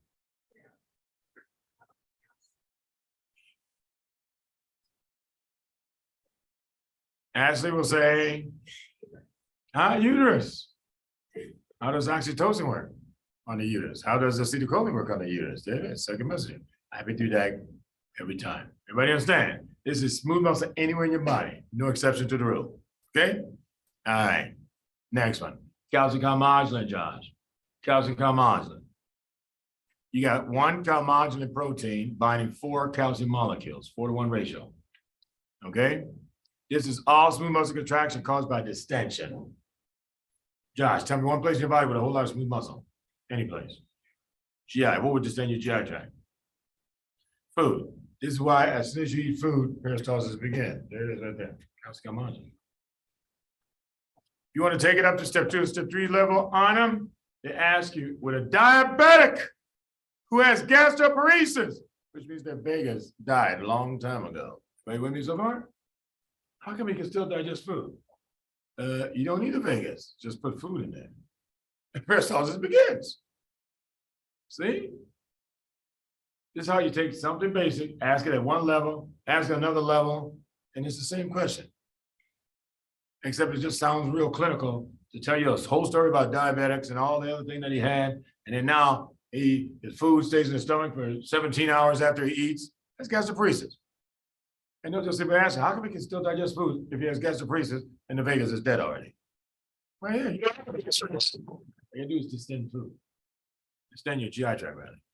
What would distend your uterus, Zena? What would distend your uterus? What would distend? What would distend your uterus? It's called a baby. You understand that? Okay.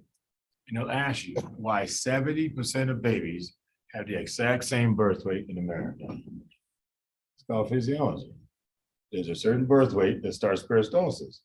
Because once you distend the wall, would you get out of here? Get out of here. See? That's how you take something basic and make it real clinical. So it sounds like, oh, a step 2, step 3 question. And it looks like the same thing to me. Okay? You got to know that's called a genius of test writing, if I can call it that. It took me a while to see through all the crap. Oh, wait, that's the same question. Then I realized, oh my God, no wonder I used to miss these questions. I thought it was a different question. And so I picked a different answer. And I realized, no, it's the same question. And it's the same answer. Once you realize what they're talking about, but that's why you got to understand normal so well. They'll smack you in the face and you actually know what they're asking you now. Now the question's easy. Okay? All right, so distension. So that means what would distend your blood vessels, Karen? Blood. That's why when you overtransfuse people, they get hypertension. Remember?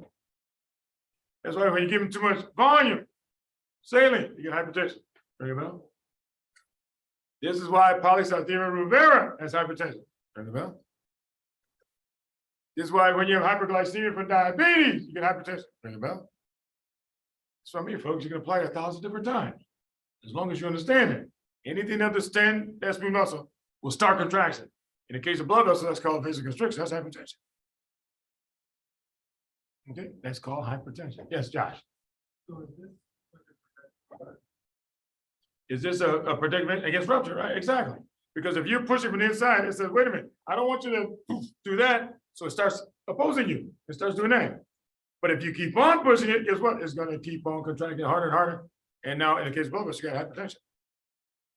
But in the case of GI tract, you're going to have diarrhea. In case of your uterus, labor.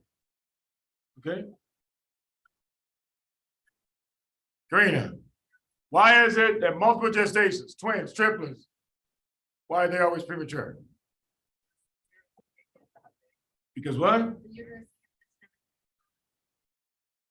want to say it a different way, because the uterus can't just stand that big. Say it a different way. It's based on the same concept. Two bodies in the same amount of space that one body is usually in. Thank you. If you got two bodies in a space that only one body usually fits, you're going to distend the walls a lot earlier. See that? Same concept, same answer, but if you don't see the same thing, you say, oh, that's OB, that's not on step one. Is that right? That's how they fool you guys. You think it's not step one, it's on step one, but it looks like OB. No, it's the same physio. They just know how to write it that way. And then when you get to step two, also they make an OB question. They just give you a lot more history about how many children you had. This one did this one, and they ask you the same question again. They're hoping you change your answer just because it's a complex story that you just read. And it's the same answer. But now you know. All right, so calcium combination. And then calcium by itself. Calcium by itself. All right, Karen, you're off the hook now. Let me go to Anna. Anna, you there? Yes, sir. All right, good. Calcium by itself, Anna, is used as a second measure with gastrin only. Now, you heard this in endocrine. Yes. Gastrin is the only hormone that uses calcium by itself as a second measure. But Anna, what I want you to recognize, everybody watch, is that calcium is involved in 3-second messenger system. By itself, calcium combination, IP3 diag. You know what that means? It means you got a calcium problem, you have a problem with 3-second messengers. Let me show you what I mean. You say you got hypercalcemia, I'll tell you why all your hypothalamic hormones are suddenly working, except CRH. I'll tell you why all your smooth muscles are starting to contract for no doggone reason. I can explain why you got hypertension, diarrhea, polyuria in the bladder, uterine cramps because your uterus contract for no reason. Everybody see what I'm talking about? And then I go to the next one. I can tell you again why smooth muscle all over your body is still contracting. I can tell you why you get gastritis, gastric ulcer, gastric bleeding. I don't have to look it up. I don't have to look it up. Why? Because I already see the connection. But that means if you ask me about sarcoidosis, I'll tell you the same thing. I'll be right. The sarcoidosis is hypercalcemia. Ask me about hyperparathyroidism, I'll tell you the same thing. Why? Because I know I'm right. All I did was connect it. Ask me about multiple myeloma, I'll tell you the same thing. Because I know I'm right. Why? Because I know the connection. But if you don't know the connection, phew, you got a lot of reading to do. I mean, you got to go read about all the complications of multiple myeloma with hypercalcemia you don't see. It's the same thing as everything else with hypercalcemia, because these 3-second messages start firing right away once you have high calcium. Or if you don't have enough calcium, why all of a sudden these 3 stop working? All of a sudden they have trouble digesting their food. Why? Because they don't have any gastrin. All of a sudden, smooth muscles stop contracting. That's why they have hypotension, urinary retention, constipation. See that? All I do is just go throughout your body, take any smooth muscle and just block it. This way I don't have to remember what I read years ago. Just come out with it fresh right now. Why? Because you already know what you're connecting to. You're not trying to remember what you read. Give it as many words as you come up with now. Cesar.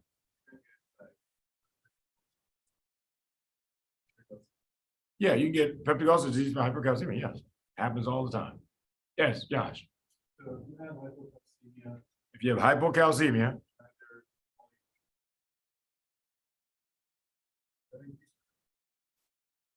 wait a minute, if you have hypocalcemia, you said? yeah, so. Okay, Your smooth muscle can't contract.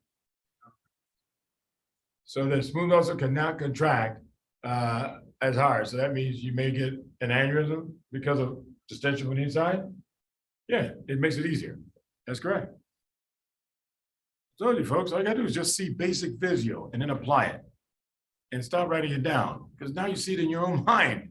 Don't let the brain start thinking all these things are details, because that's what it's gonna do if you keep writing everything down. All I want to know is the physio behind it, and then you see, oh, that's why you don't have to write it down. You can actually see it in your own mind. I mean, you can see it again anytime you want to see it. All I gotta do is talk it out. That's what I do. I talk it out, and then as I talk it out, my brain sees the information I get and it gives me the words again. Okay, and that way it only takes a few seconds now to think it through. Ryan Ford, you have a question? So what about in the case when calcium causes constipation? Why? What are you asking me? How does low calcium cause constipation? Is that what you're asking me? What I thought high calcium cause constipation, or is it low calcium? High calcium does cause constipation. So which one you want to ask me about? Because they're both Yeah, doing it. the high the high calcium, because if you have high calcium, then you should have. How does high calcium cause constipation? Everybody understand that? All right. Low calcium is easy, right? Why? Because you can't contract without the calcium. That's why your gut is just sitting there. Everybody understand that part?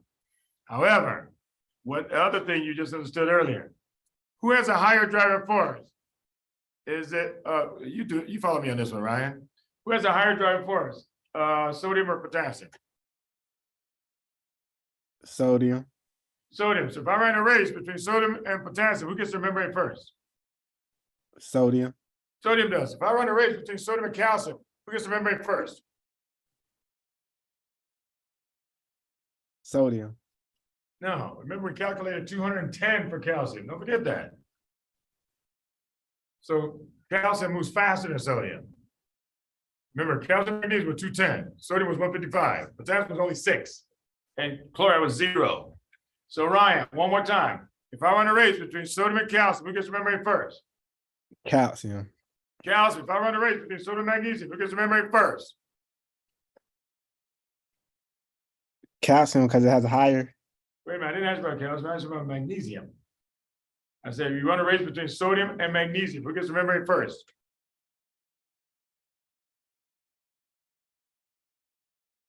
I think magnesium. Magnesium, because magnesium is the same 210 like calcium.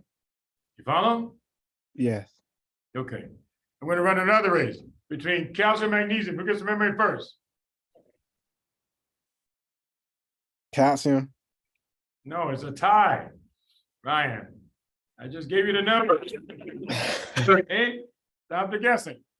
It's 210 for both of them. They're going to get to exactly the same moment. You understand that? I'm going to run one more race.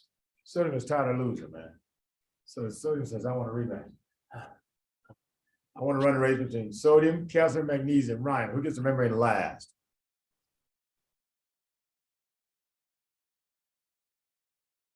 Sodium's tired of losing, so Who gets the calcium. membrane last? Sodium does. Sodium does. Because she's 155, the other two are 210. So that means because sodium and because calcium magnesium beat sodium to the membrane, it can't fit through a sodium channel, but they can get there first and block her way. So now sodium has to wait in line like waiting at a movie. Oh man, look at all these people in line. Man, I can't believe it. I gotta wait. Hey, stop pushing, man. Come on. You gotta wait till till calcium magnesium get out of the way, and sodium goes through and depolarize the membrane. Which means therefore, Ryan. No guessing now. If calcium and magnesium are around, is it going to make it harder or easier to depolarize?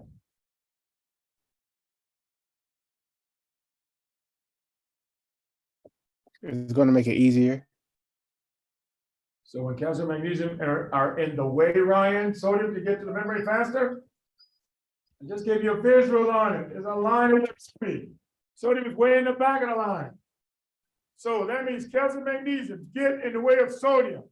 Does everybody see that? That means calcium and magnesium can block membranes to depolarize it. Does everybody see that? Anybody not see that? Speak now. Because what you just heard is the way magnesium sulfate stops eclampsia, stops the seizures, stops the arrhythmias, stops uterine contraction. Check it out for yourself. See, I made a mistake. Look up the side effects of magnesium sulfate. Sedation, lethargy, weakness, shortness of breath. Sounds like you're blocking my depolarization. But I don't have to remember anything. All I got to do is just go to pattern to it. And I can go with all the words again. It saves you a whole lot of reading, folks, to know your basics. Everything that you're learning originated from these basics. But when physicians have never been taught this stuff, they don't see it's the same thing. You know? So with hypercalcemia, there's your constipation. See that? So he can ask me that question, I can connect real fast, and I already know the answer. Okay? And that's what I want you guys to be able to do. This way you don't have to think for 10 minutes what you read on that chapter about hypercalcemia. And then the mind just starts guessing. Oh, it must have been, No. It takes all about 5 seconds and you can figure it out. Because calcium magnesium is getting in the way. You got too much calcium, okay, they're in the way then. You're gonna slow down depolarizations. And if you're slowing down my depolarizations, you know what that equals to me? Oh yeah, low energy state all over again. Look it up. Did I mess up? Pull out a book. Pull out a book. You'll see the same stuff again. Okay? All right, anyway, you understand that, Ryan? Yes, sir. All right, very good. Mabel, you understand that? Yes, sir. All right. Karen? Question, sir. Wait a minute, hang on. Karen, do you understand that? Yes, doctor. All I right, very good. understand. All right, very good. Adam, go ahead. What's your question? So, sir, when you have hypercalcemia, would you initially have diarrhea and then have delayed constipation afterwards? My man, Dr. Sabwari. Good job. Now, see, I told you I get excited when a student figures out something before I even lectured on it. That's how I know he's seeing the connections. Because when hypercalcemia comes around, it's gonna leak into the cells right away. It's gonna leak into your smooth muscle, okay? Eventually. But it's gonna block the nerve first because neuro is more important. That means you see constipation first, diarrhea long-term. You see the problem with just believing what a book says? You read your book, it says diarrhea. You read your book, it says constipation. You guys don't know both are right. Because you still don't have the knowledge of the basics yet. You're just memorizing what a book said. This is what I mean by books can mislead you so badly. And then you still don't know that you're about to pick the wrong answer. Both of those are possible. It's just that diarrhea will be later, constipation will be first. See? But if the question that test writer will write is just which one comes first. He knows no matter which book you read, you only know one side of the story. And that's why your answer then, you only got a 50% chance of getting it right. All right, because half the students will get it wrong. Akshay. Sodium is outside. Because what now? Sodium is outside. Because sodium is outside. Yeah, because sodium is outside. Yes, that means sodium cannot get into the cell. The water will stay outside. Yeah, but that doesn't bother a cell too much. All right, there was hand over here. All right, Sandeep? Wouldn't there be diarrhea first, then constipation? Diarrhea? No. You remember, neuro comes first. Then you say, well, how would hypercalcemia affect my neurons? It's going to slow down depolarization. Yeah, you're going to get constipation first. And then when it finally leaks into the muscle by itself, you get diarrhea. But not because the vagus is firing, because the vagus got blocked already. That's how like caffeine will work with diarrhea first, then it would be. Yeah, it all depends, right? Because you get the sympathetic tone, then parasympathetic. But with hypercalcemia, which is what I like to ask it, early would be more likely to, less likely to polarize, and then late would be more likely to contract. Depolarizing and contract are not the same word, but students don't realize there's a big difference. You can depolarize without contracting, you can contract without depolarizing. Depolarize without contracting, that's called fibrillation. Contract without depolarization, it's called a cramp. See, but students don't understand that. They do because they've never understood the basics yet. But they're reading this stuff, memorizing it, and realize if you just knew your basics, you don't have to memorize any of that at all. You can figure it out anytime you want. Solange. With magnesium sulfate, yes. First, it's going to decrease depolarization because magnesium gets in the way of sodium. That's correct. I'm just repeating for people online. But go ahead. How do we go the other way for what? later go. You don't, not with magnesium. That's only with calcium that I'm talking about. Calcium is both two phases. Because calcium will block sodium. Everybody understand that part, right? So you're gonna get decreased activity. But when that calcium leaks into the smooth muscle, guess what? You start getting contractions, but the vagus has already been blocked. Yeah, but initially you'll see, because brain comes first. You'll see the constipation first, diarrhea long term. But it's because the peristalsis does not require the vagus to fire. IV3 DAG, calcium modulator, yeah, they're just firing, but not the nerve. It's not the nerve. It's just a second messenger. It's being stimulated. Okay.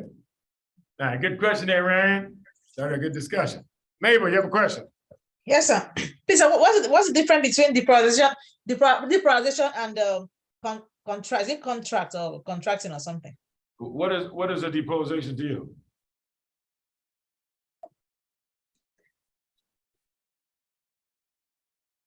What is it to you, Mabel? Tell me what it means to you.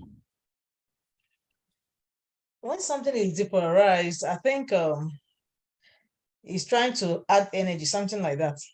No. I said it earlier. To depolarize means the cell got positive. Everybody understand what depolarization is? That's all it means. A cell got positive. That equals depolarization. You could increase by 1 millivolt, you just depolarized. But not necessarily that you did anything. Contraction means the muscle got shorter. And you can do one without the other anytime. And I just told you, depolarization without contraction equals fibrillation. Contraction without depolarization equals a cramp. Everybody has them. It's just that students get the two mixed up. Think depolarization and contraction are the same thing. They're two completely independent activities. That's why right now I'm teaching about depolarization. And then we're going to get into contraction when I start talking about muscle physiology. Notice that comes after that. I want you guys to understand what depolarized means first. That way when I start talking about it, you actually know what I'm talking about. Otherwise, you're going to try to write down every word I say. Because you still don't see. I'm getting the words from the same stuff right here. Are you going to be more like it or less like it? That's the way I process any electrolyte question. I don't start telling me what I read. Just say, are you going to be more or less like depolarized? Then I can see the answer. That takes 3 seconds. Okay? Instead of trying to memorize the words. All right, Victoria, you have a question. I understand the depolarization for the arrhythmia, for the fibrillation, but when you are in atrial fibrillation, doesn't your heart, like, can't you feel palpitations? Is that not the heart contracting? No, that's the atrium fibrillating. Your ventricle's not contracting. Oh, okay, I see. Ventricular fibrillation, there's depolarization going over the surface of the ventricle, but the ventricle is not contracting at all. Okay. Just wiggling like this in the air. That's why you drop dead. If it was contracting, blood would go up to your brain. You would not be dying. But you are dying because there is no contraction going on, just depolarization. Okay? All right, moving on. So now we got calcium done, and then tyrosine kinase is the second messenger. For whom? Insulin and all growth factors. Well, Cynthia, it's easy when they call it a growth factor, like platelet-derived growth factor, endothelial-derived growth factor, vascular endothelial growth factor, VEGF, right? On the test, they love to pick things that don't end in growth factor in their name. You have to figure that out. All right? Some of the favorite ones, erythropoietin. Isn't that growth of red blood cells? See? Thymopoietin, thymosin for T cells in your thymus. Yeah? How about interleukin-3 and interleukin-4? There's growth and development of B cells. See, that's the ones they pick because they know the book never told you. If you read immunology, IL-3 and IL-4, they never tell you what the second message is, but the test writers will ask you to see if you know how to make the connection for yourself, even though the book never told you. Because it has to do with the growth of anything. There it is, tyrosine kinase. You understand that, Maria? All right, let's see if you do. Let me see if maybe you've seen this before. Do you remember what amino acid is phosphorylated by tyrosine kinase on the insulin receptor? You ever come across that before? What amino acid is phosphorylated by tyrosine kinase on the insulin receptor? Maybe you've come across that in some of your readings. Any idea? Yeah. She's not quite sure. I don't know. Can you figure this out for her? The hydroxyl bond, right? So serine? Which one? Serine? Serine, you said? Serine, yeah, pretty close. Karen Miller, can you figure it out? Okay, so you said insulin. Yeah, what okay. amino acid gets phosphorylated by tyrosine kinase on the insulin receptor? I thought maybe you came across that in your reading sometime. Sorry, I'm drawing a blank. I'm No sorry. problem. Ryan Ford, you ever come across that before? No, I haven't, but I'll like to say, is it phenylalanine? Phenylalanine, so close, man. All right, folks. Let me ask Karen. You got a spark in your eye. You're gonna have the right answer now. Right answer is what? Tyrosine. It's right there in the name. Look at that. See? That's how I test you to see if you really do understand. All right, so you guys always shake it. Yeah, I understand. Yeah, so I make it a little more clinical. All of a sudden, you don't understand anymore. Okay? I told you it takes a while. Now, again, I'm not making fun of you if you're not knowing. It takes a while to turn the brain into pattern thinking. Now you actually see this name meaning something. I told you, even though we've said it a bunch of times, you just didn't see it this time. Now, what you don't realize is I actually distracted you. Every time I asked you the question, I said, maybe you've seen that in your reading somewhere. You don't realize your mind went back to, what was that I was reading about that? Because you don't realize it's right here in front of you the whole time. That's why I know once your mind gets transformed, then you'll see it. Doesn't matter what I say. See? But until your brain transforms, you won't see it. You'll swear it was not even in front of you. It was there the whole time. But you cannot see what you don't understand. Okay, Anders. Huh? IRS what? It's tyrosine, right here in the name. Tyrosine kinase. You have to phosphorylate tyrosine before you can activate the receptor. Yeah, it's right there in the name, folks. You don't have to go anywhere. All right. Last one, nitric oxide. Yes, sir. Yeah, IL-2 uses tyrosine kinase, yes. Because they activate a lot of cells. Yes. Yeah. That's what I'm saying. That's why I'm making sure everything. I'm take a measure for everything that goes on your body, right here. There's only 6 of them. 6 I can remember. Millions you're not going to remember if you're trying to memorize all this stuff. Because they'll just pick something out of the blue. They know you've never read about it before. But there's a way to connect it to these 6 things. And that's why I'm showing you how to do it. So that on the test day, it's an easy walk in the park. You don't have to memorize it. You just got another 6-second message. So nitric oxide, the last one. Nitric oxide, I showed you earlier, activates guanylate cyclase, which elevates cyclic GMP. Cyclic GMP, so is it gonna dilate the veins or arteries first? Veins. So what happens to venous return? You dilate my veins. Decrease, because everything pulls to my feet. Everybody understand that? That's what nitric oxide does. So think about it, first drug, see that nitrates? When we put somebody on nitrate for their chest pain, they'll ask you, how come the chest pain goes away? Because all the blood pulls away from the heart. The heart doesn't hardly have any blood to pump. It feels good because it doesn't have to work so hard. There's the answer. Okay? Notice, when you give them oxygen, chest pain was still there. See that? You have to unburden the heart, then he feels better. Once we give him the nitrate, chest pain goes away just like that. Simply because all the blood drains right down to your feet. Nitrates. Nitrates! I got a veno or vasodilate. Hannah. Venodilate first, followed by vasodilation second.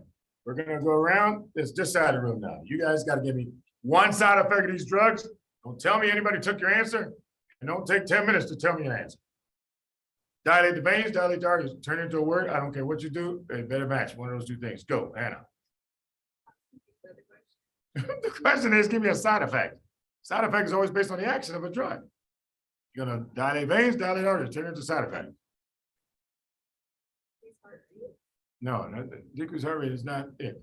Hang on, I'll come back to you. Paul. Lightheadedness because the blood is in your feet, so less in your brain. Now, follow that pattern. Decreased blood flow to you coming up. It's all down in your legs. Give me a side effect. Orthostatic hypotension. Shortness of breath. Montessori. Was that? Fatigue. Dizziness. Tima. Drowsiness. Hypotension. Stomach. Reflex, you gotta say reflex, because tachycardia by itself won't do it. It'll be reflex tachycardia. All right, Amy. Somnolence, 3. Erection. Sandra. What? Yeah, I guess you get a headache when it dilates the arteries. Yeah, so that's fine. All right, Andres. Edema, very good. Lawrence. Priapism. Shock. Hypovolemia. Weakness. What is the question? I want a side effect of the nitrates.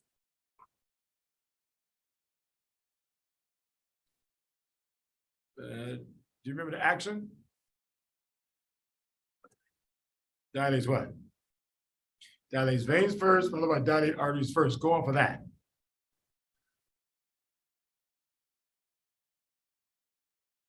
All right. Syncope. Confusion. Mental donuts. So folks, you remember, again, we're trying to turn into pattern thinkers so we don't have to memorize these words.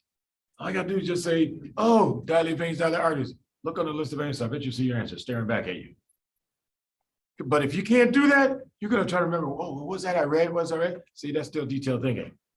That's detailed thinking. The test writer will beat you majority of times if that's what you're gonna do. Whereas if you create a pattern, you know way more than the test writer does now. Just like that.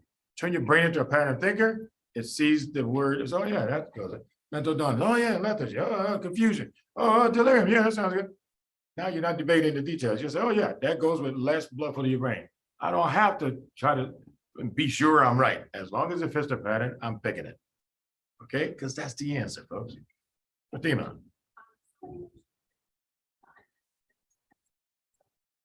The hypovolemia is just what's measured coming out of your heart. Well, it's down at your feet, so your hypovolemia does that. Yeah. Decrease absolute, yep. All right, then there's endotoxin. Sepsis. Endotoxin is carried by gram negative, not gram positive. But now with septic shock, now look why they're lightheaded, dizzy, syncope, pre-syncope. Why they get hemorrhoids? Oh yeah, those are veins, aren't they? Sagittarius? Oh yeah, varices, look out. Why they going shock? I think so. How do come they get a headache? Oh yeah. How come they get DVT? You dilated all their veins. See that? That way you figure things out for yourself versus you trying to remember what you read. That is hard, folks, especially when you're on the spot to suddenly come up with an answer. Whereas if you just have a pattern, you can figure it all out anytime you want. Okay? So septic shock, all the things we just mentioned are side effects seen in septic shock, but you don't have to go read about it again. Because you know it's the same physiology. How come your legs are swollen? Oh yeah, edema. See? You don't have to look it up because it follows the same profile. Then that means you should be able to apply all of it again. Look at AMP. Where does AMP come from, Lillian?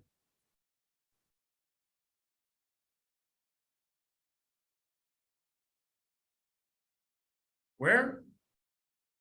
I can't hear you. I know, but where does it come from? In your body, where does it come from? What's that? No, that's skeletal muscle. Where does AMP come from? Let me send me online here. Anam, where does AMP come from?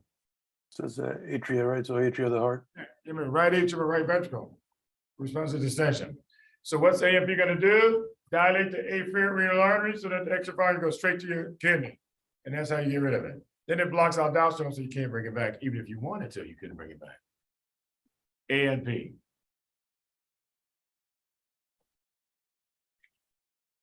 As long as AMP is elevated, does everybody understand? It means your heart is still dilated. You understand that, Sabu? That's why BNP is a measure of severe heart failure. If the BNP is still elevated, that means you haven't shut it off yet. Your heart is still dilated. See?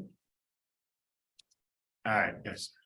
So I guess endotoxin has nitric oxide in it? That's why. No, endotoxin stimulates the endothelium to release nitric oxide. And that's how you get the exact same effects again. Yep. All right. Let me see here, wrap this up. Nitrates, these are drugs we use to treat people who are having a heart attack, chest pain, right? All right, so over here, I said, you take this one. Nitrates are vasodilators. You're gonna dilate veins and dilate arteries. Same physio. Everybody with me? Okay. The problem with nitrates is you have what we call tachyphylaxis, fast tolerance. Within 24 hours, this is the fastest tachyphylaxis we've ever seen. I remember like benzos, you can get tolerance, all that stuff. We talked about those. Well, here, same thing, but this happens within 24 hours. The fastest tachyphylaxis seen with nitrate. In a 24-hour period, the receptors must be free for 6 to 8 hours. This is why we tell people, do not take nitrates at night. That way, the 6 or 8 hours you're sleeping, the receptors pop back out every day. So on the test, folks, they'll tell you somebody was put on nitrates for their chest pain, seen in the emergency room 2 days ago. And they tell you he's been taking the medication every 4 hours. But they don't say he doesn't take it at night. You're supposed to know. That's not the right way to take it. Okay, so he comes back 2 days later, more chest pain. See that? That's because the receptors are all desensitized. They're all inside the cells now. They'll either ask you to explain, why is the chest pain worse if he's on nitrates?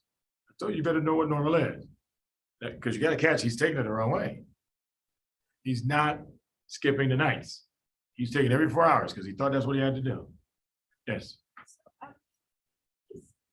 Like this is like when there's like I remember there's like a kind of like poppers. Do we see cross resistance? It's like spray. It's like. So do we see cross resistance when people are abusing nitrates on the? Like nitrates.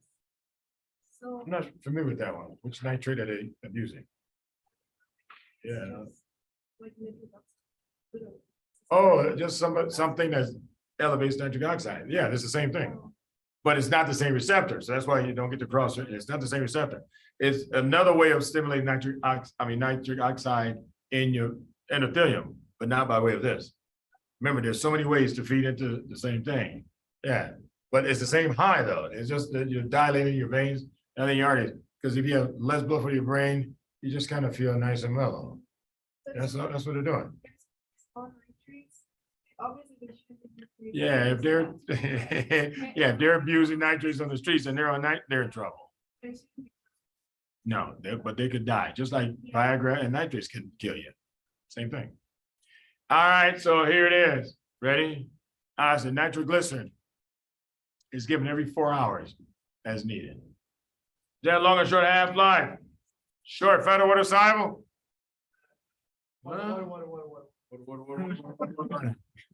Yeah, I hope so. Water soluble, large or small molecule? No, now you went back to fat soluble again. All right, Gloria, help this young man out. All right. I like that. That's right. That's the best way to learn is to do it yourself. Okay, but I didn't want you to feel bad, so that's good. Let's do it. One more time, start from the beginning.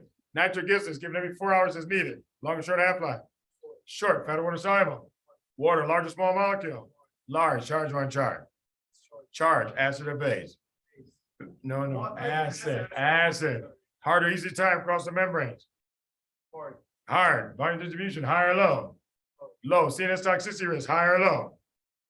Low, should I give it IV or oral?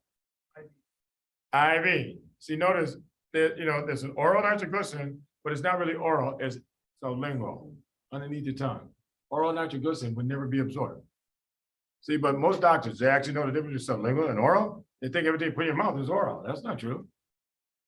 When you say oral, it just means you got to take it by mouth and you can actually absorb it through the intestines. Then we call it oral. Okay, but this is not oral. This is sublingual. You put it underneath your tongue. Why? Because there's a venous plexus right underneath your tongue. You want it to go right through the thin membrane, right into the veins, because the thing is water soluble. It's gonna be hard to go through the thick intestinal wall. Okay, but now you understand. Who's gonna metabolize it? Liver, kidney. Kidney, better never toxic. Huh? Nephron. Yeah, you do I water actually don't soluble. understand that concept right there. If What? it's going through the kidney, It's water soluble.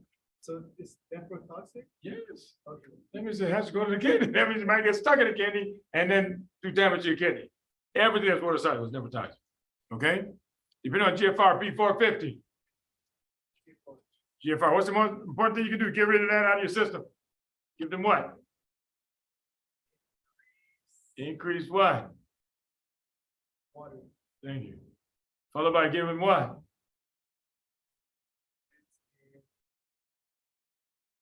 Saline. Saline is still fluids. Okay. Bicarb is an acid. Give him base. That's all right. You did okay. You only missed 3 questions. Yeah, that's what I'm saying. You got to drill this with somebody. Once you drill all the, why do you think I drill? You got so much in the class. Because once you drill it enough times, your brain just knows the whole pattern. Because on the test, what if they give you the first 2? What's number 3? Oh, they give you the first 3. Okay, what's number 4? You know the whole profile. So it doesn't matter how many things they give you. You know how to come in with another one. Okay, because they know students memorize a lot of things. So they give you the one they know is in the book. And they say, what else could be a side effect? See, now what? Most students will panic. But they said, the one I knew, they gave me already. I hear that all the time. That's how they know you're memorizing. Okay, yes, Matt. What's that? What are the side effects besides nephro? It could be anything if you take enough of it. But if you take, no, the main one is all nephro. Yeah, hardly anything else.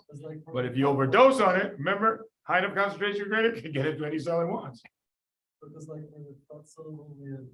It's liver and then muscle and then pancreas. Yeah, so liver has a bigger span because it can enter a lot of cells. Water soluble goes primarily to the kidney because it has a hard time entering any cell.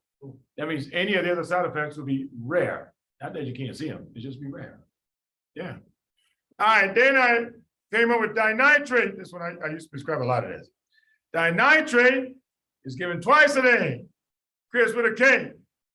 Long and short half-life. Twice a day. No, 12 is that cutoff line. Yeah, so it's really a little bit of both. All right. Okay, so you can say fat or so. All right, so let me skip that one then. Here's another one. Sodium nitroprusside is given as a constant IV infusion. Chris, fat or water soluble. Water soluble, that's why you gotta give it IV only. There's no oral form, there's no other form. See that? The only problem, this is a drug of choice for every hypertensive crisis, except in pregnant women and aneurysm, dissection. Why? It has cyanide in it. If you guys remember, this is the only drug with cyanide in America right now. We don't want a pregnant woman to come with cyanide poison and kill herself and the baby. Okay? Sodium nitroprusside, the first line drug for every hypertensive crisis, except in pregnant women and in dissection. The reason why we don't want it in dissection, because you're going to get reflex tachycardia. That's going to make it even worse. See, it's just got to follow the physiology. That's why I say make sure you know the action of a drug. Don't try to memorize all these side effects, folks. If you knew the action, you wouldn't have to memorize any of the side effects. You just connect it to what you know the action is. Okay. All right. Final question. This was my board certification exam. Pediatric board certification in Philadelphia. Final question in the afternoon. Okay. You want to take this one, Justin? Or you want to take this one, Anders? Justin's went out. Justin, she said you can have it. You ready? Okay, here's the 4 nitrate. They say which one of these nitrates causes the most CNS confusion? Confusion. Look at the list and tell me which one you think.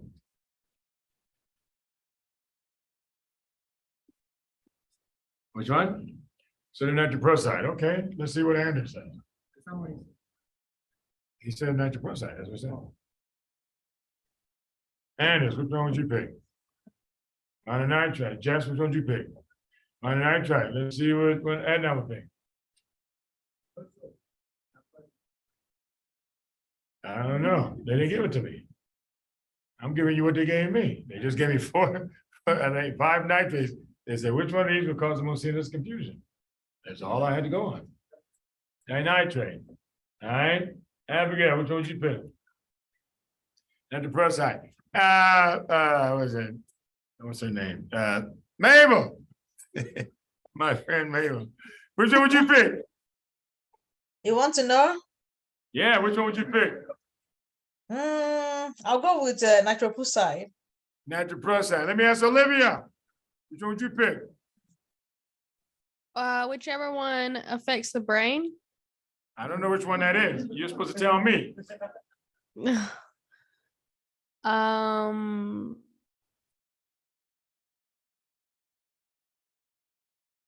I mean,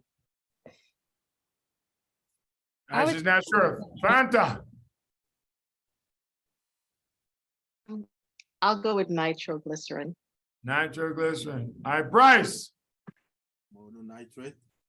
Which one? Mononitrate. Mononitrate. Hendrik. Dinitrate. Dinitrate. All right. Now, this is board certification, right? And very important. I had never prescribed mononitrate. Sodium nitrate I use a lot in the ICU. That nitrate is one I prescribe most of the time. Nitroglycerin for anybody with a heart attack. No problem. But all these guys are on the list. They say, which one of these is going to cause the most CNS confusion? What that means is, which one is the most fat soluble? So I looked at all of these and I said, wait a minute, if I'm prescribing dinitrate because it's di twice a day, 12-hour half-life, and what about mono? Mono means once a day, 24-hour half-life. I picked it. I told you, look it up after the exam. I looked it up before I even left the center. That was the answer. I had never prescribed mononitrate in my life. Never knew anything about it. But folks, I'm just showing you how to figure things out so you don't panic. Because the mind has a tendency to panic when you don't know something. And I'm saying, why don't you use the stuff that you're learning to figure out stuff that you don't know? And don't panic. There's always a clue, but they're subtle. Di, mono. See? All you see is a name. You don't realize there's something in that name that tells you something. Just like names of enzymes now tell you guys something. Yes, Josh.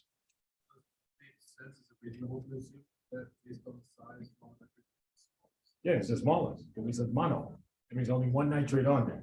If there's di, 2 nitrates are on there. Yes, so it's the smallest molecule. Small equals fat soluble and better penetration. See? And therefore, I made that connection. I picked it, looked it up after the exam, and I got it right. By that time, man, I was feeling good. I was feeling good, man. Because I remember I walked into that center, I had headphones on, I was listening to music. And I remember the whole audience looked at me when I walked in, like, what the hell, is these guys taking this serious or not? And that's what they thought. I said, hey, it's the same damn test I've seen all my life. So, I mean, since Dr. Shah, whatever's on there, I'm gonna figure it out using some pattern. I walked out of there 2 hours ahead of schedule. Because we had until 5, I think I walked out 3 something. Now the whole audience looked at me, how the hell is he leaving that fast?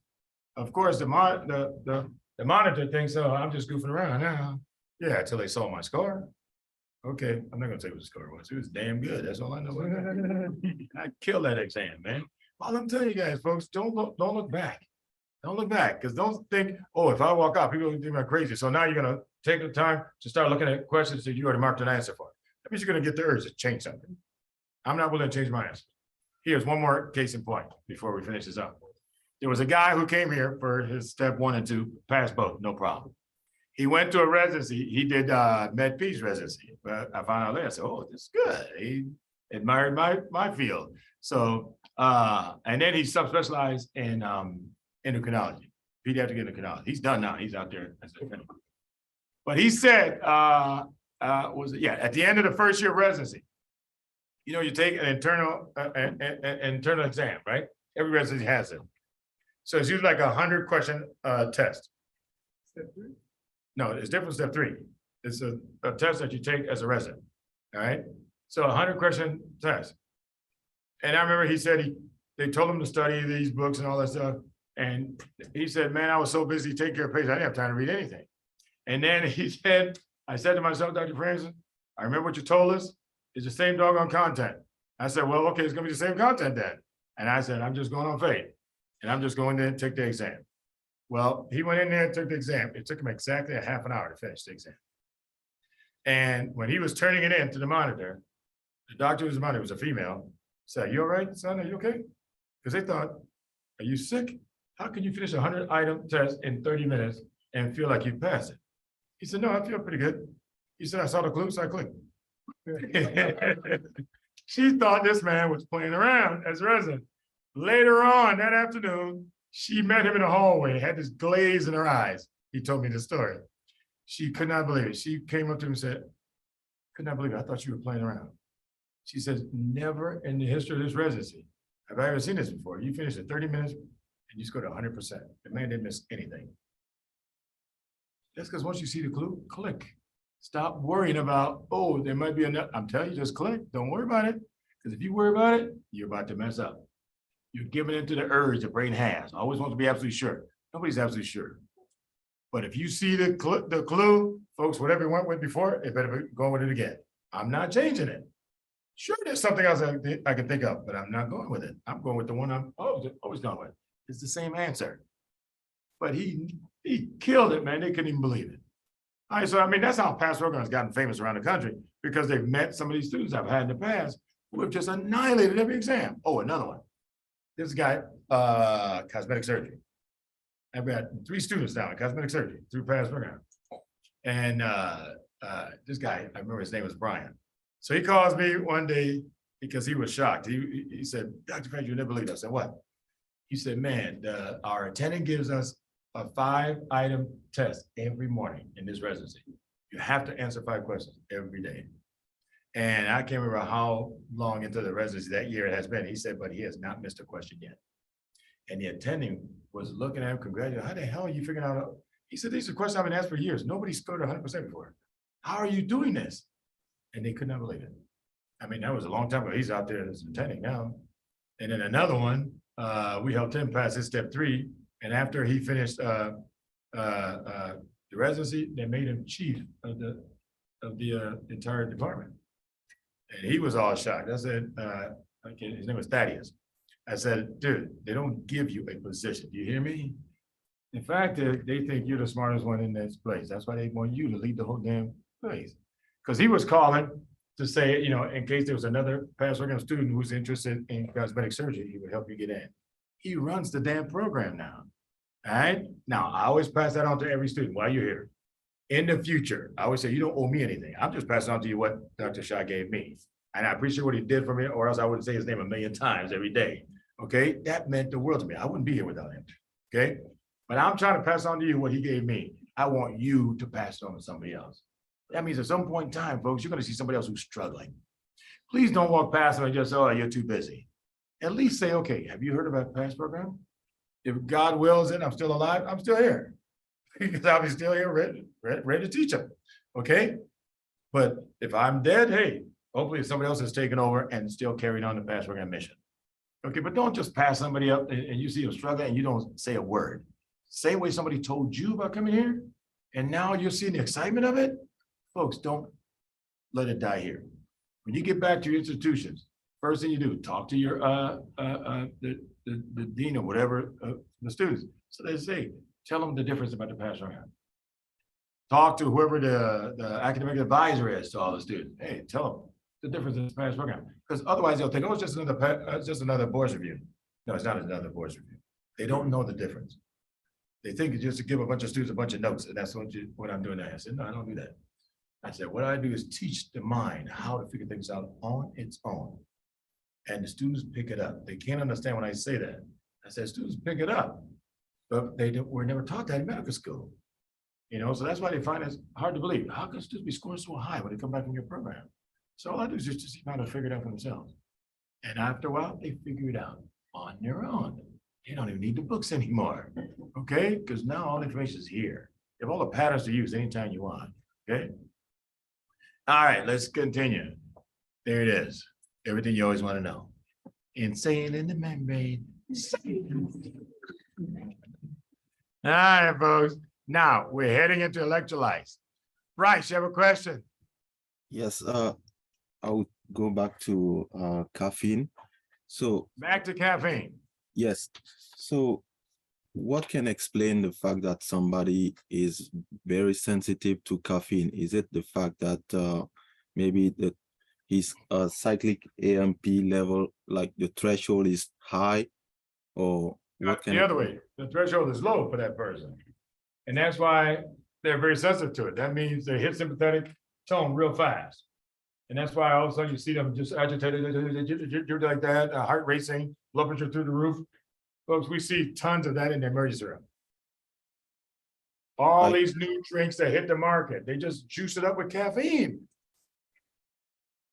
So So- let's say somebody takes it, like somebody drinks coffee in the morning and he's unable to sleep at night. So Yeah, like is this kind of sensitivity I'm talking about? Like, is it because he's not reaching the cyclic GMP phase early yeah, or? but that means he also is not breaking down the cyclic AMP fast enough. That means he doesn't have enough enzyme, or his enzymes are not as fast as the normal person. Because your body breaks down everything, phosphodiesterases in everybody. Why didn't it break it down? If you just drank the coffee in the morning, how come you're getting the buzz at night? You know, more than 12 hours later. Your body should have broken it down, okay? But it didn't. That's why you're still sensitive to it. It's still in your system. That's why I say it's always different for each person, Thank you. okay? Yeah, no problem. All right, now, what are we focusing on? Just the electrolytes. Remember, we went from organelle to membrane. Now I'm going to focus on just the electrolyte movement. Everybody with me? Any questions on anything before we start? All right, let's set forth our factors again. Factors that affect diffusion. What's number one? Armando. Concentration gradient. Let's do it again. Electrolyte movement. See that? Concentration gradient is the first factor that governs all movement. There's only one electrolyte that won't move out of a cell, Jess. Only one electrolyte wants to move out. Just remind you again, only one moves out, everybody moves in. Everybody follow? Just so you don't forget basics before I start adding to it. And then electrical gradient says which way will you move, given the electricity of the membrane. Which way does study want to move based on electrical gradient? Chris with a K. Inside, because it's positive. What about chloride, Jess? Oh, sorry, it's. By electrical gradient. Yeah. Thank you. Everybody understand? I'm glad she caught herself. That's what I'm saying. If the test question isolates one gradient, you got to answer based on that gradient alone. The mistake I told you earlier, the students make, they start thinking about all the other gradients. Question didn't ask you about all the other gradients. They said electrical. Okay, then focus on that one. That's why we did that first. Now I'm going to add to it. Any questions on that? And now, electrical gradient. Which way was potassium going to move? In around? No. Be careful. Potassium is positive. Positive charges will be attracted into the cell by electrical gradient. Okay? That's their favorite one. Because students mess up on it. I used to mess up in the beginning too. Because I see, you don't realize you're thinking about concentration gradient. He wants to move out. Well, that's his concentration gradient. That's not electrical gradient. Electrical gradient says a negative will pull a positive in. But because his concentration gradient is so high, 95% of your potassium is inside the cell. That's a huge gradient. Just like 95% of the sodium is outside. That's a huge gradient. So his gradient is so large, it always pushes him out. But if you were able to isolate electrical, he'd be coming in. You understand, Angie? All right, you understand, Elizabeth? Elizabeth Chalakis? Yeah, sorry, yes. All right, good. You follow me on the next one. Ready? Wait a minute. Let me just grill her for a second. Elizabeth, you ready? Yes, sir. Elizabeth, you sound like somebody just beat you up. I haven't even asked you a question yet. It's okay, girl. Now, remember, this is just trying to toughen you up so that in front of an attending, you don't panic and then just miss all those questions. You ready? Yes. All right. Ooh, there you go. There you go. Excuse me, sir. Yes, Ms. Mabel. Please, I did not understand, please. You don't understand what? What do you talk about the both of them, concentration gradient and electric gradients? What does concentration gradient mean to you, Mabel? Now, remember, we went through this a couple of times already. You should have said something before if you didn't understand what that means. I didn't say anything new. What does concentration gradient mean to you, Mabel? Oh boy, a minute ago you understood it. All right, so concentration gradient is the first principle of all movement. Do you understand that, Mabel? Yeah. The summary is that everything always goes from high to low.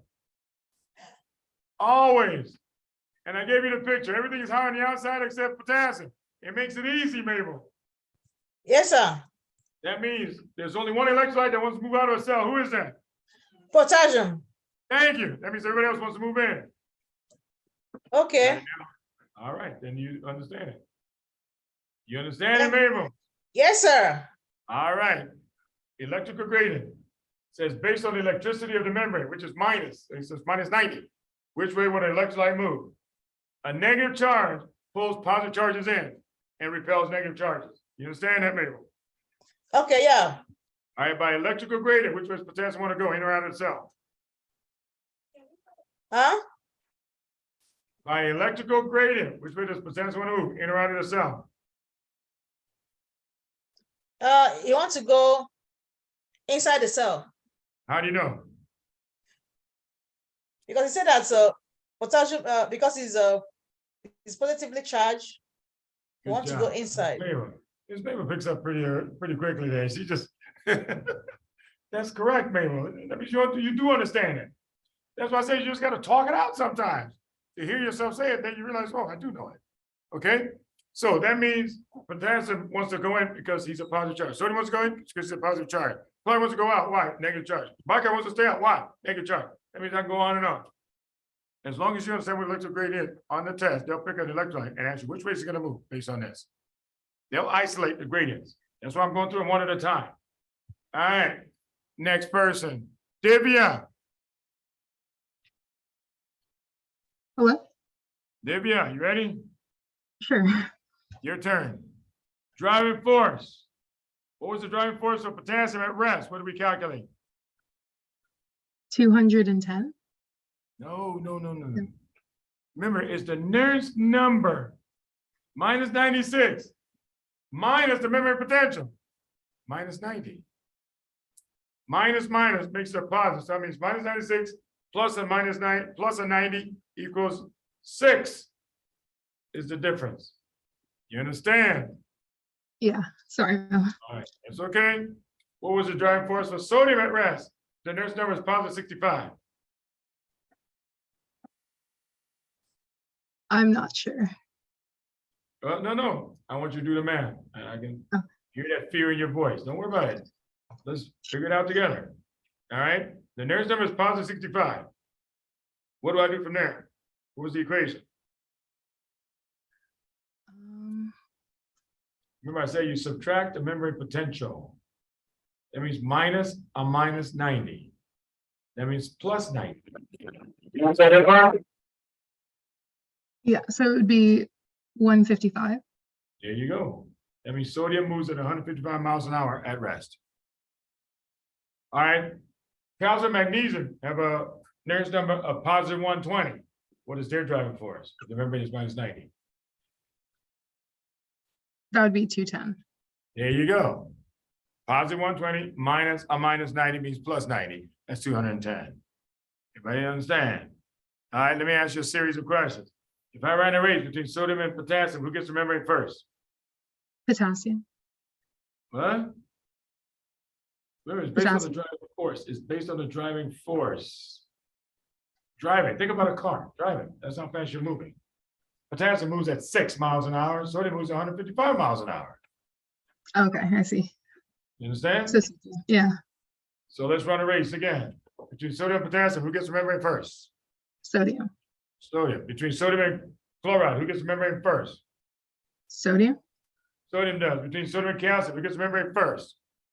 Calcium. Calcium. Between sodium and magnesium, who gets the membrane first? Magnesium. Magnesium. Between magnesium and calcium, who gets the membrane first? It's a tie. It's a tie between sodium, calcium, and magnesium. Who gets the membrane last? Sodium.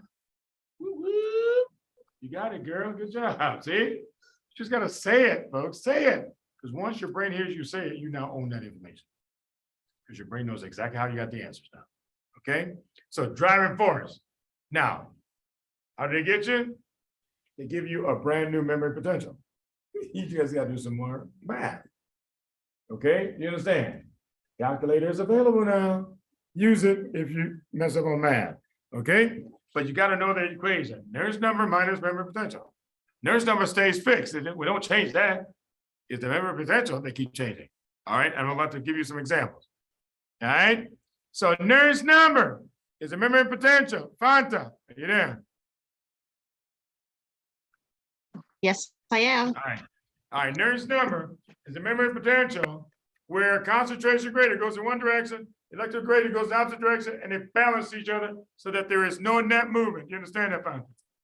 Yes, I do. So at rest, which electrolyte is at its Nernst number? That would be chloride. It would be chloride. So at rest, which electrolyte moves the least? That would be potassium. No. Let me ask, Austin, which one moves the least at rest? Which electrolyte moves the least at rest? There was one that was 0. Oh, no, it's gonna be potassium. Oh, you just gave me the same answer she gave me. And I said it was wrong then. Let me ask Elisheba. You had the right thought, man, but you talked yourself out of it. See, now this is week 3.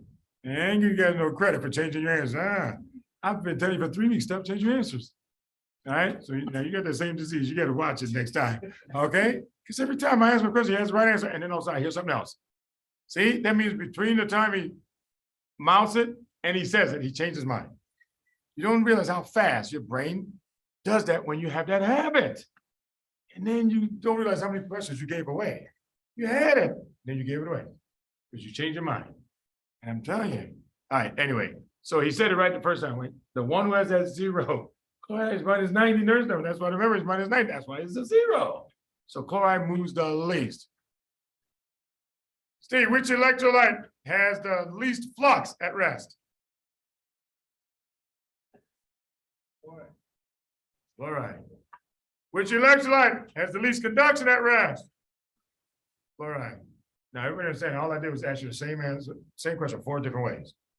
This is what the test writer does. He just comes up with a new word to use to see, do you understand? It's still the same question. Flux, that's moving towards the membrane. Conduction, that means getting to the other side of the membrane. All they do is just keep switching words around. Okay? Till you prove that you actually understand this. All right, so let's go to Elisheba. You there with me? Elisheba, you there? Okay, walked away. Rakia, you there? Rakia? Okay. Rashab? Hello, who's speaking now? Is this Rakia? Yes, it's me. All right, you ready? I guess so. Okay, here it comes. Conductance, G of any ion, means you made it to the other side of the membrane. Does the rest remember that? All right, conductance means you made it to the other side of the membrane. So Rakia, which electrolyte has the most conductance at rest? Calcium? Why calcium? Because it's what, 210? No, you're talking about driving force. That's not. You got to answer based on the word conductance. That's what I asked you. All right, let me give it to somebody else. Andy, DeVilma. Yes, sir. Yeah, at rest, which electron has the most conductance? Potassium. How do you know it's potassium? Because half of potassium channels are open channels and half are a voltage gate. Good job. Good job. See, again, I give you the pieces of the puzzle, but I want to see if you can figure things out for yourself. Okay, I told you there's one electrolyte that can move freely anytime he feels like it. And conductance means you made it to the other side. Well, one guy can make it to the other side anytime he wants to. Potassium has the most conductance at rest because he's the only one that can conduct at rest freely. That's how to remember that, folks. They love that question. So which electrolyte? Final question. I said, which electrolyte maintains the resting membrane potential, therefore? Why potassium? Flex one good time for me, man. Go ahead, Flex. That's right, baby. That's how it's done. Finally, you heard the clue and you gave me the right answer. See? Because I've seen that question many times. Folks, they use the word resting. I said, hell, only one guy moves at rest. It's an easy point. But they know the students will start discussing and then talk to some other electrolyte. Unless you understand what that question means. Okay? You can only maintain the rest membrane if you're moving freely. That means wherever the membrane needs to go, you go. Take that membrane back to rest again. All right, so that's conductance. Next one, permeability. We say permeability means access across that membrane. You understand, Isis?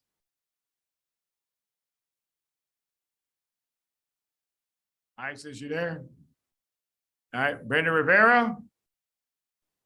Hi, Dr. Francis. How you doing? You understand so far? I think so.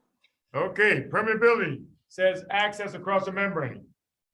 Right? For small ions, I told you guys say channels. For sweat, you say pores. And for anything larger, you say transport protein. What electrolyte outside the cell needs a transport protein, Brenda?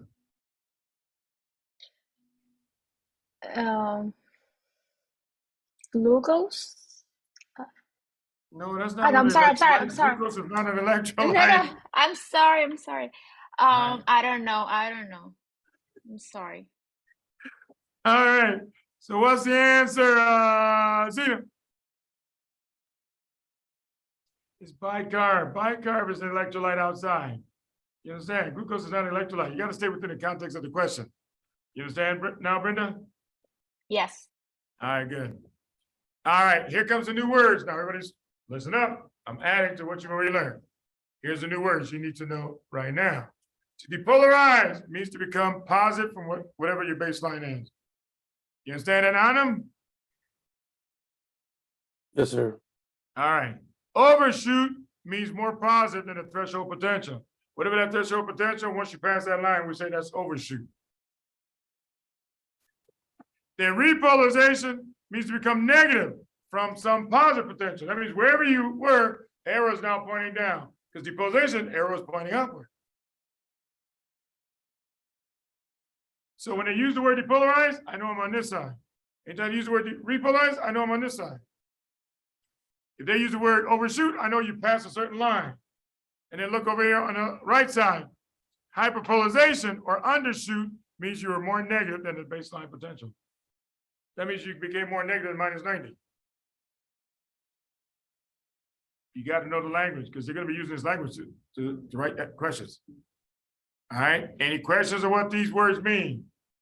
So I'm about to start using them. Please, sir, please, what do you mean by to be repolarization to be negative from a positive potential? How? That means you were above the threshold potential and now you're coming back down. That's what repolarization means. Doesn't tell you the amount, it's just what direction you're headed, back down. Did you understand that, Mabel? You gotta say something. He said to be above threshold and now coming That down, means right? you were more positive. You were more positive than the threshold. And now you're heading back down. That's called repolarization. Okay. Yeah, that's all it means. It means you're headed back down. Okay, and hyperpolarization or undershoot means you're more negative than the baseline membrane potential, which is minus 90. Yes. You got it? Yeah. All right, here we go. Here come a bunch of new words coming at you, folks. Here's the sodium channels. Now, everybody follow me because I want you to be able to visualize this. Because on what we're gonna do is go through it here, and then I'm gonna plaster it onto here. All right. I want you to be able to look at this tracing and tell me what's going on at every point of it. Because on the test, that's exactly what they're gonna do. Because the books make it look like it's just one stationary point. No, this thing moves. Physiology is dynamic. That's why on the test, they'll say, well, what happens here? Or what happens here? What happens here? See, then they know the book didn't explain that to you. But they figure if you understood what the book said, you should be able to explain it. All right, so please pay attention. Here we go. Let me go back here. Here's the sodium channels. Sodium channels start right here at the bottom. So start with me here at the bottom. M and H are parallel gates. M is in front of H. So you see here, plasma. That's the outside, cytoplasm, inside the cell. M in front of H. I always remember sodium is trying to move home. M is in front of H at all times. That's something I made up years ago. And it hasn't failed me yet, so that's good. That way, in case they tell me who's inside, who's outside, I know how to figure it out. Yes. The M is the name of an actual sodium channel. Yeah, M is some man's name. That's just the first letter of his name. That's the guy who discovered It's the inside and outside of the same. of the same membrane. That's right. Inside and outside of the same membrane. The gate facing outside is the M. The gate facing inside is the H. With the same channel. But the same channel. That's correct. Good question. Any other questions? All right. I'm going to go through this a couple of times, but follow me step by step now. So at rest, M and H are parallel to each other. Nothing is open. And then all of a sudden the membrane says, you know what? I want to depolarize.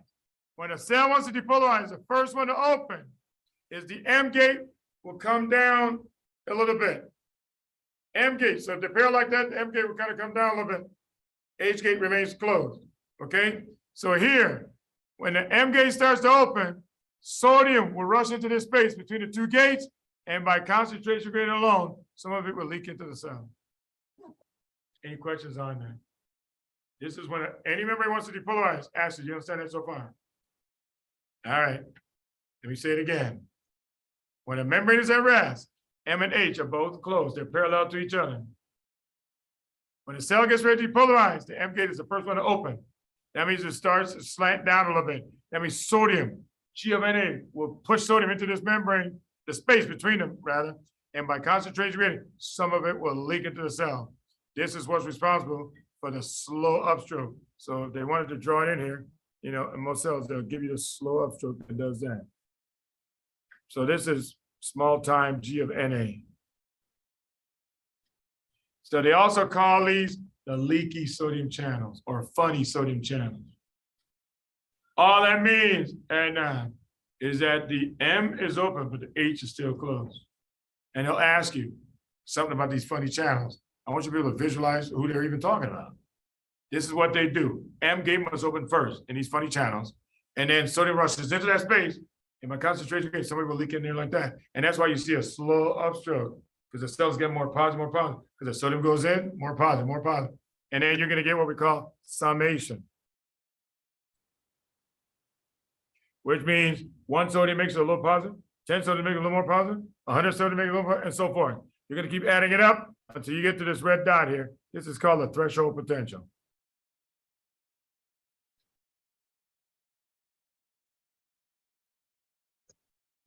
That threshold potential, when you reach it, we go back here.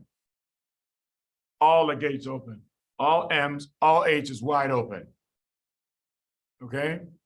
So this is just a 2-dimensional. If it's in 3-dimensional, they're like this. This one opens first, and then you hit a certain voltage, they open like that. That means a straight line. Sodium just rushes in, starting out at 155 miles an hour like we calculated.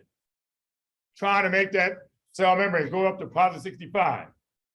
Why is that? That's her Nernst number.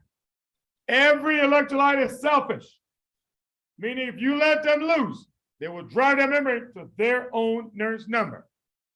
But the membrane says, I don't want to be at positive 65. That's too positive. I will tell you where I'm going to stop. So the membrane will determine how far we go up or down. Okay? So again, we're going to go step by step. So when you hit that certain voltage, the threshold potential, all M's, all H's open up. That's why they call these the fast sodium channels, because sodium rushes in here real fast. 155 miles an hour. And the cell is becoming more and more positive. Right, Karis? All right. But sodium will never reach positive 65. Look at where it turns around at positive 35. So more membranes turn around at positive 35. So change that in your notes. Somebody caught that a while back. It says negative 35 on your notes for some reason. The vertical line did not print out. So positive 35 is where your memories, all the memories of your body will turn back around. Let's see why this is the problem. So Karis, you follow me on this one. At rest, we said the driving force for, make sure that people online can see this. Yeah, all right, cool. Yeah, they can see it. All right, so at rest, we said the driving force for sodium was up here, 155. For potassium, we're down here, +6. I mean, a -6, but we don't need a -6. Everybody follow? That's at rest. Then when you start depolarizing, look what happens. They start changing places like that. That means as you are depolarizing, the driving force for sodium is coming down. Driving force for potassium is rising up. That's because as you depolarize it, you get more positive. That means you're getting closer to the nearest number for sodium. The gap between these two numbers is what the driving force is. See that? It's shrinking as you depolarize. But potassium starts out down here. As you depolarize, look at the gap. Get bigger, bigger, bigger, bigger, bigger, bigger. Everybody follow that? Hello, everybody follow that? Oh, Lord. All right, I can tell half of you are lost. I can just look in your eyes and tell. All right, watch carefully, watch carefully.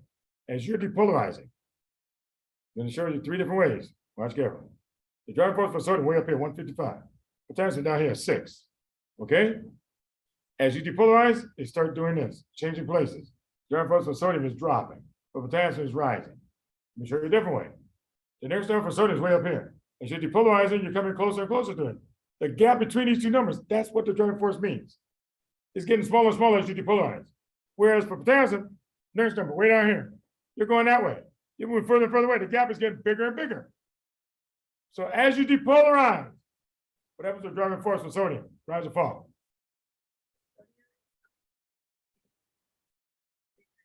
No. The memory potential is getting bigger, but that's not what I asked. The driving force is what I asked. The driving force is the difference in the two numbers. You got to remember, they're going to use these terms, and then you got to know what the terms mean. Okay? So as you're depolarizing, the difference between these two numbers, you're getting closer and closer to it. It's getting smaller and smaller and smaller. That's for sodium. For potassium, this number's way down here, and you're doing this. The gap is getting bigger and bigger and bigger. So the driving force of potassium is rising as you depolarize, shrinking as you depolarize for sodium. Any questions on that? Yeah, I don't know. Half of you guys are still lost, I can tell. All right, so one more time. As you are depolarizing, is the cell getting positive or negative? Karina? Getting more positive. Are you moving closer or further away from sodium's nearest number? What? Are you moving closer or further away from sodium's nearest number?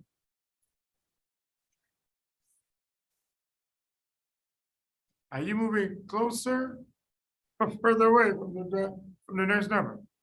You're moving closer. The difference is the driving force. So the driving force is shrinking as you're depolarizing. For sodium. For potassium, you're moving away from it. See that? So the gap is getting bigger and bigger and bigger. So as you depolarize, Cena, the driving force for sodium, rise or falls? Goes down. Driving force for potassium, rise or fall? They can't both be going in the same direction. I gotta do it. It cannot go in the same direction. Everybody understand? All right, remember, make sure you think about it before you say it. Because remember, they're going to use this language. That's why I'm using the language on purpose. Because if I use some other language, you guys will understand it, but then you won't get it right on the test. Because that's not the language they use. I'm using the exact same language they're using. But then I'm trying to interpret it for you. What does it really mean? Okay? So, driving force is the difference between the Nernst number and the memory potential. Memory potentials can change. Nernst numbers don't. That's why you can always recalculate it. So let's recalculate. Karis, now you're on. When the membrane hit a 0, I'm going to pick 0 because it's easy to work with. What is the driving force for sodium at that point?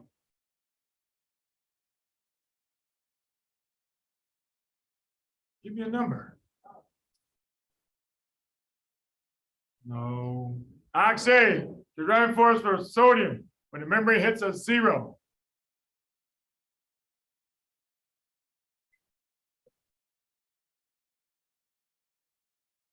Give me a number. Okay, listen, all right, everybody slow down. Everybody watch at the same time. Half you guys, I'm telling you, I can tell you guys a day somewhere. All right, listen carefully. When they use the term driving force, you have to do a calculation. I can tell when you guys stare at me like this, I don't see any calculations going on in your mind. I can tell you about to stab at it with a guess again. If there's a number, you have to calculate. Okay? The Nernst number is fixed. I gave you that number. And I gave you a new memory potential. I gave you a 0 because it's easy to work with.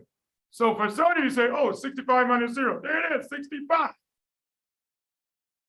We've been doing driving force all day, folks. You got to know how to do the calculation Because they're not gonna they're not set up the equation for you. You can do a simple calculation like that. Okay, the Nernst number stays fixed. They even give it to you. But the membrane potential will change. They'll tell you that too. But they'll tell you what the new number is. You do the math. You do the math. All right, one more time, Cares. I want to hear a number. Everybody else, follow along. The membrane potential hits a 0. What's the driving force for sodium? 65. What's the driving force for potassium? The Nernst number is minus 96. It's 96. Does everybody see? They just switched places. A minute ago, sodium was higher. All of a sudden now, potassium is higher. All I do is change the membrane potential to 0. All right, let's go to normal here at the end. The membrane potential is positive 35. What's the driving force for sodium? No. Yeah. 30. 65 minus 35 is 30. Everybody understand how to do this? Because they're just going to ask you what's the driving force at any point, and you got to be able to figure it out, folks. It's just basic math.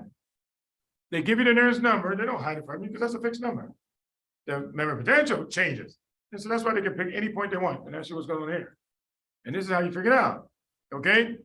At positive 35, the driving force for sodium is only 30 points. But for potassium is 131. That's a 5-fold difference. That means potassium wins. That means G of K will take over. But when G of K take over, Carriage, which way does potassium want to move? In or out? Out. That's concentration rating. Out. But potassium, a positive charge, Carriage, moves out of a cell. Will cell become positive or negative? Negative. That means we're now repolarizing. See that?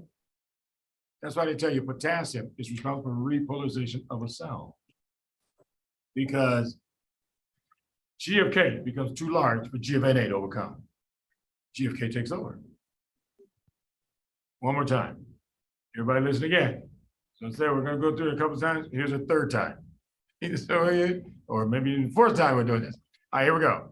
Go back to the picture. At rest, all membranes. Both gates are parallel and closed.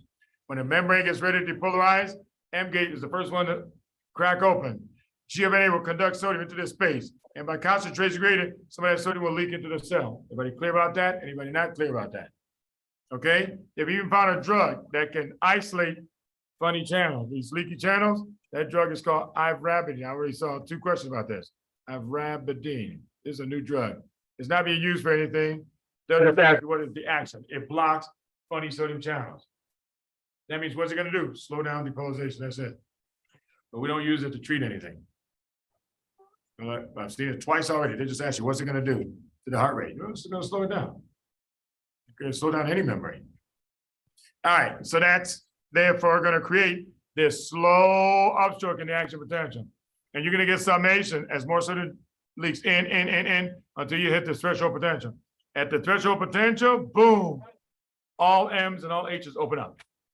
When they both open up, sodium rushes into the cell as fast as she can, starting at 155 miles an hour.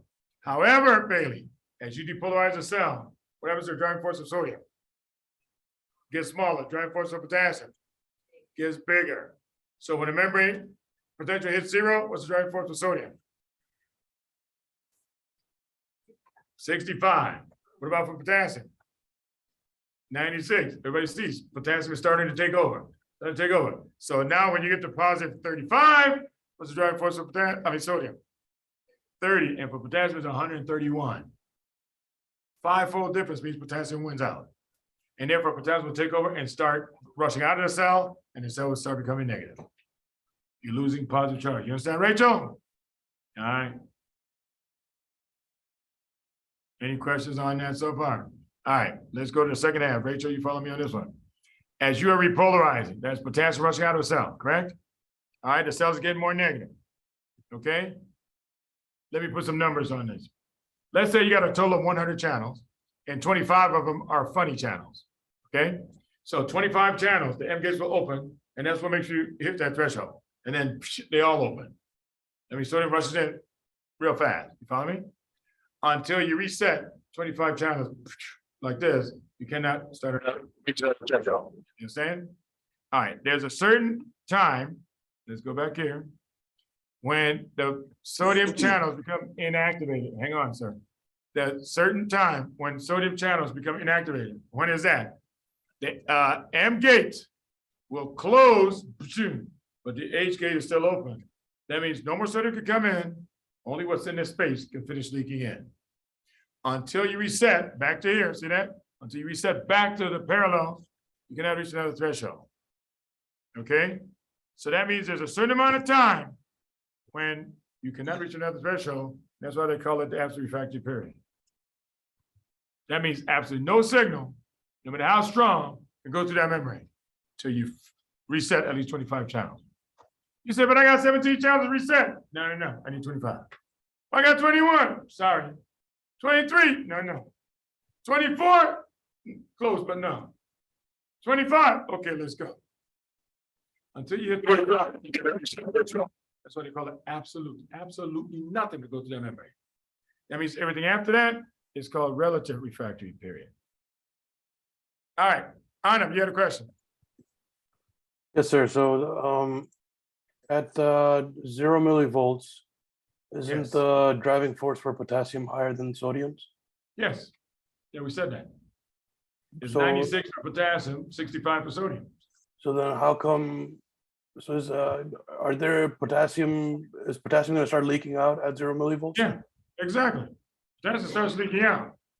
But it does not take over the whole thing until you hit Until that it plus reaches 35. 35. Yeah. Got it. And Okay. the gradient is 5-to-1 gradient. Potassium takes over the whole thing now. Okay. All right. Makes sense. Yeah, and the M gate is closed, so no more sodium can come in to help out. You cannot depolarize anymore. Jess?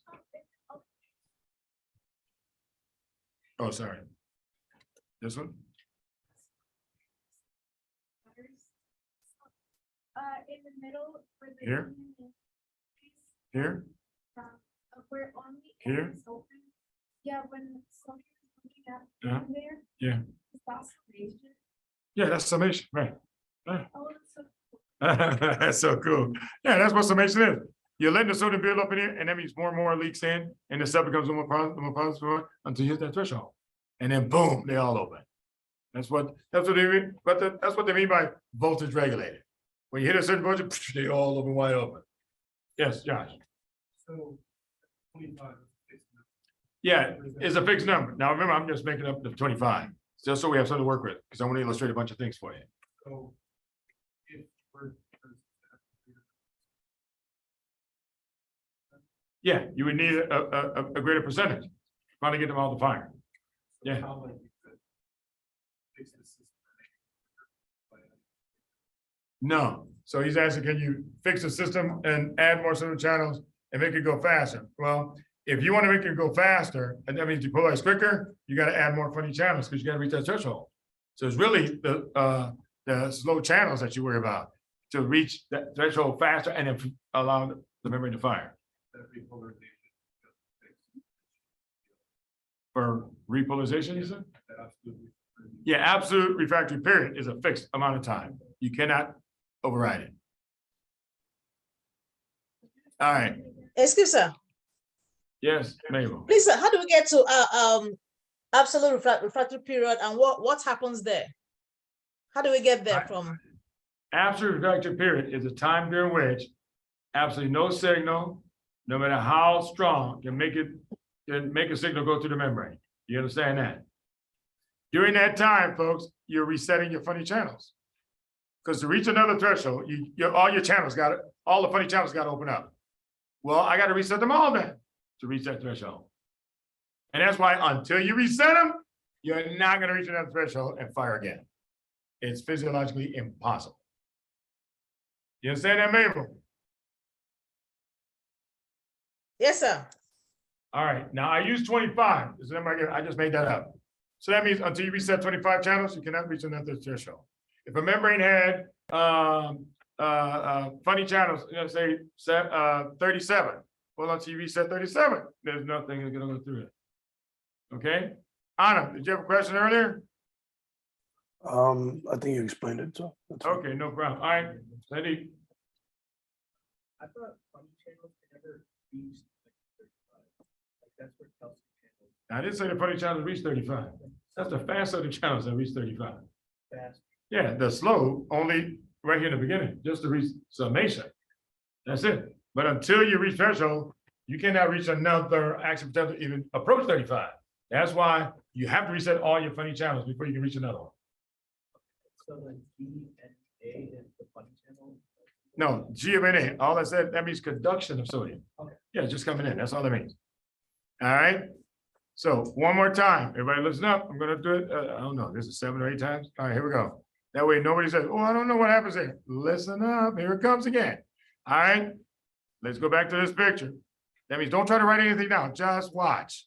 Okay, because when you guys are writing, you don't know, your head is down, you're missing something. Okay, I go through things enough times. And at some point in time, you just listen and down back. All right. The channels have 2 gates in front of them. M and H. They start out parallel, nothing's going on. When a cell gets ready to depolarize, the first thing that opens is the M. M always opens first. These are called a funny or slow channel or leaky channels rather. All right, when their M's open, G of NA conducts into their space. This is the summation. That means some of that sun will start leaking in. And you start getting positive, until you hit that threshold potential, all M's and H's will open wide. That means sodium rushes in a straight line, trying to drive that membrane to positive 65, but she can't. Why? Because as she depolarizes that membrane, the driving force of sodium keeps dropping, because you're getting closer. But as you depolarize it, driving force of potassium keeps rising. We use 2 numbers. At 0, driving force for sodium, 65. Driving force for potassium, 96. All of a sudden, potassium is above sodium. A minute ago, sodium was way above potassium.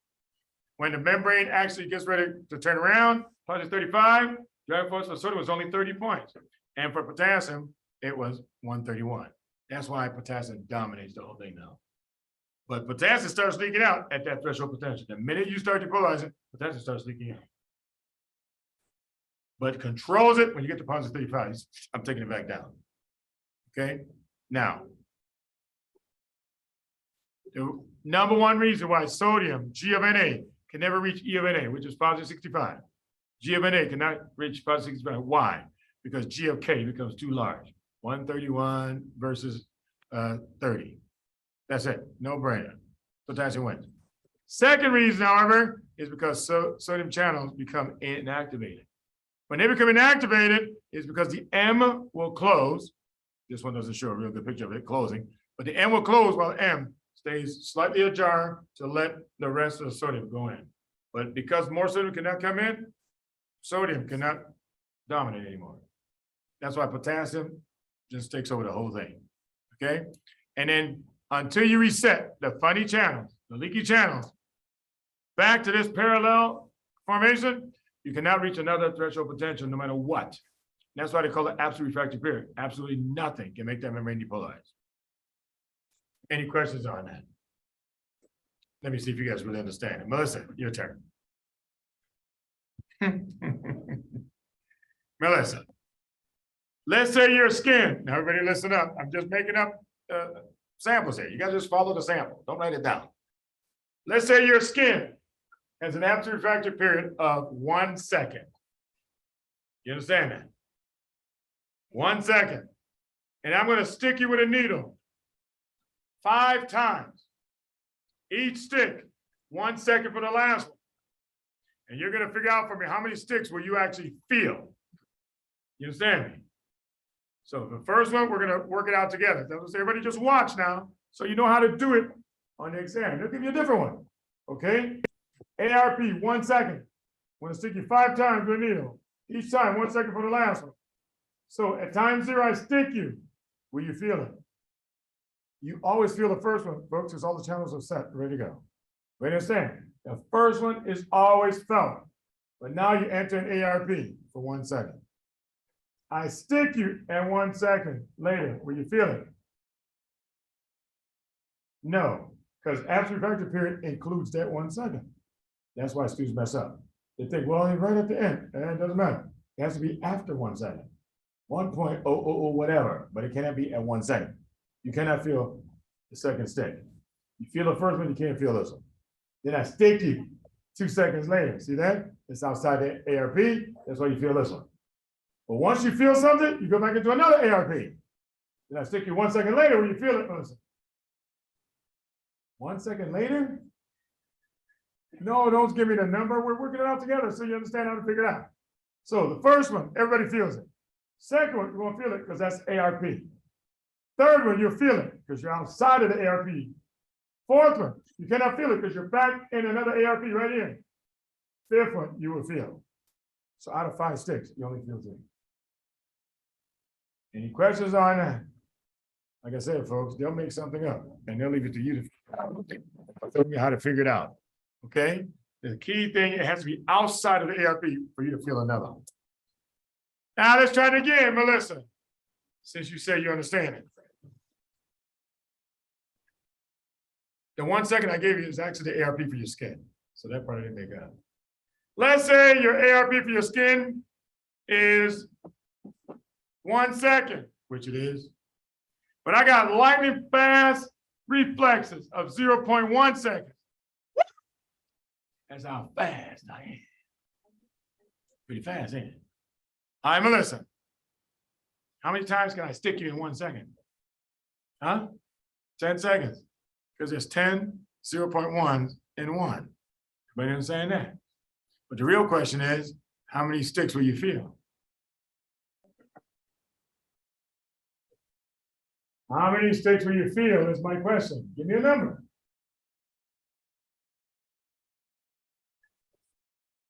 She would have said 10. Ashley, what would you say?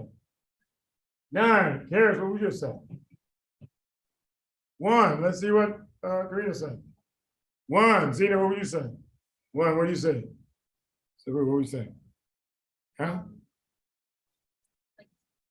0 is never 0. Everybody feels the first one. All right. Steve, how many you gonna feel? First one. Bailey.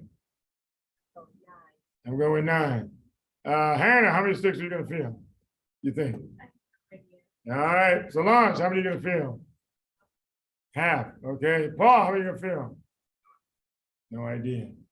All right. Everybody listen up. Listen up. Half of you guys are still in the daze. I don't know if it's the weather or what. I can see it from here. I'm looking at your eyes, I can tell you in the daze, but you're not listening to it. Okay? If I stick you 10 times in 1 second, and the entire 1 second is an ARP, you can only feel the first one. That means you're still in ARP for the other 9 sticks. Folks, these are 2 simple questions I've seen already on tests. That's why I'm just sharing it with you to show you. It makes it look like it's a hard question when it really isn't. But it traps so many students. So many students keep missing the question. Okay? Whatever happens to an ARP, folks, you cannot feel it. You cannot ever feel it. So much. They always give you the ARP. They give you an ARP and then ask you a question. All right, story. Years ago, I went to see the fastest martial arts kicker. This guy can kick you 7 times in less than 1 second. Karis, how many kicks you gonna feel? Just 1. Which one? What do you mean, which one? You only gonna feel the first one, that's it. Every other one that happened in less than a second, you can't feel a thing. You know what that means? I thought they were faking this. This was something that just back in the 70s. All right. I went to see it at a theater and I said, no way, it can't be real. But all I saw was this guy's foot went up to this guy's face like that. And then came back down. And so I'm thinking, what the hell? What happened to the other 6 kicks? I thought they said it was 7. They said, okay, re-roll the tape. You roll the tape. You re-roll the tape. The guy's foot went up to the guy's face like that. Never came back down. 6 more times. Back down. And slow down the tape. He slapped him 6 more times. The eyes has the same ARP as your skin. I didn't see it. I didn't see those 6 kicks. You know what that means, Maria? This is a guy you never want to argue about a parking space with in the wintertime. Hey man, that's my boom. Oh my head is hurting real bad. Wait, take that space, man. Take that space, man. Because that man will slap you in the face and you won't even know who hit you. You know what I think about is that, you guys remember Rush Hour 3? Chris Tucker in that Chinese restaurant? One of those guys kicked you in the face. Wah! Okay, which one of y'all just kicked me? I mean, the guy's foot moved so fast, he never saw the foot come in his face and slap him. That's how fast this kicker was. 7 kicks, less than 1 second. That means you're only gonna feel the first one. He slaps you 6 more times. Next, last story. Bruce Lee. Bruce Lee, Enter the Dragon. That's vintage, man. All right, this is like years later, I found out. Bruce Lee had the fastest wrist movement in martial arts. It's called Wing Chun, something like that. He can slap you twice before you see his wrist move once. That's how fast he was. He had a wrist absolute of 0.5 seconds. I mean, reflex of 0.5 seconds. I mean, he can slap you twice before your eyes even see his wrist move up. So they never told, there was a final courtyard fight. Anybody who's seen Enter the Dragon, where they're hand to hand with each other like this, all right? Bruce Lee, the other guy. They never told the other guy how fast Bruce Lee's wrists are. Like I said, this years later, I found this out. They're like this. And all you see, you can see he's looking right in front of him. Bruce Lee's hand is still here. So who the hell just slapped me? You see this incredible confusion because they wanted the camera to catch the confusion. That way it's not choreographed. This man was lost. Who's slapping me? And then Bruce Lee slap him again. And you can see his hand, he's looking, damn, the hand's right here. He's got to be thinking, how many people am I fighting? They never told him. It's still Bruce Lee, and his hand is still in front of him. And he snapped you twice already. And then they'll choreograph the rest of the fight. It's like, whoa. Now, if you go back and rewatch Enter the Dragon, you'd be shocked that those slaps were that fast that the guy's eyes never saw Bruce Lee's hands move. And then you see this confusion in his eyes, thinking that, who's hitting me? That's how fast he was. It was unfortunate that he died. All right. Now, absolute factor period, relative factor period. Yes, sir. Clarify, please. Bruce Lee died. Not the guy slapped. No, not the guy he slapped. No, Bruce Lee, that man, Bruce Lee. I've seen all his movies. That's why I said it was unfortunate he died. I mean, the guy was only in his 30s. You know, it was an unfortunate accident. No, no, he didn't kill him because the rest of the fight was choreographed. But the slap was not choreographed, and he did not know somebody could slap him that fast. All right, Nolan, you have a question? Just anything on the channel and the slide. Is this tracing here? What? This tracing here? You talking about? Yes, that's a funny channel. This is every memory. This is every memory in your body. Yep, I'll tell you what's different about the heart. We'll do that tomorrow. All right, so absolute fracture period. Everybody understand so far? Okay. There's something called the gate theory that involves all of this. The gate theory says, if anything happens during the ARP, can you feel it? Armando. No, if anything happens during the ARP, can you feel it? The answer is no. You understand that, Zena? If anything happens to the ARP, can you feel it? A B. The answer is no. Everybody understand that? Gate theory is used in medicine all the time. You just didn't know it. Nurses are taught gate theory. Okay? Nurses are taught gate theory. How they do it? When it comes down to starting IV, they take a alcohol swab. They start rubbing your skin like this. I remember the first time I was hospitalized and they were doing that. And I'm thinking, damn, how long is my hand that dirty? I thought that's what you're doing. It wasn't about dirty. It was about you rub it for a while till the skin goes into an ARP and then you stop. And once it goes to ARP, you have exactly 1 second of no pain. And that's why the nurse says, okay, pinch. Pinch says, I just stuck a needle underneath your skin. And right at the end, you feel a pinch. Because that's because you just came out of the ARP after 1 second. That's how they start an IV. And they don't need anesthesia to do it. But they just stabbed you with a needle underneath the skin into a vein. And yet you just felt a little pinch at the end. That's called gate theory. Huh? Oh yeah, mean nurse. I know. I used to, because I've had a mean nurse, man, who didn't know how to do it.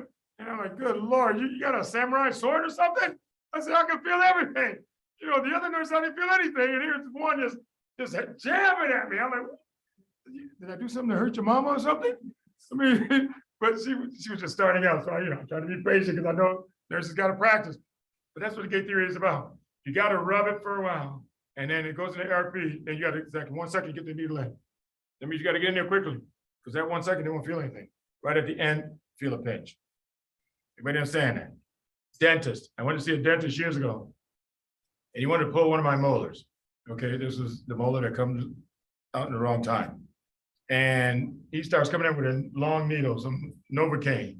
I see this long needle, I said, oh, no, man. I said, no, me, big wuss, you're not sticking that needle in my face. I said, give me an anesthesiologist, I'll pay the extra, I don't care. You're not sticking a needle in my face. You know, he said, don't worry about it. And then he started shooting the gate theory, but I didn't know that's what he was doing. He put the needle down and he starts rubbing my gum right next to the tooth. Everybody see what he's doing? But I didn't know that's what he's doing. I hadn't entered medical school yet. This is way back when. So he's just rubbing my gum. And he just starts having a conversation about something. And then he turns my attention away. He points to something over the corner of his office. Yeah, if you just look at that over there, my attention is over here. He's got 1 second to get that needle in. As soon as I turn my head, that's 1 second. The needle went into that tooth, into my gums. Now, you know how sensitive the gums are? I didn't feel a damn thing. I didn't know that's what he was doing, gate theory. Because once he gets that first squeeze in there, guess what? Your tooth is now numb. And all of a sudden, can't feel a thing. He's got a numb already. Now he can do whatever he wants because I don't care, because I don't feel a thing. But, I mean, the guy was good. Because otherwise I said, get me an anesthesia, knock me out. You know, that'd probably be like $700, you know, just to apply gas. But he just did it in 2 seconds, didn't charge me anything extra because he knew how to fool people. And it worked. Years later, I realized, oh my God, that was gate theory he was using on me. Now you know what it is. Yes. That's exactly how spinal cord stimulators work. Dr. Welker, job well done. I told you, when you figure out something way ahead of me, see, I'm heading there. Already she's figured it out. Think about this. Her example, she just said, is that how spinal cord stimulators work? You know how many procedures we now do for all kinds of diseases where we implant a stimulator in your brain or in your back? What the hell is that? Gate theory. And everybody thinks it's something fancy. It's a fancy contraption, but I know what they're doing. That means you're blocking signals from coming in.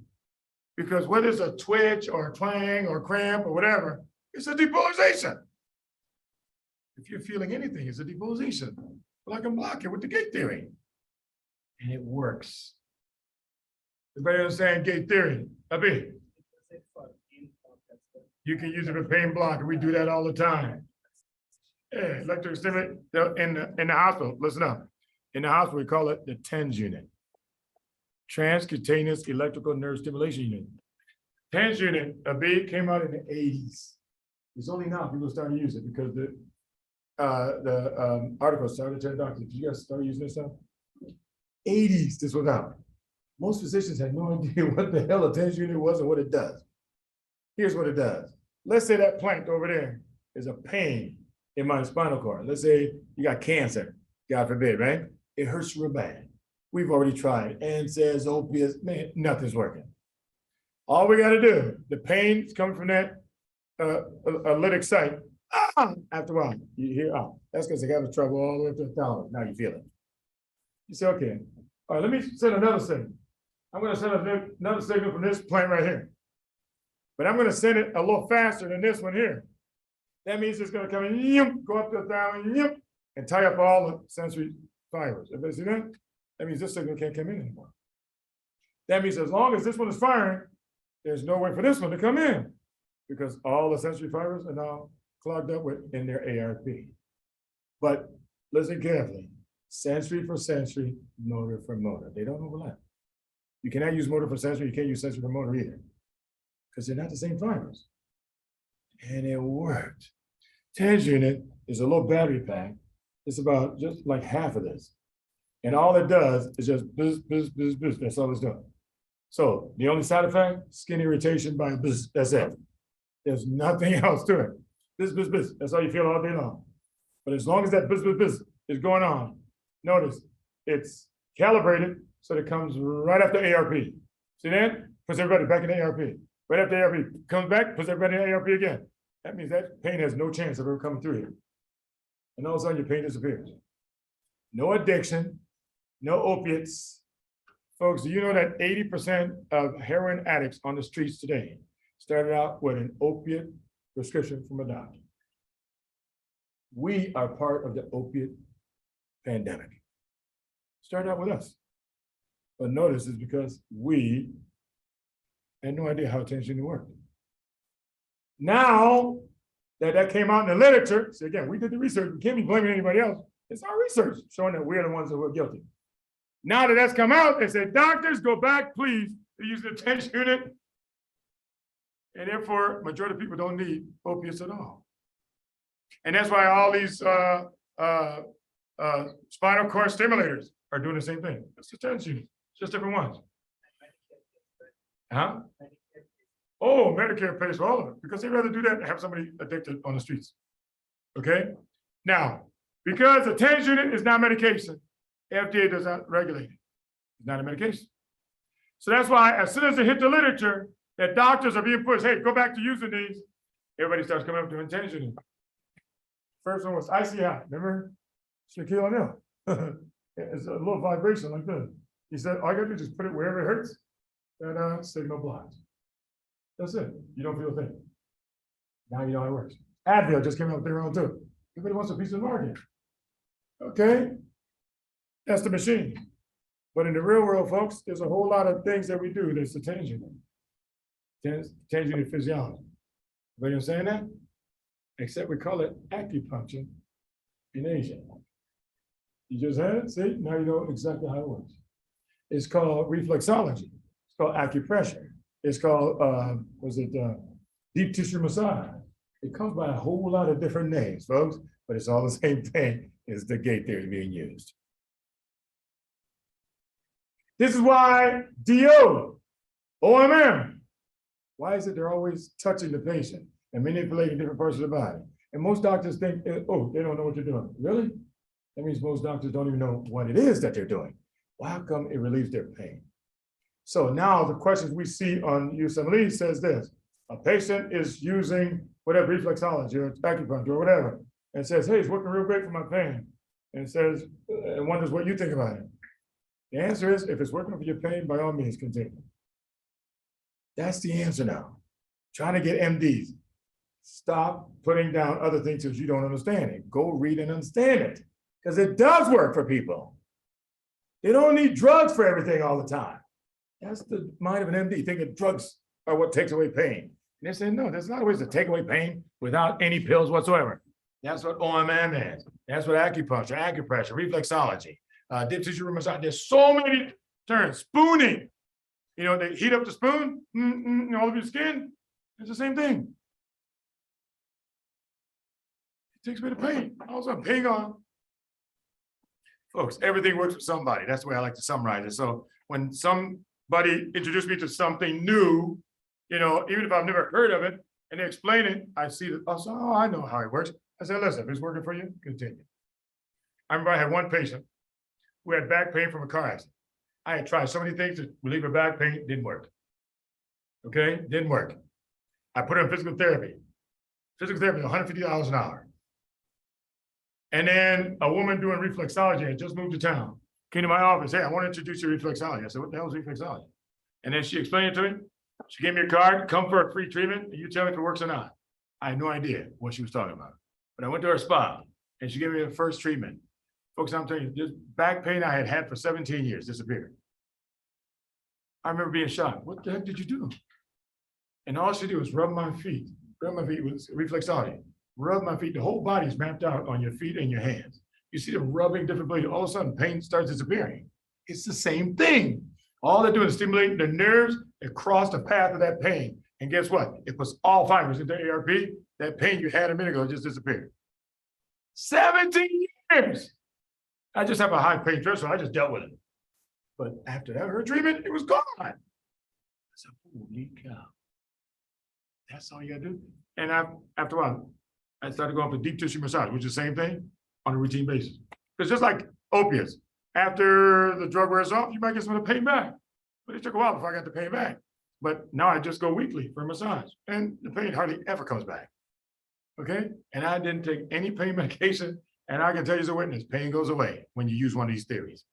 It does work. You understand, Chris? You understand, Mabel? Mabel, you understand? Yes. All right, Anna, you have a question? Yes, sir. So, when we spoke about TENS theory, is that the same thing as TMS, what they're doing in psychiatry?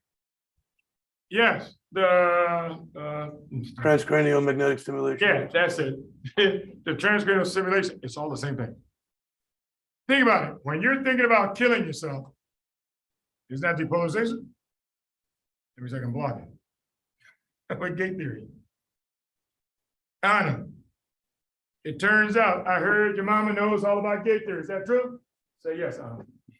Yes, okay. That's right. You know why? When you had a boo-boo or you got pain when you were a kid, how come mama kisses it and all the pain disappears? Anybody swear your mama had powers? That's called a gate theory, man. How come when you smash your finger now, you go, oh, how come it's in your mouth? You're trying to stimulate with another signal and then go away. How come you get a Charlie horse or cramp? Ooh, you start rubbing it, rubbing it. What do you think you're doing? It's the same thing. And all of a sudden that pain goes away. That cramp goes away. Anything that's a depolarization can be blocked with another sensory signal. Sensory for sensory, motor for motor. So let's say you're jogging, your body hurts. Oh. Why do you think they tell you, why don't you jog with your friend? Because that way while you guys are talking, that sensory signal blocks that sensory signal. You don't feel pain when you're talking with your friend. Why you, what the, just for real? How about just put music in your ear then? Oh, why do you think people jog with music in their ear all the time? Sensory for sensory. Eh? Man, oh man, I'm telling you. It works, folks. Anyway, just don't put it down. All right, let's wrap this up. We're at the end of the day. So that's ARP, IRP. Now, once you enter IRP, let me just finish this thought. You can now feel the signal again. Because if you got 27 channels reset, that's more than enough. 38, more than enough. 90, more than enough. Everybody understand that? As long as you have that 25, which I told you, again, remember I made up the number. Whatever the number is, once you hit that number, we're ready to fire another one. Does everybody understand that? Okay. Let me make this more practical. Let's say you go to a ball game. When you go to a ball game, Angie, your friends are yelling in your ear. You ever wonder why after the ball game you're deaf? That's because your ear's in the ARP. ARP. So let's say your friend wants to tell you, hey, let's go get some pizza. And here's all you see. What? All you saw was their lips move. You didn't hear a thing. That's because you're in the ARP. What'd you say? Notice you're even yelling. That's because you can barely hear your own voice. Okay? But let's go from ARP to RRP. Now listen carefully. So the first couple. Pizza. Give me the pizza. Hey man, let's go get the pizza. Hey man, let's go get the pizza. You guys see that? From ARP to RRP all the way to 100%. That's why now they're yelling in your ear. Folks, years ago, after sports events, half the audience is deaf from people yelling in the ear. That's normal during the sport. But half the people are deaf. And people will come out of a sports arena and then jaywalk to get to their car. On their way to their car, here comes another car. Sorry. The car is honk, honk, honk, thinking you can hear them. Honk, honk, honk. Would you please run away? They thought you could hear him. The guy can't hear a thing. Honk, honk, honk. Whack, he's dead.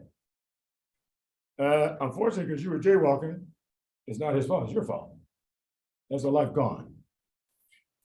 You guys know that's why they have cops directing traffic after every sports event in America? That's why they started that. That was the law. Why? Because most of the people are deaf. That way, when the cops are there, when their game lets out, if you're the unfortunate car, just pulled up, you gotta sit there for the next 45 minutes till they let 80,000 people out of Soldiers Field in Chicago. We knew. Game starts at 12, at 2:30, don't be around Lakeshore Drive. Because the cops, there it is, 80,000 people got to let out. That means you can be sitting there for the next 30 to 40 minutes, nothing you can do about it.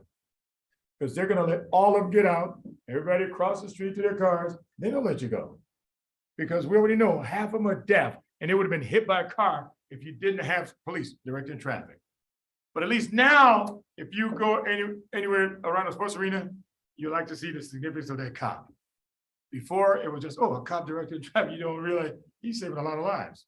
Because most of those people are deaf right now. They're in the ARP. Now, RRP, let's define both of these. ARP is the time during which no signal, no matter how large, can get through a membrane. Everybody understand what ARP is? What that means visually. You don't have, it means you have plenty of channels reset. Not so you don't have enough channels reset yet to reach threshold. That means you're under 25 based on the one I gave you. RRP is the opposite.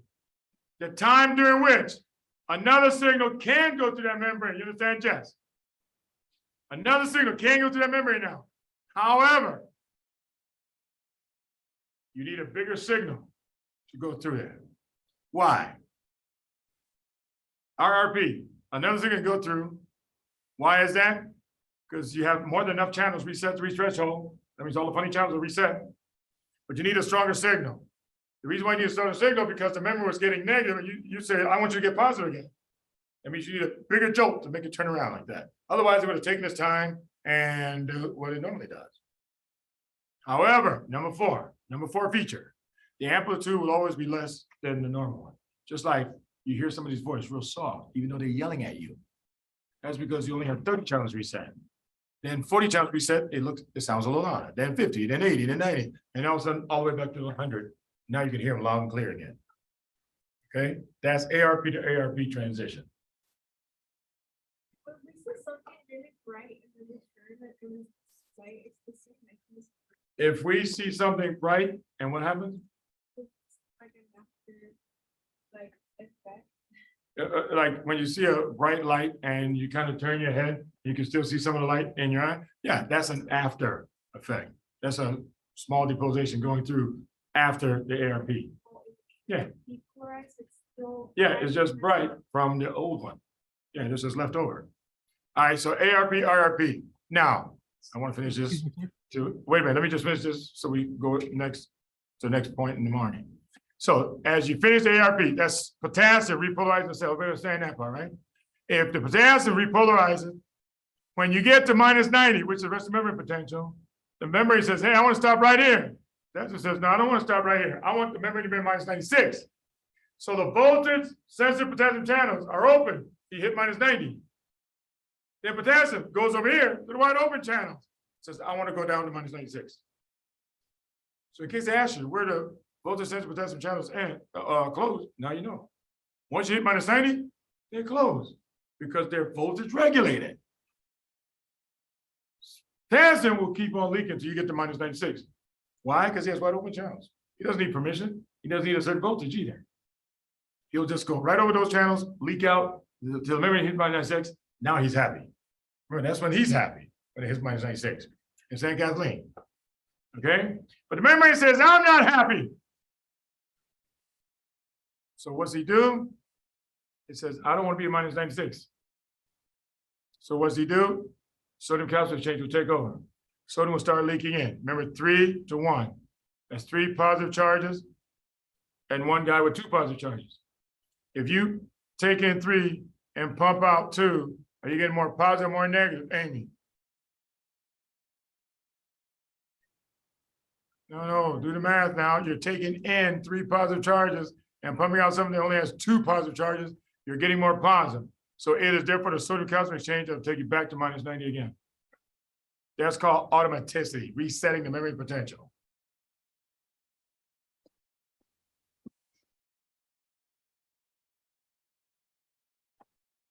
That means, Amy, if you want to depolarize a cell, what electrolyte do you want moving? Sodium moving in or out? Moving in. During what phase? What phase is on the chart? It's called phase 0. Phase 0 is right there. That's what I'm talking about, right here. Phase 0. It's labeled for you. There are only 2 membranes that depolarize with calcium. Gloria, the 2 membranes that depolarize with calcium are atrium and thalamus. Nobody else depolarizes with calcium. One more time. There are only 2 membranes that depolarize with calcium. Who are there, Abby? Don't say heart. She didn't say heart. What did she say? She said atrium. If you say heart, your answer was wrong. Atrium is the only one, and then thalamus. Please don't say heart. The ventricle is a whole different structure, whole different event. So every member in your body depolarized with sodium rushing in, except atrium and thalamus, who depolarized with calcium rushing in. If you want to repolarize a cell, Karina, what electrolyte do you want moving? Repolarize. What electrolyte must move? Potassium, moving in or out? Moving out. If you want to reset concentration gradients, how do we do it? It's called sodium potassium ATPase. That means pump the sodium back out, pump the potassium back in. Now notice what I just said, reset concentration gradients, because that does not reset membrane potential. Because when that pump is working, the cells will get more negative. That helps you get repolarized. To reset the membrane potential, that's right here. That's called sodium calcium exchange at a 3-to-1 ratio. I don't know, Melissa, I want to hear this all again. If you want to depolarize a membrane, what electrolyte do you want moving? Sodium, moving in or out? Moving in, during what phase? Phase 0. Unless they mention atrium and thalamus, what electrolyte? That'll be calcium, moving in or out? Moving in. If you want to repolarize a membrane, what electrolyte do you want moving? Potassium, moving in or out? No, don't jump around like that now. We never had potassium moving into a cell. That's what I'm saying. Repolarize means you got to hear the word repolarize. It means get negative. A positive charge has got to move out. You follow? Yeah, just so you don't accidentally say the wrong one. It's got to match what you're thinking. All right, so potassium is moving out. All right. If they ask you what resets the concentration gradients, what would that be? No, sodium potassium ATPase is the ATPase itself. Because you got to pump sodium out, you got to pump potassium back in. All right? Everybody understand? All right. If they ask you what resets the membrane potential, now listen. What? All right, Mitchell? No, not potassium. Maria? It's a sodium calcium exchange right here. All right, everybody listen again. Don't write a thing. We'll go through all this again in the morning. Just listen and let it go in. You got to trust it. Your mind can hold on to it. It can. Okay? If you want to depolarize a membrane, you want sodium moving in. Unless you're talking about atrium and thalamus, then I want calcium moving in. And it's all doing phase 0. If you want to repolarize a cell, you want potassium moving. Which way is it moving? Out. Okay? And then if you want to reset the concentration gradients, sodium potassium ATPase must do it for you. Sodium out, potassium back in. Okay? And then if you want to reset the membrane potential, then sodium calcium exchange will reset it for you. I said one more time. If you want to depolarize the cell, what electrolyte must move? Sodium, in or out? Oh, help me, Lord. Help me. Help me. Oh my goodness. Okay, it's got to move in. All right. Unless they mention atrium and thalamus, who's got to move? Oh Lord, please help me. Okay. Get my golden chair ready. I'm coming home, Lord. I'm coming. All right. One more time. Let me find somebody else. Michael. Everybody, no, just listen. Michael's about to do it now. Michael, if you want to depolarize a cell, what electrolyte must move? Sodium moving in or out? In, unless they mention atrium and thalamus, what electrolyte is moving? Calcium moving in or out? In, during what phase of the action potential? What's the beginning called? There's a number, 0. It's labeled for you. Everybody see the 0, right? Everybody see that? Okay. If you want to repolarize a cell, what electrolyte's got to move? Potassium, in or out? Out. If you want to reset the concentration gradient, what's going to do it for you? Sodium potassium ATPase. If you want to reset the membrane potential, sodium calcium exchange. You understand? I said. Then let me hear it one more time. Stop writing. Here we go. All right, we're gonna do this all tomorrow morning. Don't you guys, after hearing like what 17 times? Now look at me tomorrow when I'm starting to ask you again. All strange. Here it comes again. I said, if you want to depolarize a cell, what electrolyte has to move? Sodium moving in or out? In, unless they mention atrium and thalamus, who's got to move? Calcium moving in or out? In, during what phase of the action potential?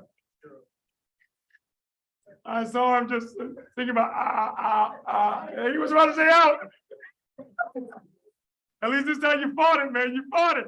I told you guys, the brain loves guessing.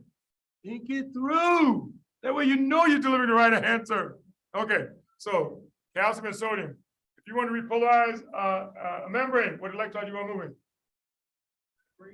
What electrolyte do you want moving when you want to repolarize a cell? No. Right here, repolarize is over here, repolarize, right here. Oh, that's You understand that? Potassium's got to move in or out? out. Out, during what phase of the action potential? It's all labeled, folks. You guys can see it right here for yourself. The action potential, this phase is 3. How do you reset the concentration gradients?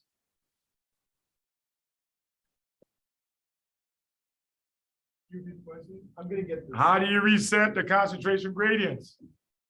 With what? Sodium, potassium. Sodium, potassium, ATPase is correct. Because you got to pump all the sodium out and all the potassium back in. That's how to remind yourself of that. Only one guy does that for you. All right. How do you reset the membrane potential? Sodium calcium exchange during what phase? You the man.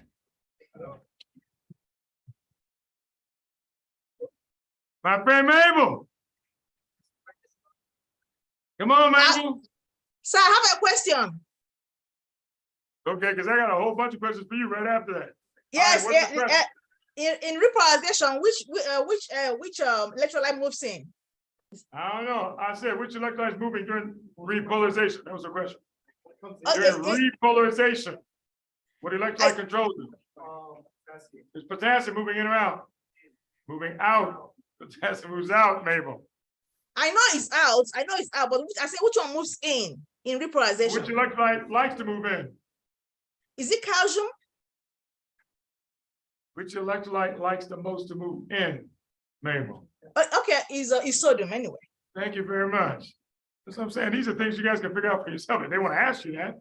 But on the test, they're going to be asking you who's controlling it. Notice that's why I'm not mentioning the other ones. They're not the ones controlling it. So that's why I don't want to confuse anybody. But if you ask me, you already know the answer.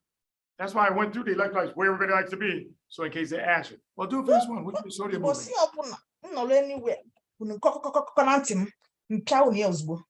What the hell are you Nothing talking like about? waiting for tomorrow, Oh, anything. she's going up on somebody in the house. Yeah, she's speaking Igbo over there now. All right, some of it I recognize. I'm so All sorry. right, Mabel, close off your mic when you start cussing somebody out over there. All right, Mabel, you got to do one series for me. You ready? Mabel, are you ready?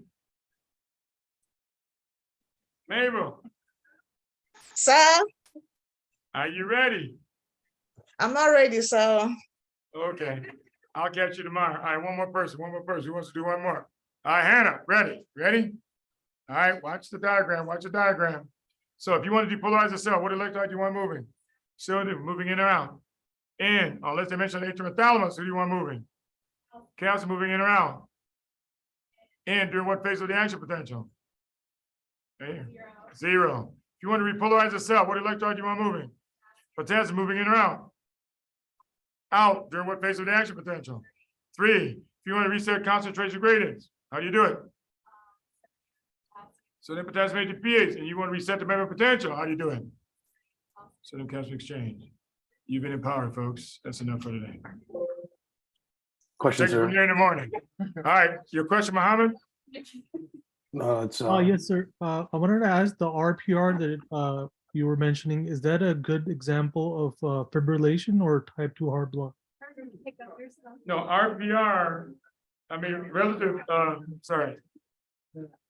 absolute refractory period, relative refractory period. I mean, that's how you cause ventricular fibrillation, but that is it's not the same thing. Like when you shock somebody, they always tell them, if you deliver it on an R wave, you're gonna set off VFib. But Okay, we'll get to perfect. that when we get to that. That's coming up. Right now, I just want you to understand the pieces of the action potential. Yes, You understand one more so thing, far? sir. Do you think you could go over the